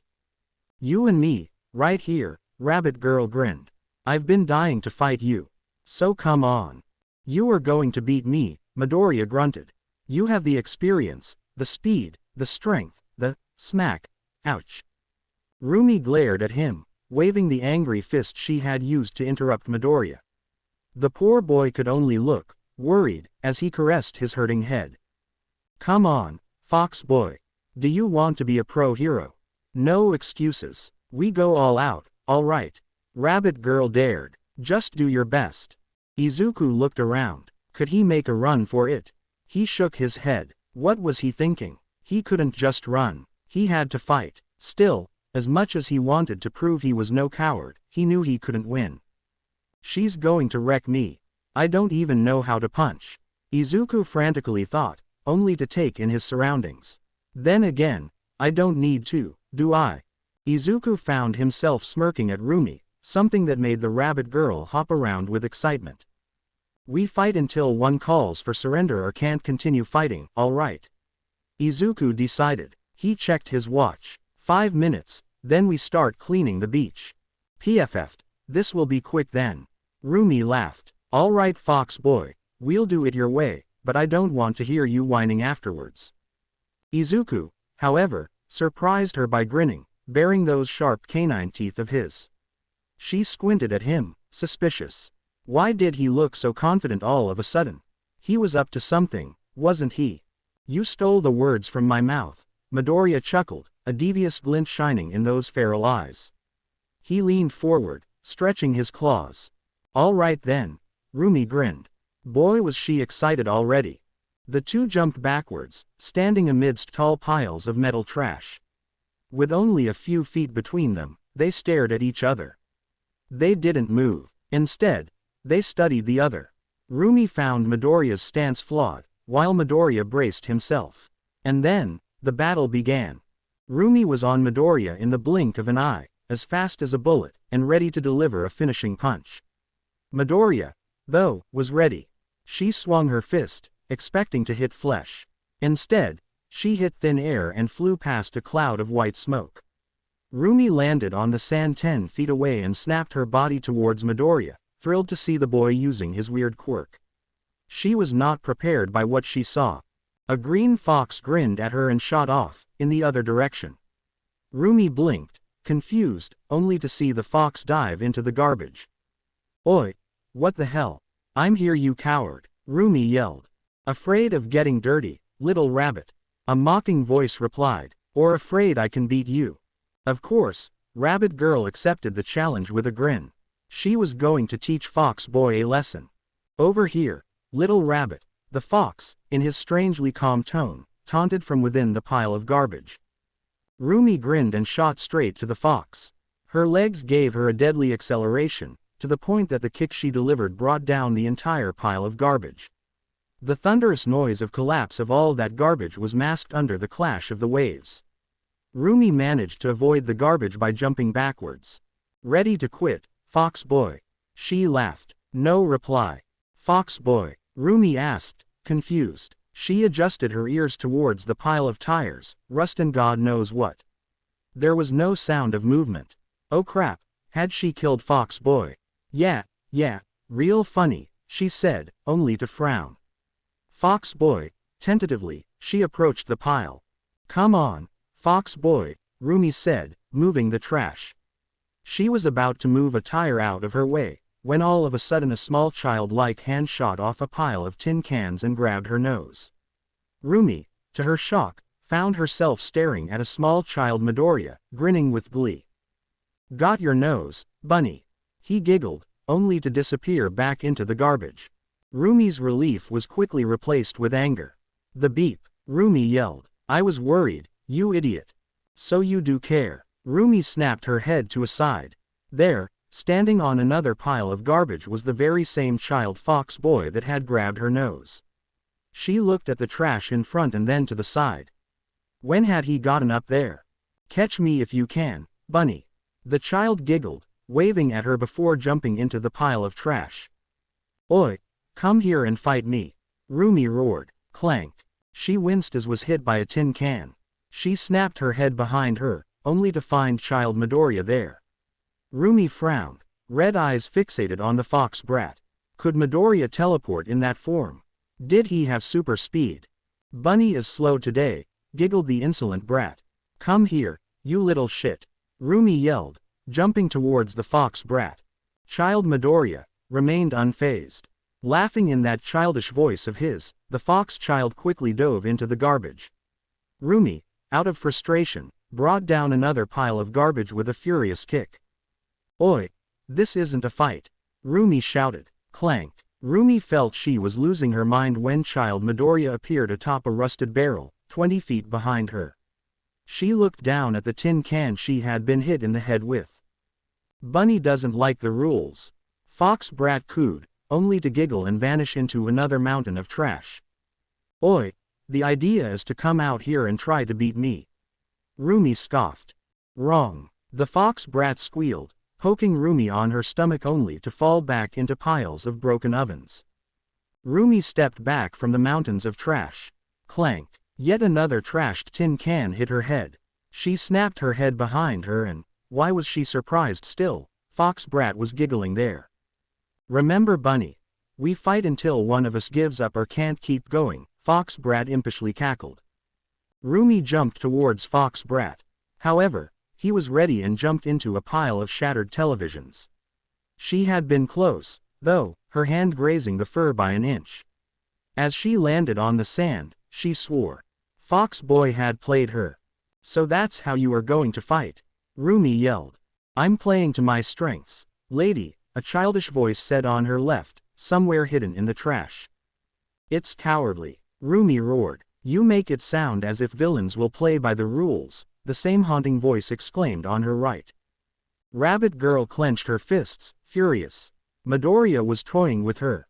At the same time, as much as she hated to admit it, he was right. Not all fights would be in the open or like she wanted. However, she didn't like this kind of fighting and she would be damned if she admitted it aloud. She squinted at the trash, ears perked up. Only the sound of the sea filled the area. Then, she heard it. Grinning, she jumped straight ahead and delivered a crushing blow, destroying piles of fridges, tins, barrels and microwaves. Not even close. Rumi, shocked, snapped her head behind her. He stood there, looking bored, and that incensed the rabbit girl. You do what you want. I am going to catch you and make a pair of slippers, Fox Boy. Try it, bunny. Fox brat laughed before he blew a raspberry at her. Rumi roared in anger and charged at the garbage. Sadly, that appeared to be how the fight would play out. Midoriya would appear somewhere and taunt her and she would try to catch him. However, he always slipped in the garbage only to appear somewhere else. Before she knew it, 4 minutes had passed and she was already sweating. Worse, though, she was growing frustrated. In the end, she just dropped to the ground, terribly annoyed, and shook her head. Beep it. What's the point of this shit if you aren't going to fight? she muttered. Are you giving up? Rumi felt an eyebrow twitch as she turned to her left. There, kicking the air while comfortably lying on a rusted car, was Midoriya.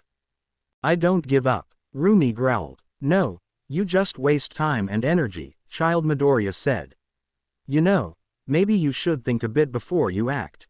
Shut it, fox boy, Rumi spat, shaking her head. I don't do cat and mouse. Even if it means saving people.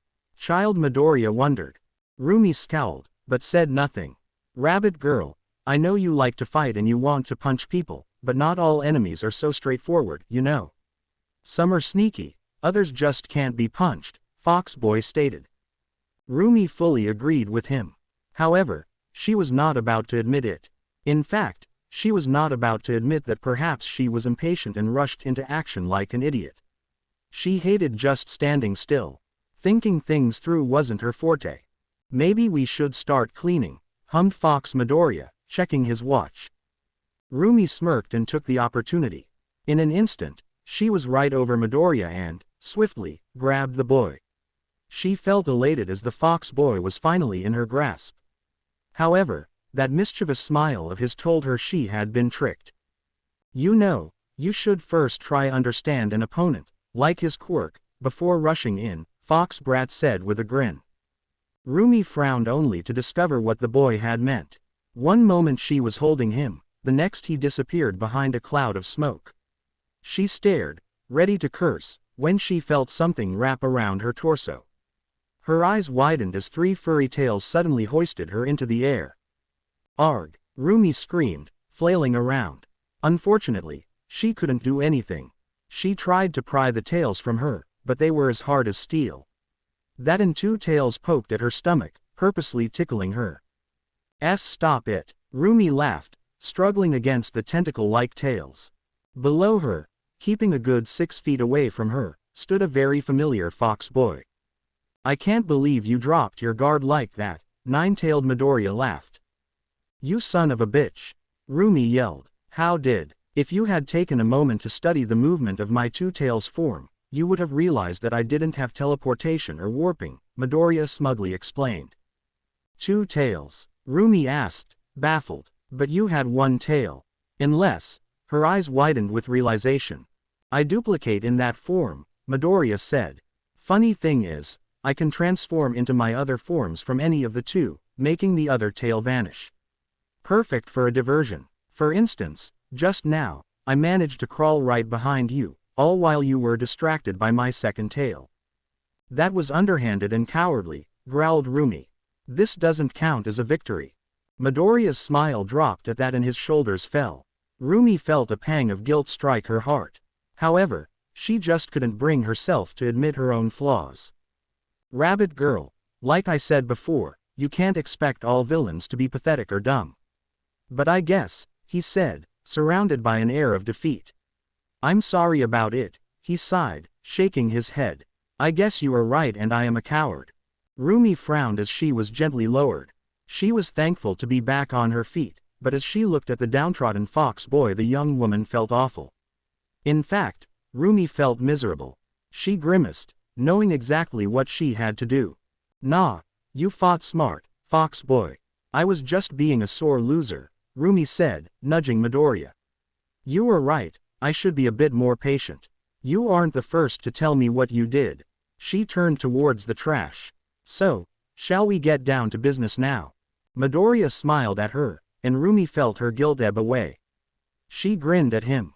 Yes, I guess that is what we were here for, Midoriya chuckled. Right, so we need to take garbage up to the parking lot, he pointed up the small hill. I've been told someone else will take the trash to a proper junkyard in the morning. How about a competition? Rumi asked. One defeat isn't bad enough, taunted Midoriya. Har har, Rumi scoffed. I'm going to make you eat those words. Whoever moves the biggest pile of trash in the next hour and a half to the parking lot wins. Midoriya looked at her, hesitant. What is it? Afraid, fox boy? Rumi chuckled. No, Midoriya hastily said, puffing his chest. You are on, rabbit girl. He smirked at her, defiant. Rumi laughed. Poor hopeless fox boy, Just because he had won one round didn't mean she was out of the game. "Are you ready, Rabbit Girl?" Midoriya taunted. On the count of 3. Side by side, they leaned forward, grinning. They readied for the ensuing race. 1, Midoriya said. 2, Rumi counted. 3, the duo shouted. Rumi jumped straight to the garbage and took hold of a refrigerator. To Midoriya's surprise, she was able to lift it. Yeah, she struggled a bit, but it was still impressive. "Ha, can you beat that?" Rumi dared, only to see Midoriya lift a broken oven and a rusted dishwasher with his 9 tails.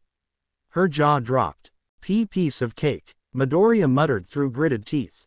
He trotted across the sand, towards the stairs. "In your dreams, Fox Boy," Rumi shouted. Gritting her teeth, she looked at the stairs and smirked.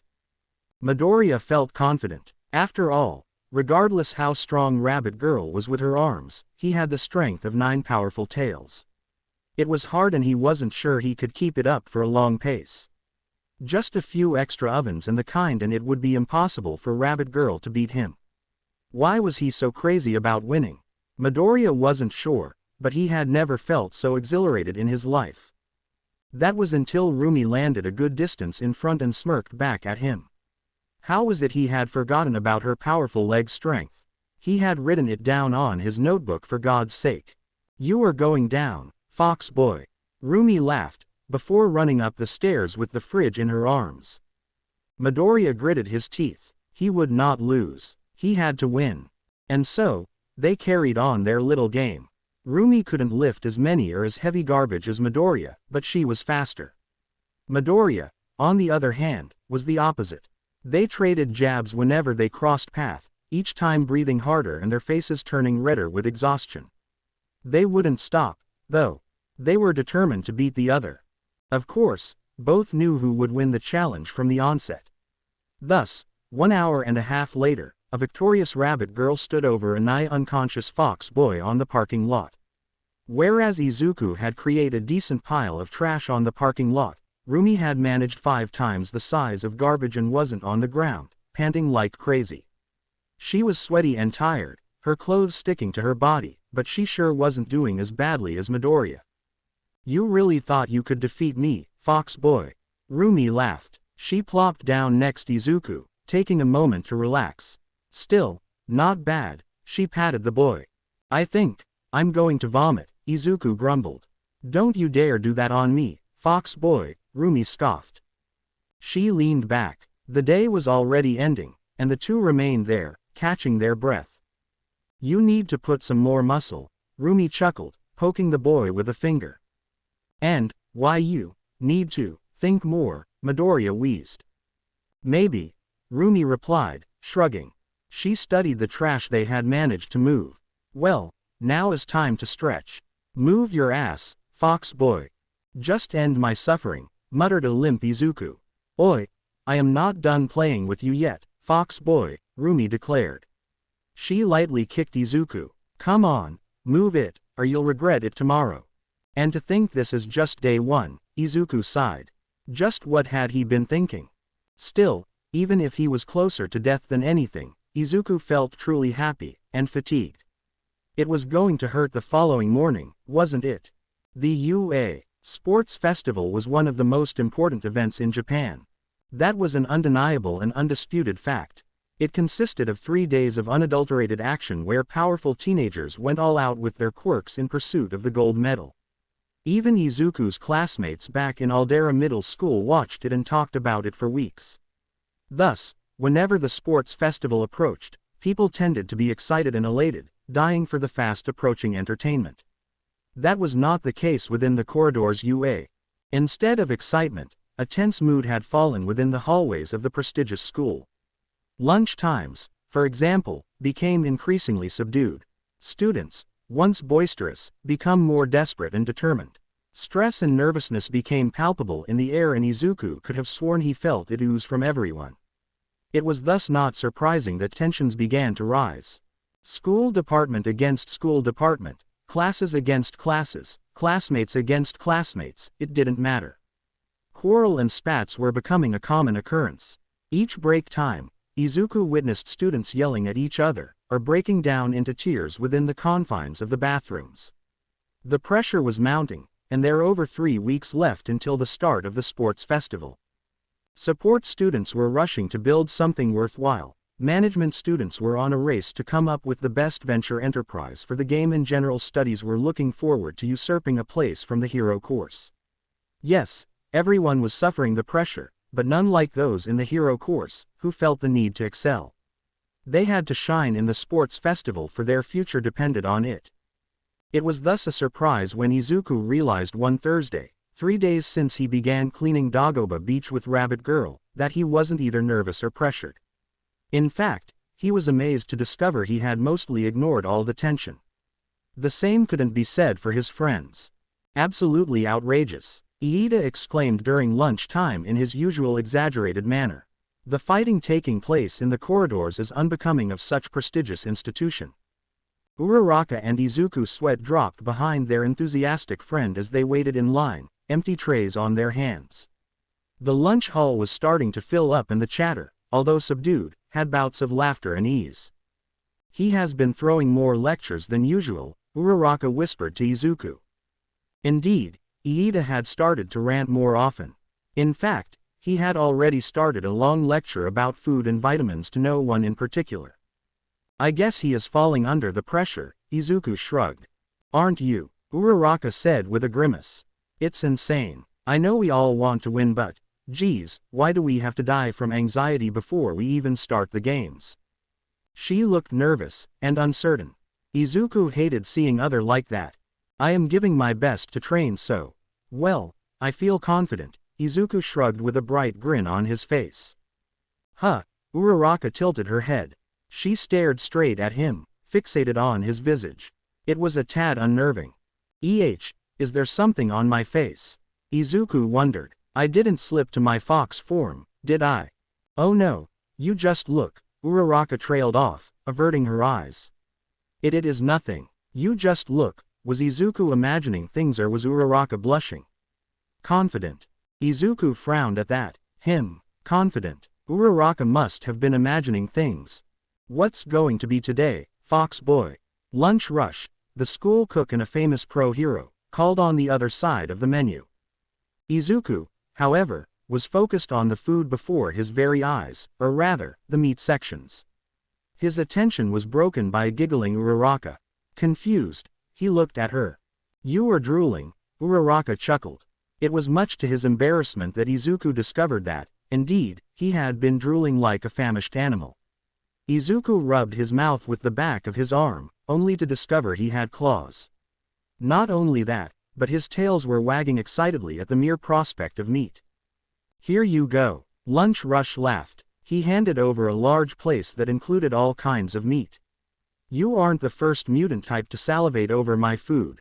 A blushing Midoriya kept her head bowed, miserable, as Uraraka followed after him, laughing. Iida, on his part, solemnly accompanied them.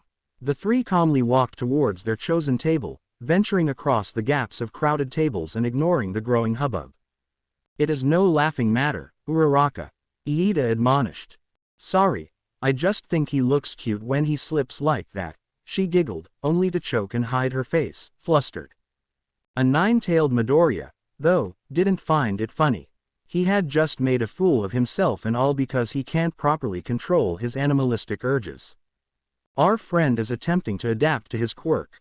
As his friends and fellow classmates, we must support his efforts and encourage him to push further, Iida huffed. Unfortunately, as they passed by a table, they quickly discovered not everyone was going to let Midoriya's little incident go. Oi, Fox Boy, could you stop drooling all over the place? Some of us prefer their food spit free. A random student shouted from a crowded table. Watch it, that guy is supposed to be in the hero department, chuckled someone from the same table. Let's hope he got his rabies shot, right? Guess we'll just need some steak to beat him in the games, another student joked. The group of students burst into laughter. The three, on their part, kept walking and trying to ignore those comments. Other students, however, eyed Midoriya and whispered between them. Some even snickered or chuckled. Midoriya felt anger bubbling in his gut, accompanied with a deep desire to sink his claws and teeth on flesh. The gall of those ruffians. Iida growled, mechanically waving an angry fist. It is all right, Iida, Midoriya calmly stated. He offered a smile at the class representative. Iida, though, remained incensed. Are you sure? Uraraka asked, worried. Had he been the Zero Tails, Midoriya knew he would have reacted differently. However, as much as it hurt, he knew he could take it. That and he was already used to name-calling, at least a bit. He had been called worse. Still, it troubled him the manner in which he had slipped. His quirk was truly embarrassing. You all right there, Fox boy? And just like that, Midoriya had forgotten all about his problems and instead grinned with newfound joy, tails wagging behind him. Of course, why wouldn't I be, rabbit girl? He replied, sitting next to her. Uraraka and Iida exchanged baffled expressions before finding their usual spot opposite Rumi and Izuku. It had become a thing since the previous Friday to sit together. At the moment, Rumi was going through her salad accompanied by carrots, cell phone playing a hero-villain fight only Izuku could recognize. Good, or else I would have to beat your whiny ass, harumphed Rumi, only to grin back at Izuku. She turned to the other two. So what happened? Some ass throwing colorful comments. Yep, Uraraka muttered, glaring at the perpetrators across the hall. People sure are getting meaner these days. Just you wait until we near the festival. That is when it gets intense. Laughed Rumi, as if thrilled about it. Don't let those envious whiners get on your nerves, she added, nudging Izuku. It's all bark and no bite. Most of those losers won't make it past the first event. Regardless, one would expect they would behave. Iida huffed. What do you expect? They are general studies, stiff boy, Rumi grunted. Most of them are sticking around UA just waiting for one of us to drop dead. It can't be that bad, right? Ochako wondered, paling. Well, last year wasn't that bad, Rumi hummed, reminiscent. I mean, an entire 20 seats had been made available, so general studies were really gunning at each other more than the hero kids. Still, just keep your cool. Don't let them goad you into doing something stupid. If you are going to beat them, do it outside the school. That is not a proper response, Iida exclaimed. In UA we should inform a teacher. Not take matters in our hands. Whatever, stiff boy, Rumi huffed. She lazily took a carrot and started nibbling on it. As she turned the phone off and moved to start talking with her newfound lunch mates, Rumi spotted something. Whatever it was, it must have been one hell of a shock because she immediately chalked, only to spew carrot bites all over Midoriya. The beep is that arsehole here, Rumi exclaimed, glaring intently at someone. Language, Iida exclaimed, only to turn towards the source of Rumi's indignation. Oh, that would be Bakugo. You know him. Midoriya frowned, confused, as he watched a rather bored-looking Bakugo traversing the hall, tray on his hand and visibly dismissive of his surroundings. Had Rumi and Bakugo crossed paths before? Now that he thought about it, that was possible. All three were from the same district, after all. Know him? Of course I know that bastard. He and his minions terrorized half the children of Mustafu. Rumi exclaimed, glaring daggers at Bakugo. Midoriya felt a knot form in the pit of his gut. Of course that was how anyone would remember Bakugo. Why did he feel so incensed all of a sudden? Wow, I knew he was a jerk, but was he really that bad? Uraraka gasped. A jerk? The bastard is a villain in the making. He went around beating anyone that dared look him wrong or just annoyed him. Rumi growled, voice dripping with venom. Is that true, Midoriya? Uraraka, horrified, asked. How could he have been allowed to enter such a prestigious institution? Iida gasped, distraught. Midoriya really wanted to keep calm and rationalize Bakugo's actions, like he would have done as the Zero Tails. However, he was in the nine-tailed form. Thus, he was shaken by a wave of rage flooding in his guts and unbidden memories flashing across his mind. Because everyone looked the other way, spat Midoriya. Ever since he got his quirk, everyone praised the ground he walked on.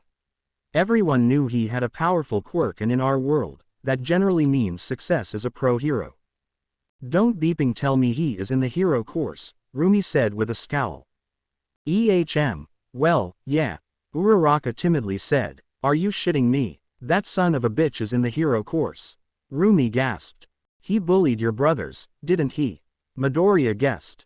PFF'd. Bully. He terrorized my brothers. Rumi looked stricken with terrible memories. One of my sisters once tripped on him. What did the bastard do? He shouted at her, made her cry and then proceeded to singe her ears. The bastard, I tried to teach him a lesson but... A face of utter defeat crossed her face, shocking Midoriya. Rumi had been defeated by Bakugo. Midoriya knew Bakugo was a monster when it came to fighting, but to actually beat Rumi. Instead of surprise, however, Midoriya felt righteous fury raging in his gut. He wasn't the only one. Just remembering what must have been a sour experience made Rumi ball her fists in anger. Rabbit ears don't do well with his explosions, Rumi muttered. Since that day, my sister has been afraid to go to the park. She raised a fist, glaring at it as if she was holding Bakugo's heart, and I promised I would never lose another fight. No one would ever bully my siblings like that ever again. I would make it to the top as a pro hero and beat the shit out of the likes of that son of a bitch. Midoriya stared at her, a deep sense of admiration washing away all the anger and resentment he felt. How many times had he wished he could have said the same thing? It didn't matter if I was just a stupid cute bunny girl to everyone else. I decided that I would be the strongest out there, Rumi said, grinning at the others. And look at me. People thought a rabbit quirk was useless, that a rabbit couldn't make it far. Yet here I am, ready to kick ass. You should have seen the faces of everyone I knew back from Jaku Middle School. Wiped those smirks out of their faces. Wow, that is so cool, Uraraka said, stars sparkling on her eyes and a blush on her face. Most inspiring and heroic, Iida agreed, vehemently shaking a fist. Midoriya couldn't help but compare himself to her, and felt a nauseous sense of guilt and self-hatred. When he had been beaten by Bakugo, he had just lowered his head and accepted his suffering. Worse, he had allowed Bakugo to trample over his dreams and over him. What had Rumi done? She hadn't just stood back up and carried on. No, she had pushed herself. People really thought you wouldn't make it? Midoriya tentatively asked, remembering what people used to tell him. Rumi released a long-winded sigh and, with a lot of utmost contempt, took her phone. Oh, you tell me, she grumbled, swiping a finger on the screen of her device. When you look like this, do you think of a hero? And then she turned her phone and revealed a picture to her companions. Rumi averted her face, looking as red as a tomato. Intrigued, Izuku and friends leaned over, and their jaws immediately dropped. There, on the phone, was a young girl, no older than 10, smiling at the camera with a bright wide grin. With the oversized rabbit ears and large eyes, Izuku had to admit she was awfully adorable and cute, almost like an actual rabbit.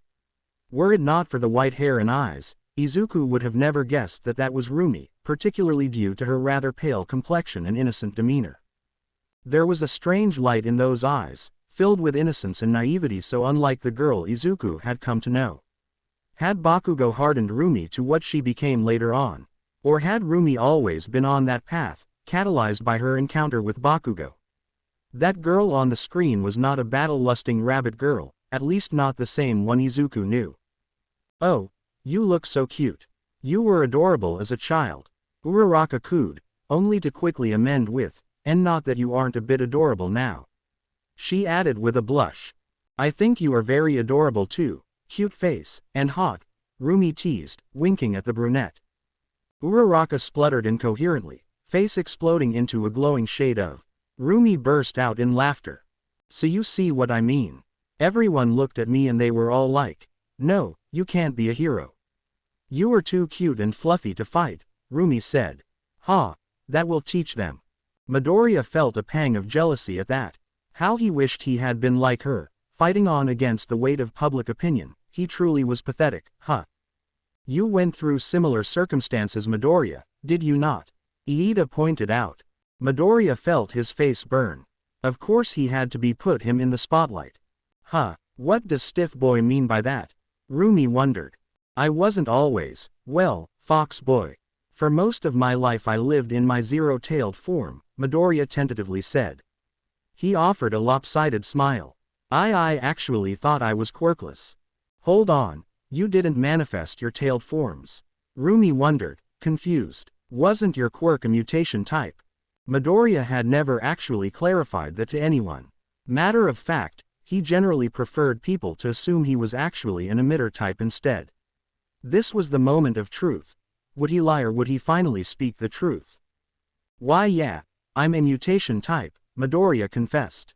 Iida and Uraraka stared at him, surprised.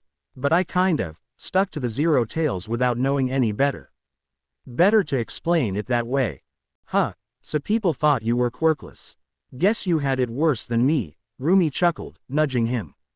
I guess once you got a quirk you decided to be a hero, right? Actually, Midoriya sheepishly trailed off, unsure how to tackle that topic. I have always wanted to be a hero. Rumi just stared at him. Midoriya took a deep breath and sighed. Here it came. How he had been an idiot wanting to be a hero when he was quirkless, how he had chased after an impossible dream and how he was lucky he actually had a quirk in the end. But, why didn't you train, then? Rumi asked, confused. She was studying him, tilting her head. Midoriya might have found her cute like that, were it not for his current confusion. What? I saw your quirkless form and it is so, well, pathetic. If you wanted to be a hero you must have started training harder than anyone else, right? Rumi wondered. Hold you think a quirkless person can be a hero? Midoriya asked, shocked. Smack. Ouch. Midoriya cried out, a hand caressing his head. He glared at Rumi, baring his sharp teeth. Why did you hit me? Because you are an idiot, that's why. Rumi angrily replied. Of course a quirkless guy can be a hero. However, he got to actually work for it. Iida and Uraraka kept staring, unsure if they had to intervene. Instead, they watched, entertained by the pair in front of them, while eating their lunch. Look at you. You don't even know how to fight and you don't have any real muscle on you. Or at least, you didn't, Rumi said, sneering at him. What did you expect to happen, fox boy? That some hero could hand over her quirk to you? Midoriya grimaced, fully admonished. She was right. He had been so pathetic, doing nothing. He had wanted people to acknowledge his dream, to even encourage him, and yet, he never actually did anything to deserve it. Rumi had been right to hit him. God damn it, fox boy.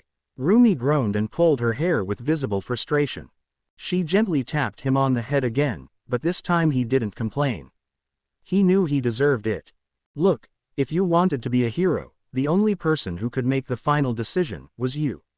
The world is a shitty place with shitty people. Just look at the government.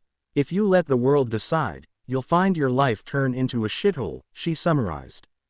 Why yeah, I know, I was pathetic and, Midoriya was saying, shoulders slumped, when Rumi decided to interrupt. Bonk. Ouch. Will you stop that? Midoriya growled, leaning back. Make me, Rabbit Girl retorted, smirking. Enough chit-chat, fox boy. You were a sorry-ass loser. Big deal. We all start somewhere. What's inexcusable is never bothering to change. So, what are you going to do now? She was right. He had no excuse now. He had to push forward. He tightened his fists, chest swelling with determination. I'll go beyond, Midoriya declared.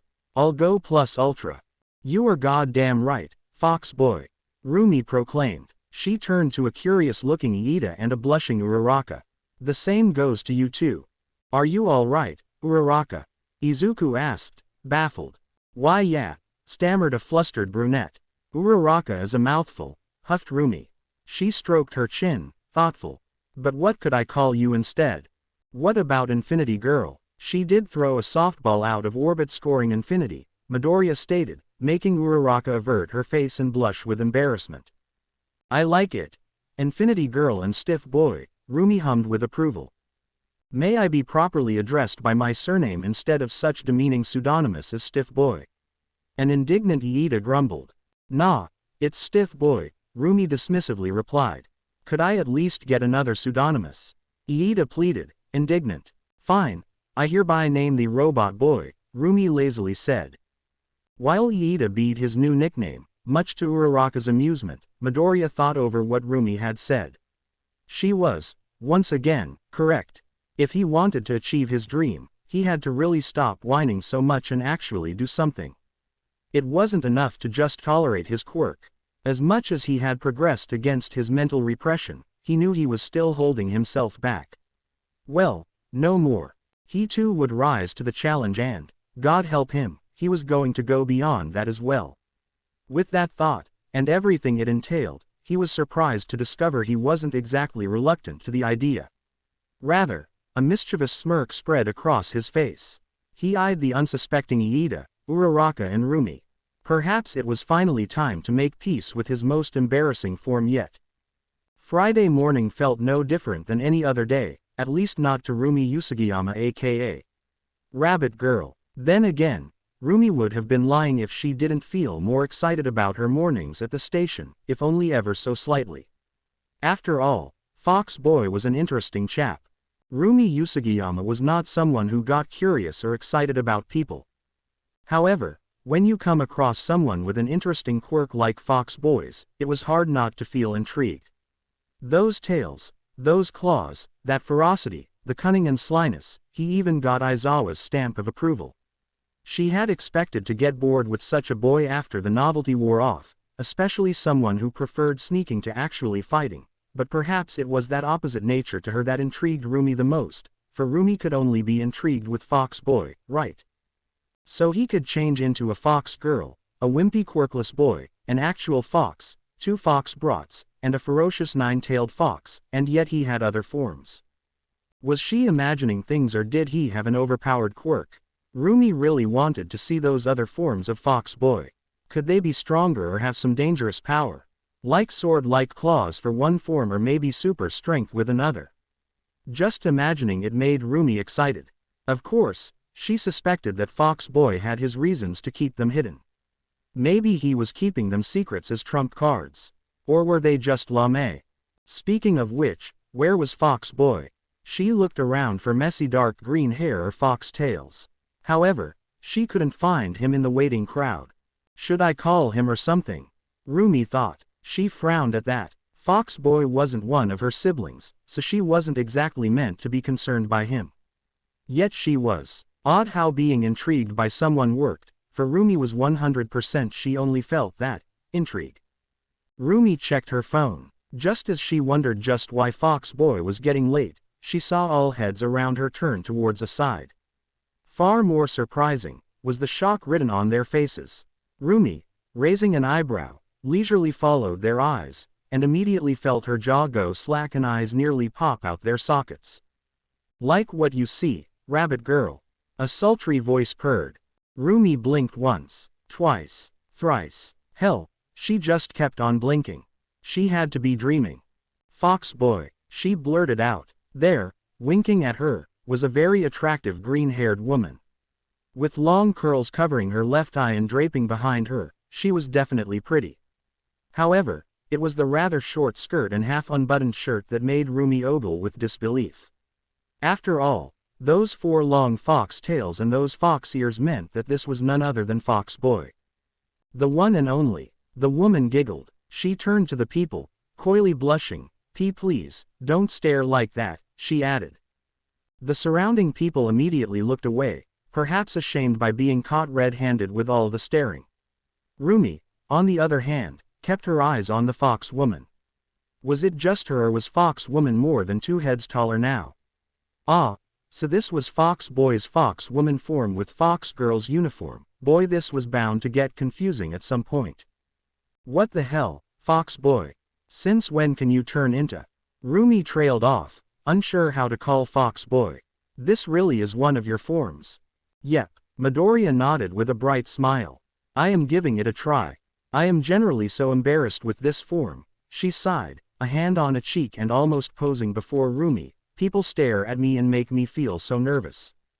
I wonder why. Rumi grumbled, blood rushing to her face. Come on, Rumi, don't let Fox Boy get to you.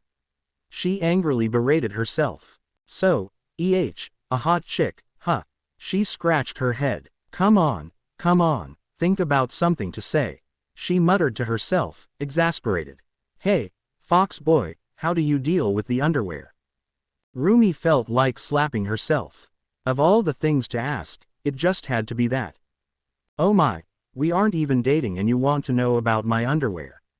Dramatically gasped Midoriya. What a naughty rabbit girl, she purred. I spluttered Rumi, red-faced. Then she noticed that playful smirk on the woman's face. Oi, just answer already. I didn't mean it like that, she exclaimed, waving an angry fist. You were so cute when you were flustered, Midoriya giggled, entertained. The train, in the meantime, rolled in and people slowly approached it, eager to get to a seat. To answer your question, I've got special underwear that adjusts to my form. Pretty expensive and specialized, but nothing my family's quirk insurance couldn't cover, Midoriya explained. Adapts to the form and to the tails. It is amazing just how far technology has gone. The doors of the train slid open and the crowd made its way inside. Rumi and Midoriya found a seat at the back of the wagon. The rabbit girl eyed her companion, surprised by her extremely ladylike behavior and demeanor as she sat down. Well, that was until the train lurched forward and she suddenly found a smirking fox dramatically falling all over her, as if the train had moved too violently. Sweet carrots, Shish has giant melons. Rumi, face burning with embarrassment, thought. Sorry about that, murmured Midoriya, her lips gracing Rumi's rabbit ears. Rumi felt a shiver run down her spine, her rabbit tail standing in full attention. At the moment, Rumi wasn't entirely sure if she was suffering a terrible fate or absolutely enjoying it. She really hoped it was the former. Why is it that each form acts so differently? Rumi wondered, fighting her embarrassment. I get that they have their own personality, but geez, they really are so different from each other. Just keep your thoughts on that, Rumi, and don't stare at those humongous, crap, too late, the young rabbit girl thought. Sincerely, I have no idea, Midoriya said with a dismissive shrug. My psychologist believed each form is a fraction of my core persona, the 9 tails. She rolled her eyes at that. Thing is, I sure do not know how to interpret forms such as these. I do fear what my other forms will be like. That caught Rumi's attention. Hold on, you have forms to manifest? She asked. It is mostly guesswork, but if my true form is the 9 tails, I have been 0 tails for most of my life, and thus far I have managed to sequentially manifest from 1 tail to a 4-tailed form. It stands to reason there is room for 4 new forms, Midoriya explained. Rumi wasn't sure why, but she sure enjoyed whenever Fox Boy explained something. Maybe you should focus on unlocking those forms. Who knows, maybe they make you stronger, Rumi suggested. I have decided to try, Midoriya told her with a smile before she gently raised a hand, as if to stop Rumi from doing something. There's no need to smack me, love, I know I've been acting silly. Truth of the matter is, I am still adjusting to my quirk. I've been the 0 tails for so long, she gave a sad smile. My forms, even the one supposed to be my real one, still feel alien to me at times. But it doesn't matter. Like I said yesterday, I'll go beyond. A mischievous smirk crossed her face and Rumi immediately felt the urge to flee. It is a good thing I have such a great friend to help me, right, rabbit girl? Midoriya purred. Before Rumi could escape, strong arms wrapped around her and she was suddenly caught in a hug. Worst part, her head was buried between 2 cushioned masses that Rumi rather not think about. And enough of all the touching. Rumi spluttered, red-faced, as she tried to pry herself from Midoriya. Midoriya released the poor rabbit, giggling at the expense of her prey's pride. If you say so, Midoriya pouted, earning a scowl from the rabbit girl. Fine, so, before we reach the final station, why don't you tell me what you think of the costume I've come up with? Rumi appreciated the much-needed change of subject and something else to focus on. Unfortunately, this form of Fox Boy seemed to relish on the embarrassment of others. All Rumi could think was that her face felt like it was ready to burst from blood overflow. Thankfully, Fox Boy was still in there, inside that attractive woman, and thus when it came to heroes even the 4-tail forms acted like the nerd he really was. Rumi wasn't sure what to think of Fox Boy. He had a quirk that pretty much made him explore a roller coaster of experiences and feelings. She guessed that the problem arose when he remembered what he had done from another different form. No wonder the 0-tailed form was so awkward about his quirk. From the perspective of a quirkless boy, his forms probably were shit crazy or outright embarrassing. Rabbit Girl was thankful when they reached the last station and started their walk towards the school. The fresh air was a nice change. Sadly, four-tailed Midoriya insisted on breaking into her personal space, not that Rumi minded that much. Rumi was by no means vindictive. However, she did feel it was time to get back at Fox Boy. But how? Rumi had to think of something quickly before they parted ways. She looked at the seductive form. An idea came into her head and she smirked. With any luck, it wasn't going to backfire. All right, Fox Boy, two can play the same game, the Rabbit Girl mentally cackled. Say, Fox Boy, did I ever tell you what a nice fur you have? Rumi commented. Really, Rabbit Girl? Midoriya wondered with an amused smile, only for her eyes to widen and jaw to drop. Eep, she squeaked as she felt Rumi's hand caress one of her tails. The Rabbit Girl laughed and nudged the girl, showing that she had been teasing. However, unbeknownst to poor Rumi, this form of Midoriya was not like the others. Once Rumi started to walk away, towards her classroom or just walk around to avoid his classmates until it was time, she felt a pair of cushioned things press against her back and arms wrap around her stomach. Eep, it was Rumi's to go as stiff as a board and as red-faced as a tomato. Careful little rabbit. Rumi shuddered at the soft whispering voice murmuring right next to her rabbit ear. Or this fox might bite. And to Rumi's horror, she felt plump lips beat her cheek. It was no simple peck, either.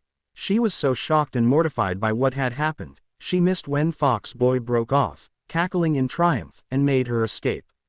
Rumi stood there, petrified. Had Fox Boy just beeped her? A hand went to her cheek, disbelieving. Yep, he had.